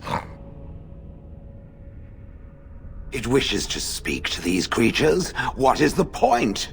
We've slaughtered our way this far. What's a bit further?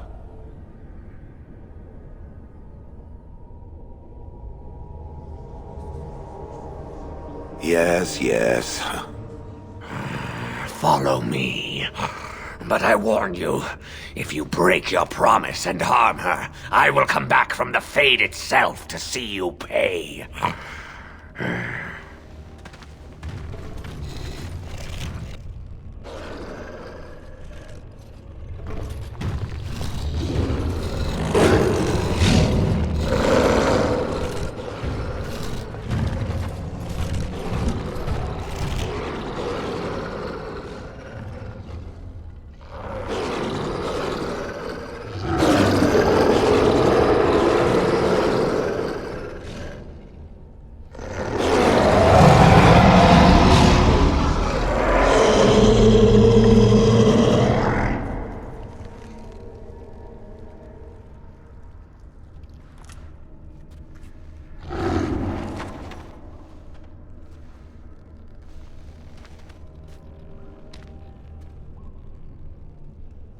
I bid you welcome, mortal. I am the Lady of the Forest.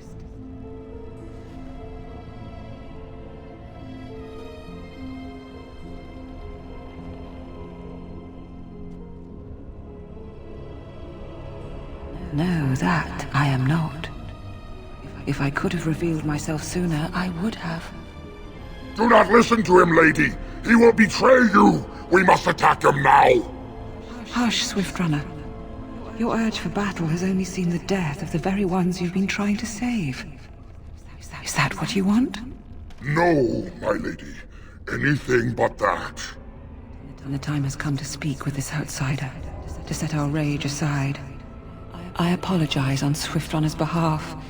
He struggles with his nature.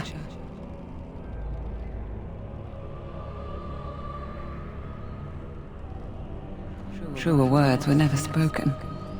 But few could claim the same as these creatures, that their very nature is a curse forced upon them. No doubt you have questions, mortal. There are things that Zathrian has not told you.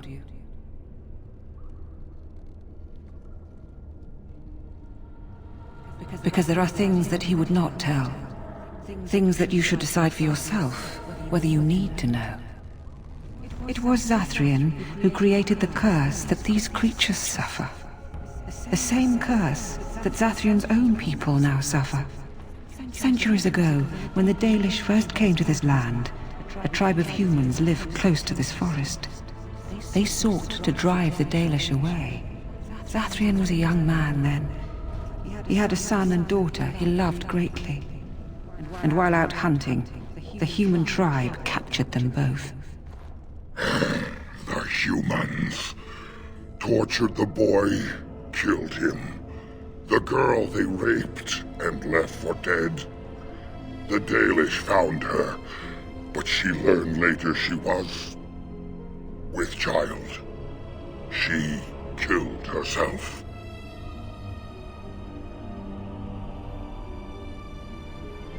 Zathrian came to this ruin and summoned a terrible spirit, binding it to the body of a great wolf. So Witherfang came to be. Witherfang hunted the humans of the tribe. Many were killed, but others were cursed by his blood, becoming twisted and savage creatures. Twisted and savage, just as Witherfang himself is. So the Dalish leader misled us. Are you really surprised? You? No, just trying to picture his little elf head squishing.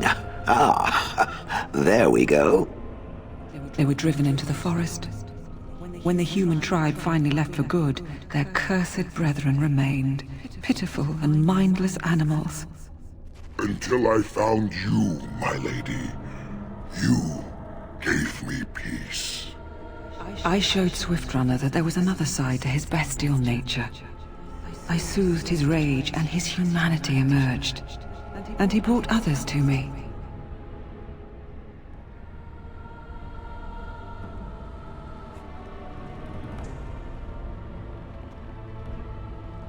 In part, we seek to end the curse. The crimes committed against Zathrian's children were grave, but they were committed centuries ago by those who are long dead. Word was sent to Zathrian every time the landships passed this way, asking him to come, but he has always ignored us. We will no longer be denied.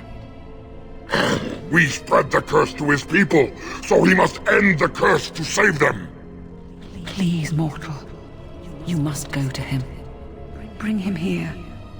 If he sees these creatures, hears their plight, surely he will agree to end the curse.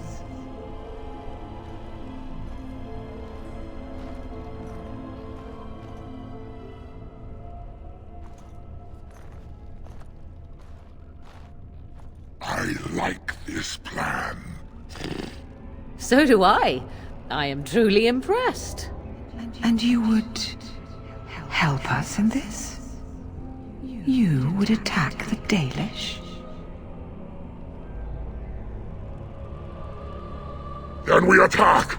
They are weak with the curse! Let us leave him no choice but to break it! Break it or die! So be it. Come, gather the others. Tonight, we go into battle.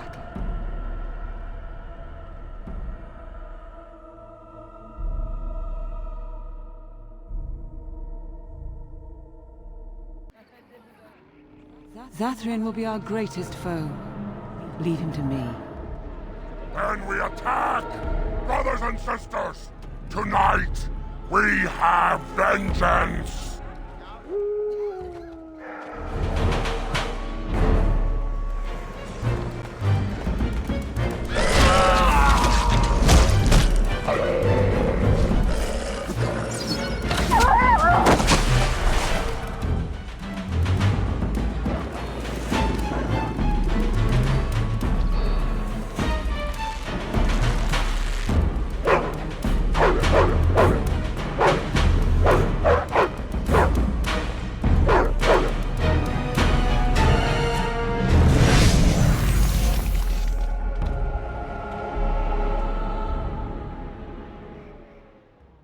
So, it has come to this.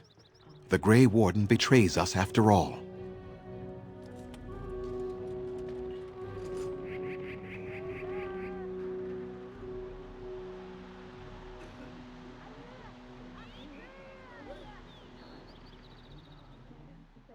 Fool! You know nothing about what has passed. You think you gain some advantage by supporting rabid beasts? You began this, Zathrian, not they. You summoned me, and placed me in the body of the Dread Wolf. This is your doing.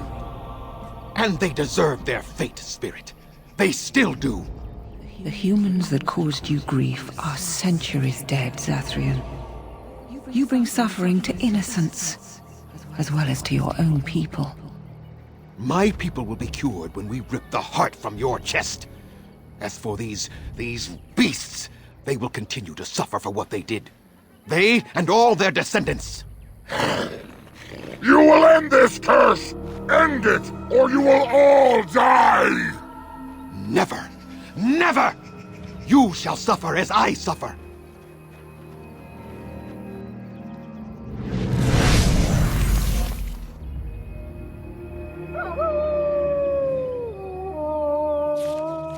Enemies are...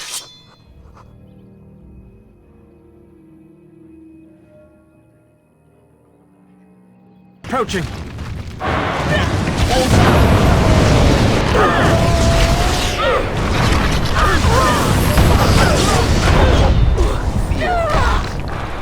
Don't give them the advantage!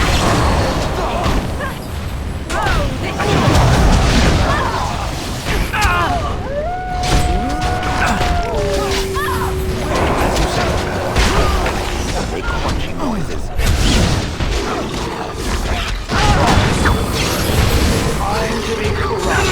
Focus shall be given. Very well. Begin the onslaught.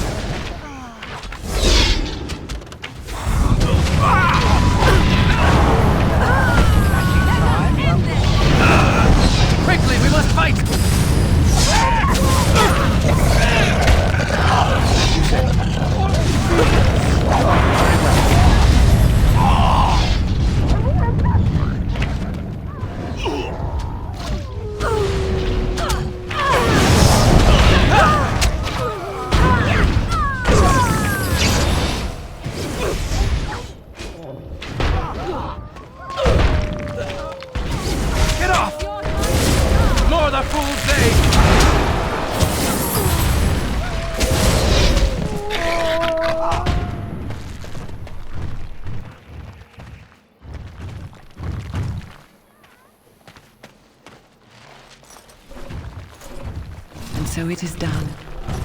You have had your revenge, good Swift Runner. We shall never be free of the curse, my lady. I am sorry. Perhaps not. But perhaps we can try to find a place for ourselves outside of the forest now. But we will never be accepted. We shall see. Thank you, mortal, for the part you played in this. What would you ask of us in return?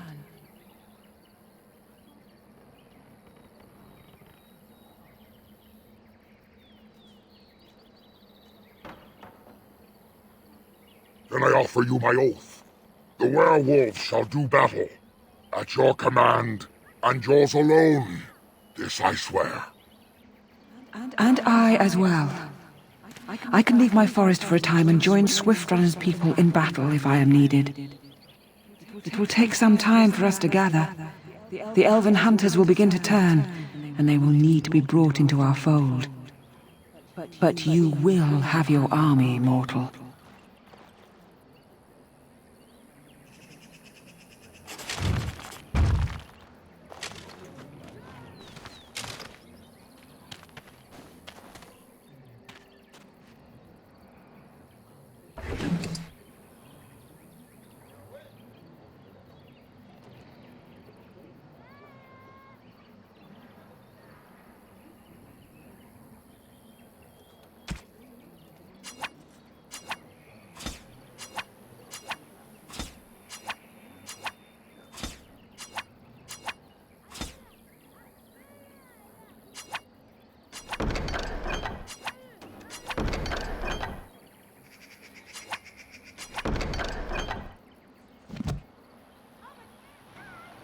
It shall be done.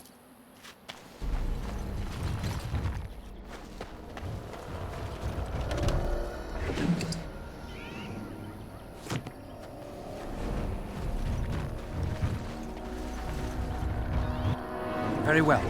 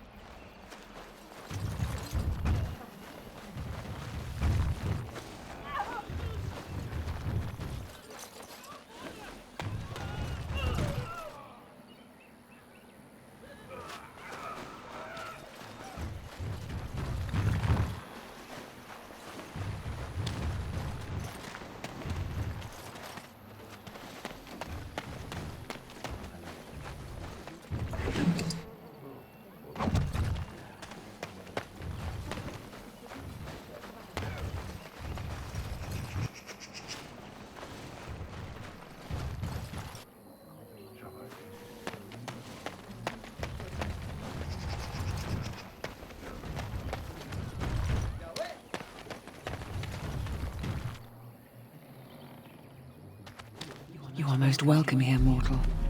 Efforts continue.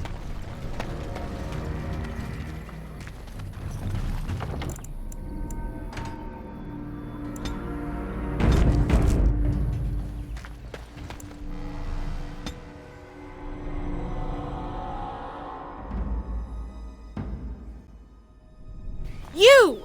The Grey Warden traitor! Why did you do this to us? We offered you our help, and then you lead these monsters down upon us! Zathrian? But how? I know nothing of any betrayal. Your words ring of the truth. There were stories, old ones. If they are true, then we brought this calamity on ourselves. You are owed an apology. Please accept this token, Grey Warden. Made by a craft master of long ago. And now I must go. To bring sad word to the other clans of what has been done.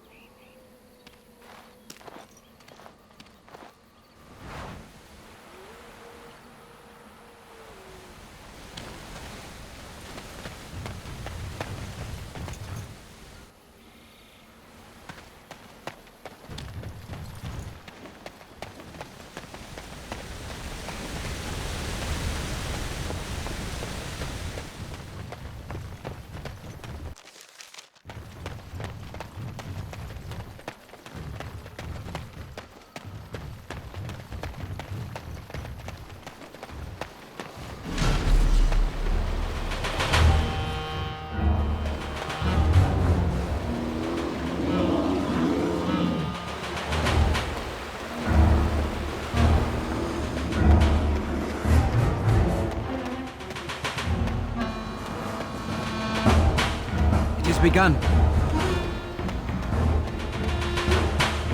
Very well.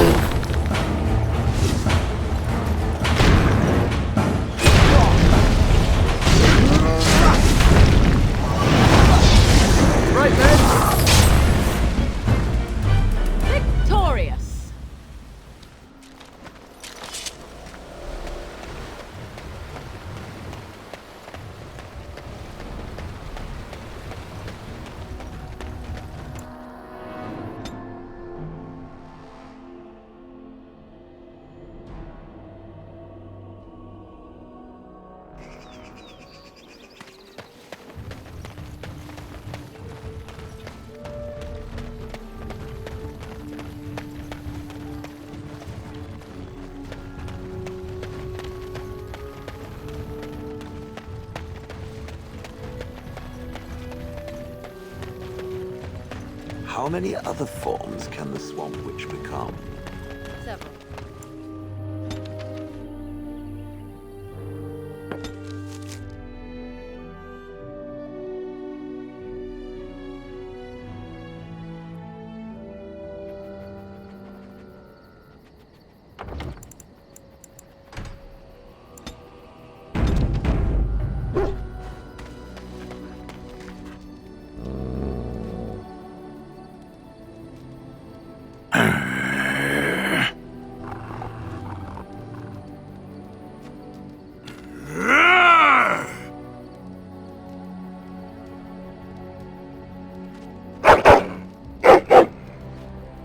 You are a true warrior and worthy of respect.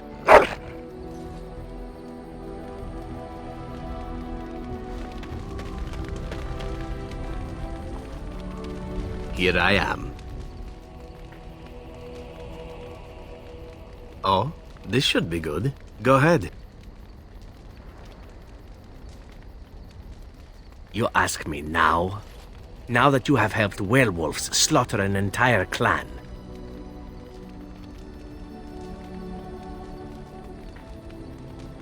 I don't. Had they been stronger, they would have survived. It is simple enough.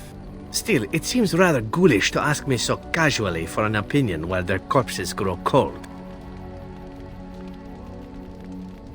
Do you feel a profound kinship to strange humans simply because they are human? Why should we elves feel differently? I know little enough of the Dalish other than the fact that my mother was one, or so I was told. She had fallen in love with an elven woodcutter and accompanied him back to the city, leaving her clan behind for good. And there, of course, the woodcutter died of some filthy disease and my mother was forced into prostitution to pay off his debts. Oldest tale in the book. A Dalish whore, thank you very much. It was my sole distinction amongst the other elven boys in the whorehouse. I didn't know my mother either, of course. She died giving birth to me. My first victim, as it were. We were all raised communally by the whores. It was a happy enough existence, ignoring the occasional beating, until eventually I was sold to the crows. I brought a good price, so I hear.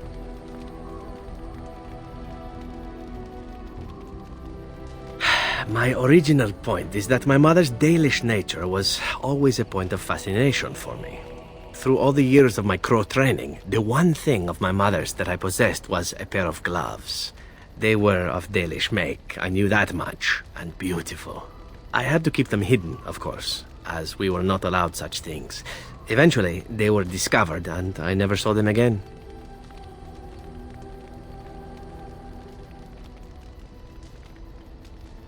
Not at all.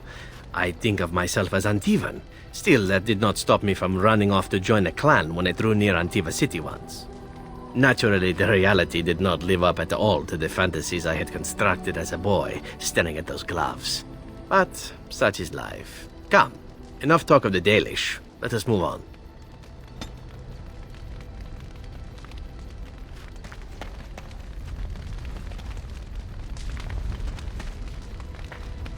I was just thinking about what happened to the elves, and I'm reminded of a song sung to me many years ago. It was when my mother died, and this wise elven woman comforted me and told me that we shouldn't fear death or hate it. Death is just another beginning. One day, we must all shed our earthly bodies to allow our spirits to fly free. It's a beautiful sentiment, I think. One that brings peace and hope to the grieving.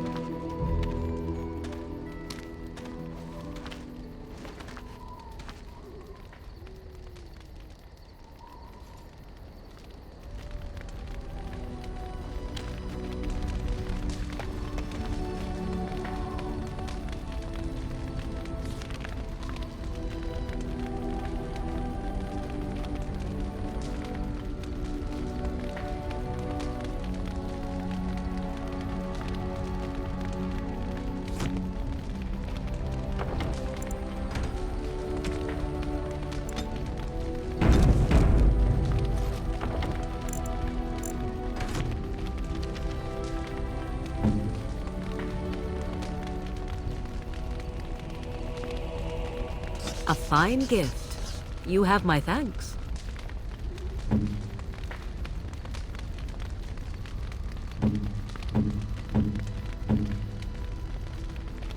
Gloves? You're giving me gloves? What for?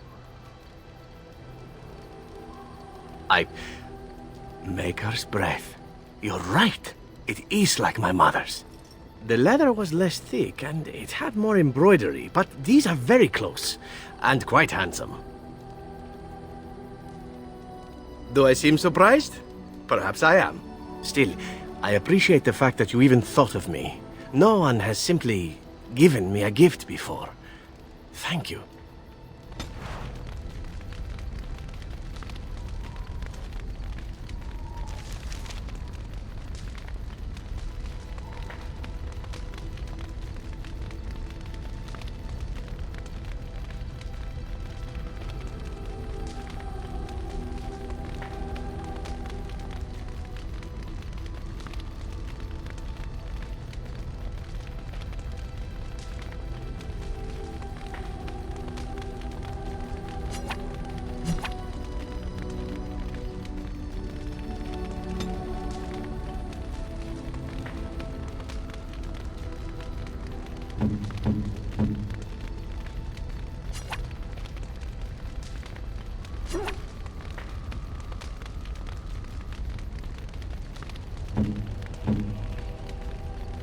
Unexpected. Thank you.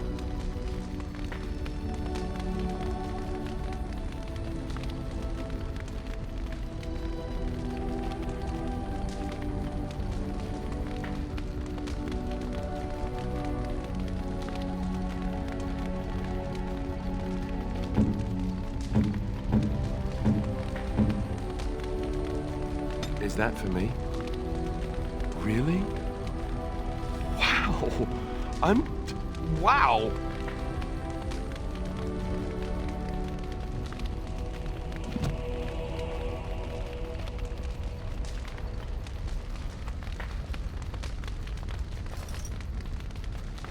What do you need?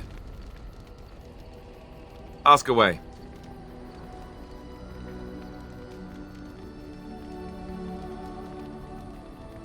Have you seen the uniform? It's not only stylish, but well made. I'm a sucker for good tailoring.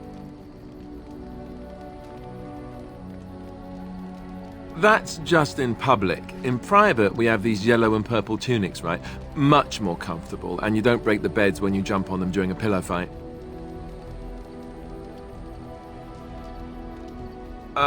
Pillow fights? I mean, no, of course not. I meant sword fights. With rusty swords, dripping with acid. The kind that puts hair on your chest. You don't really want to know about my being a Templar, do you? It's really quite boring.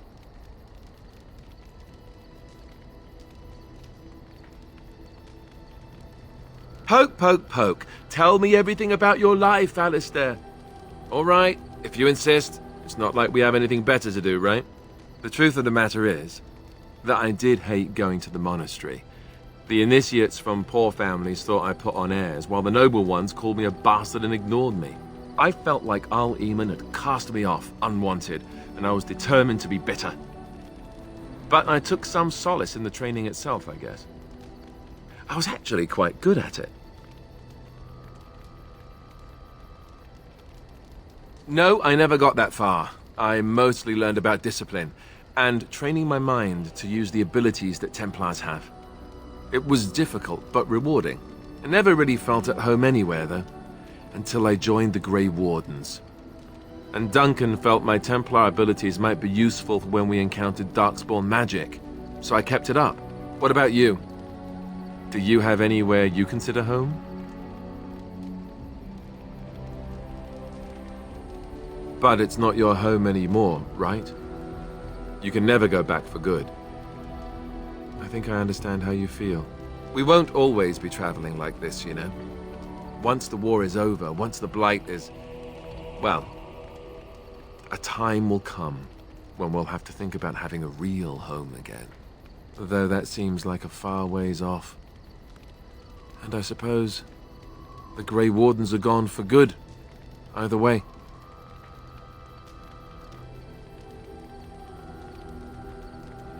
You're right. Best to concentrate on what we have to do right now.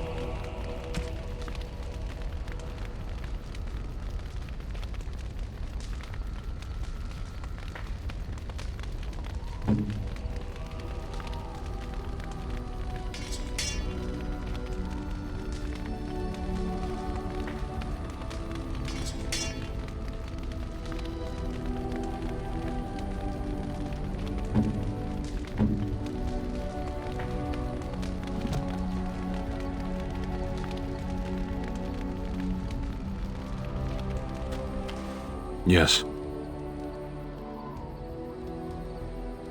I am hardly surprised. Very well. As you wish.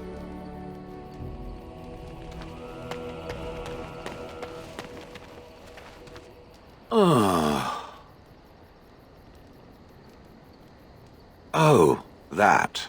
Merely reflecting on the hopeless nature of the task in front of it. The most likely outcome is that it and its companions will become a stain on some rock for the Darkspawn to tread upon. I shall be moved to a single tear by the tragedy.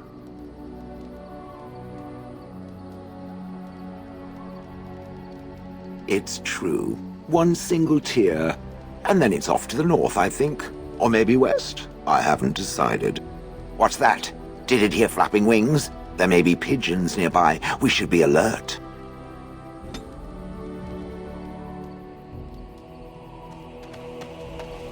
Are you sure I can't interest you in this hat?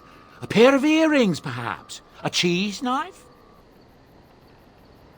I suppose since you told me about you being a Grey Warden, it's only fitting for me to be as open.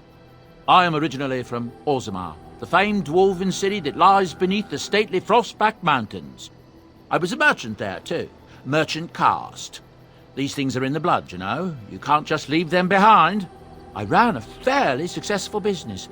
Rare artifacts, you know. Old things, grand things. The nobles loved them.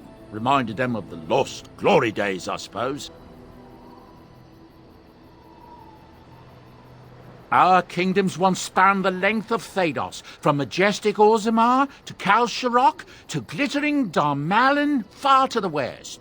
They say the gold and silver veins ran so thick through the stone of Darmalin that the entire city sparkled. The Darkspawn took it all, of course. One by one, the old Tigers fell, and then all that was left was Orzammar. But we were talking about how I ended up here, weren't we? One day, a noble woman came to my store. She looked around for a bit and then started shrieking in dismay. Apparently, she believed that a pair of braces I had for sale once belonged to her brother. He'd been lost in a cave-in, you see, while on an expedition to clear out the Darkspawn from one of the tunnels running close to the city. They were made specially for him. They're unique, she shrieked. He stole them from my poor brother's corpse. She had me arrested on the spot, of course. Nobles, they're touchy like that. Well, I didn't steal them. You see, I'd been paying these castless thugs to venture out into the deep roads for me. The lost Tigers, they're full of things that people left behind. Sometimes you can find a treasure, something worth a little gold.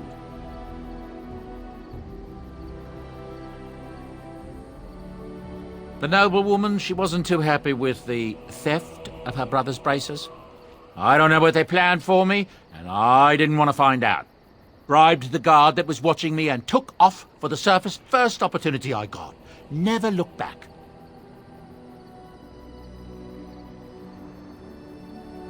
You're quite welcome. Now, is there anything the boy or I can get you?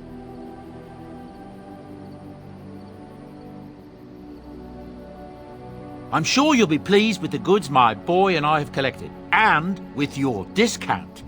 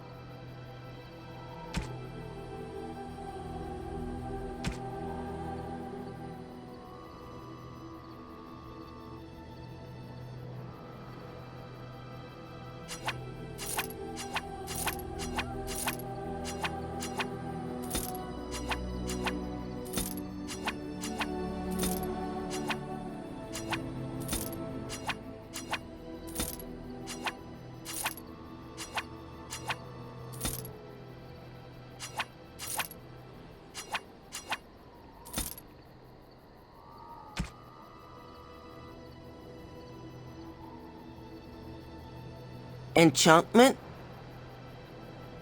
Enchantment!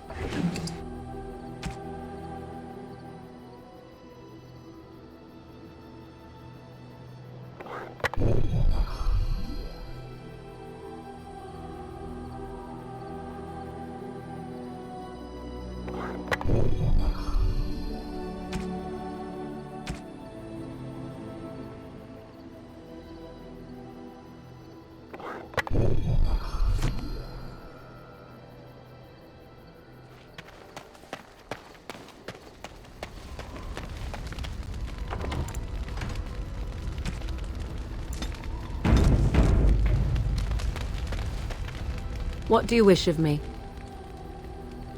If you must. Why do you ask me such questions? I do not probe you for pointless information, do I?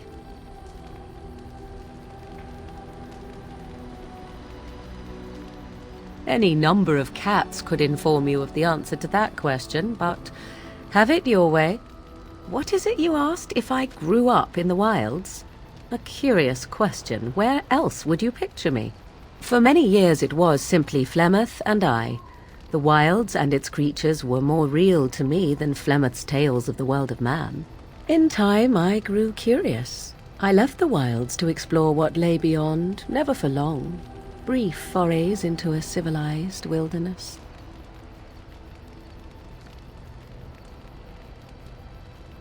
Would you not do the same?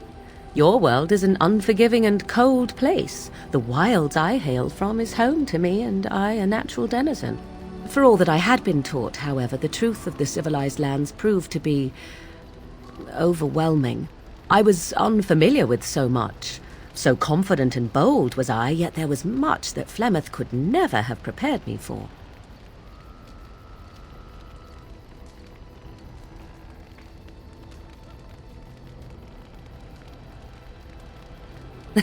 Equal parts daring and foolhardy, perhaps. Only once was I accused of being a witch of the wilds, and that by a chastened who happened to be traveling with a merchant caravan. He pointed and gasped and began shouting in his strange language, and most assumed he was casting some curse upon me. I acted the terrified girl, and naturally, he was arrested.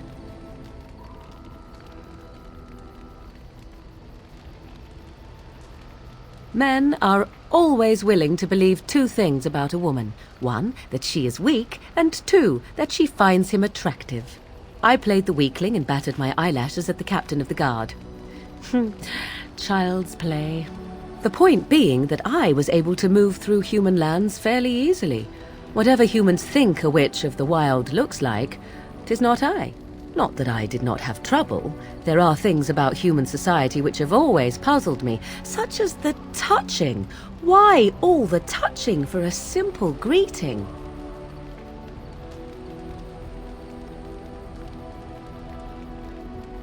To begin with, yes.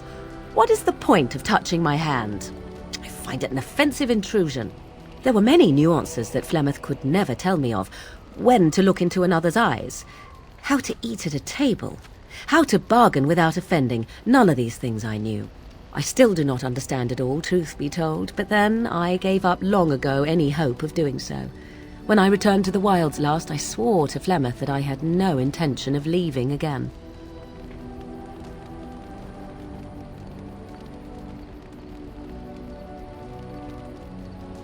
Yes, here I am. Well, let's get on with it before the ground opens up and swallows us, yes?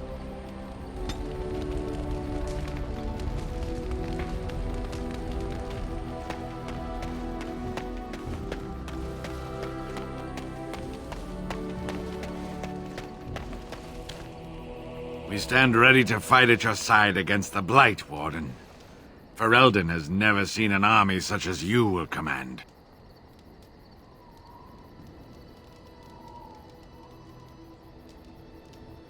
Naught but our claws and teeth. Tend to your other recruits, lest they feel inadequate.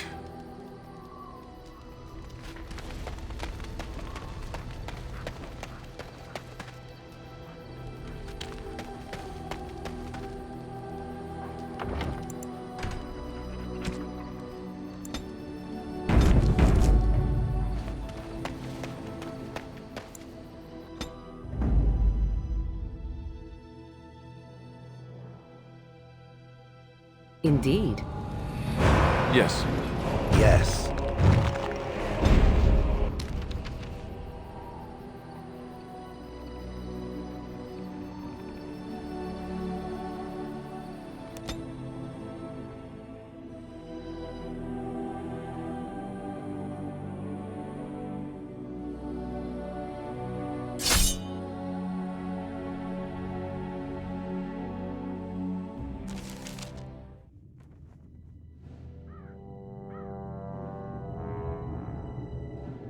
Sire, I have more news. Yes. Well, it seems that the fighting has gone Enough. exactly as you... I would like to know what you intend to accomplish, Father. Should we not be fighting the Darkspawn instead of each other? The nobility should be brought into line and then the Darkspawn defeated. This is no true blight, Honora. Only Kalen's vanity demanded it be so. Beg pardon, sire. But blight or no, we may not have the manpower to face the Darkspawn soon. Kalen approached your legions for support, did he not? Marek and I drove those bastards out! We'll not roll out the welcome for them now! We need help, Father. We cannot deal with this crisis alone. Ferelden will stand on its own! I will lead it through this, Honora. You must have faith in me. Did you kill Kalen? Kalen's death was his own doing.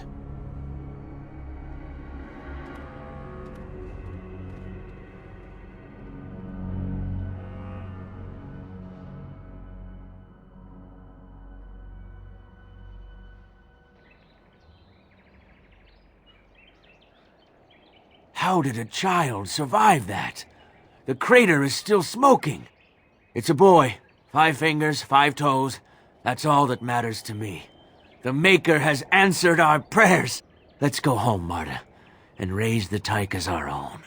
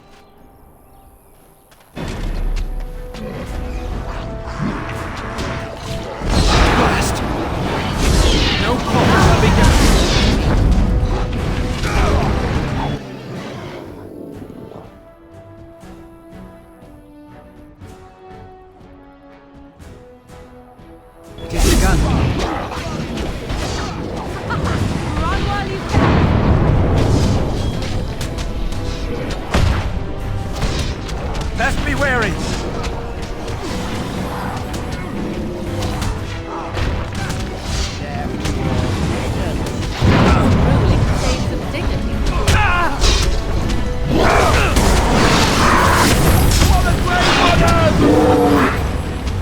Come, let us end this!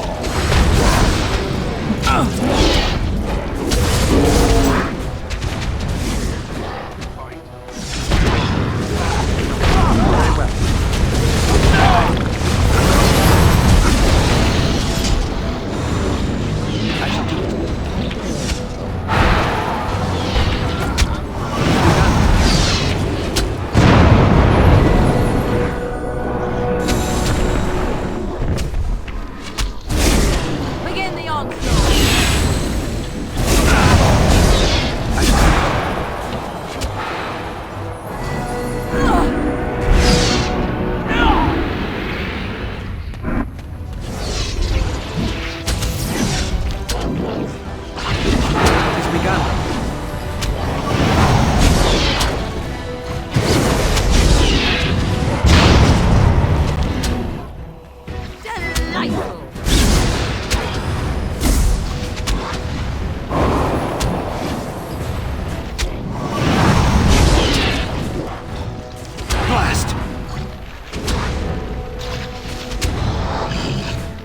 No quarter shall be given.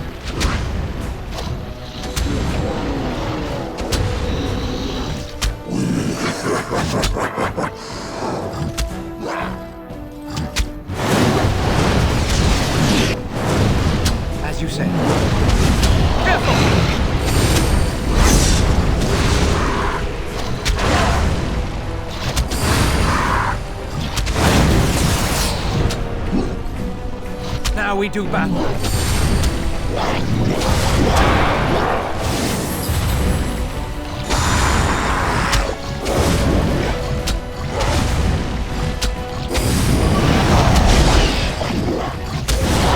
I shall do it. Best be wary. Most excellent!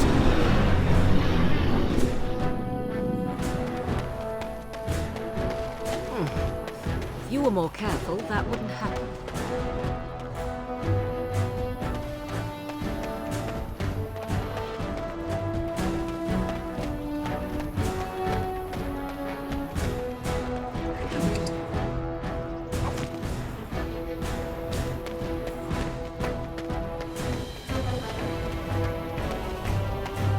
Look, I was chipped in that Bruises are all fight. bruised now.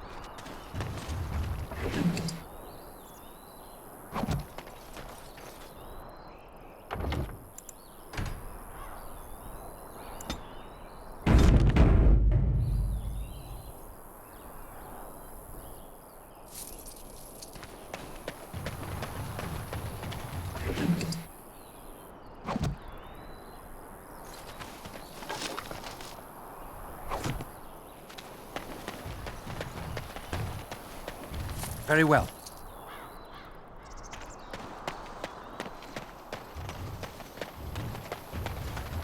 It has begun.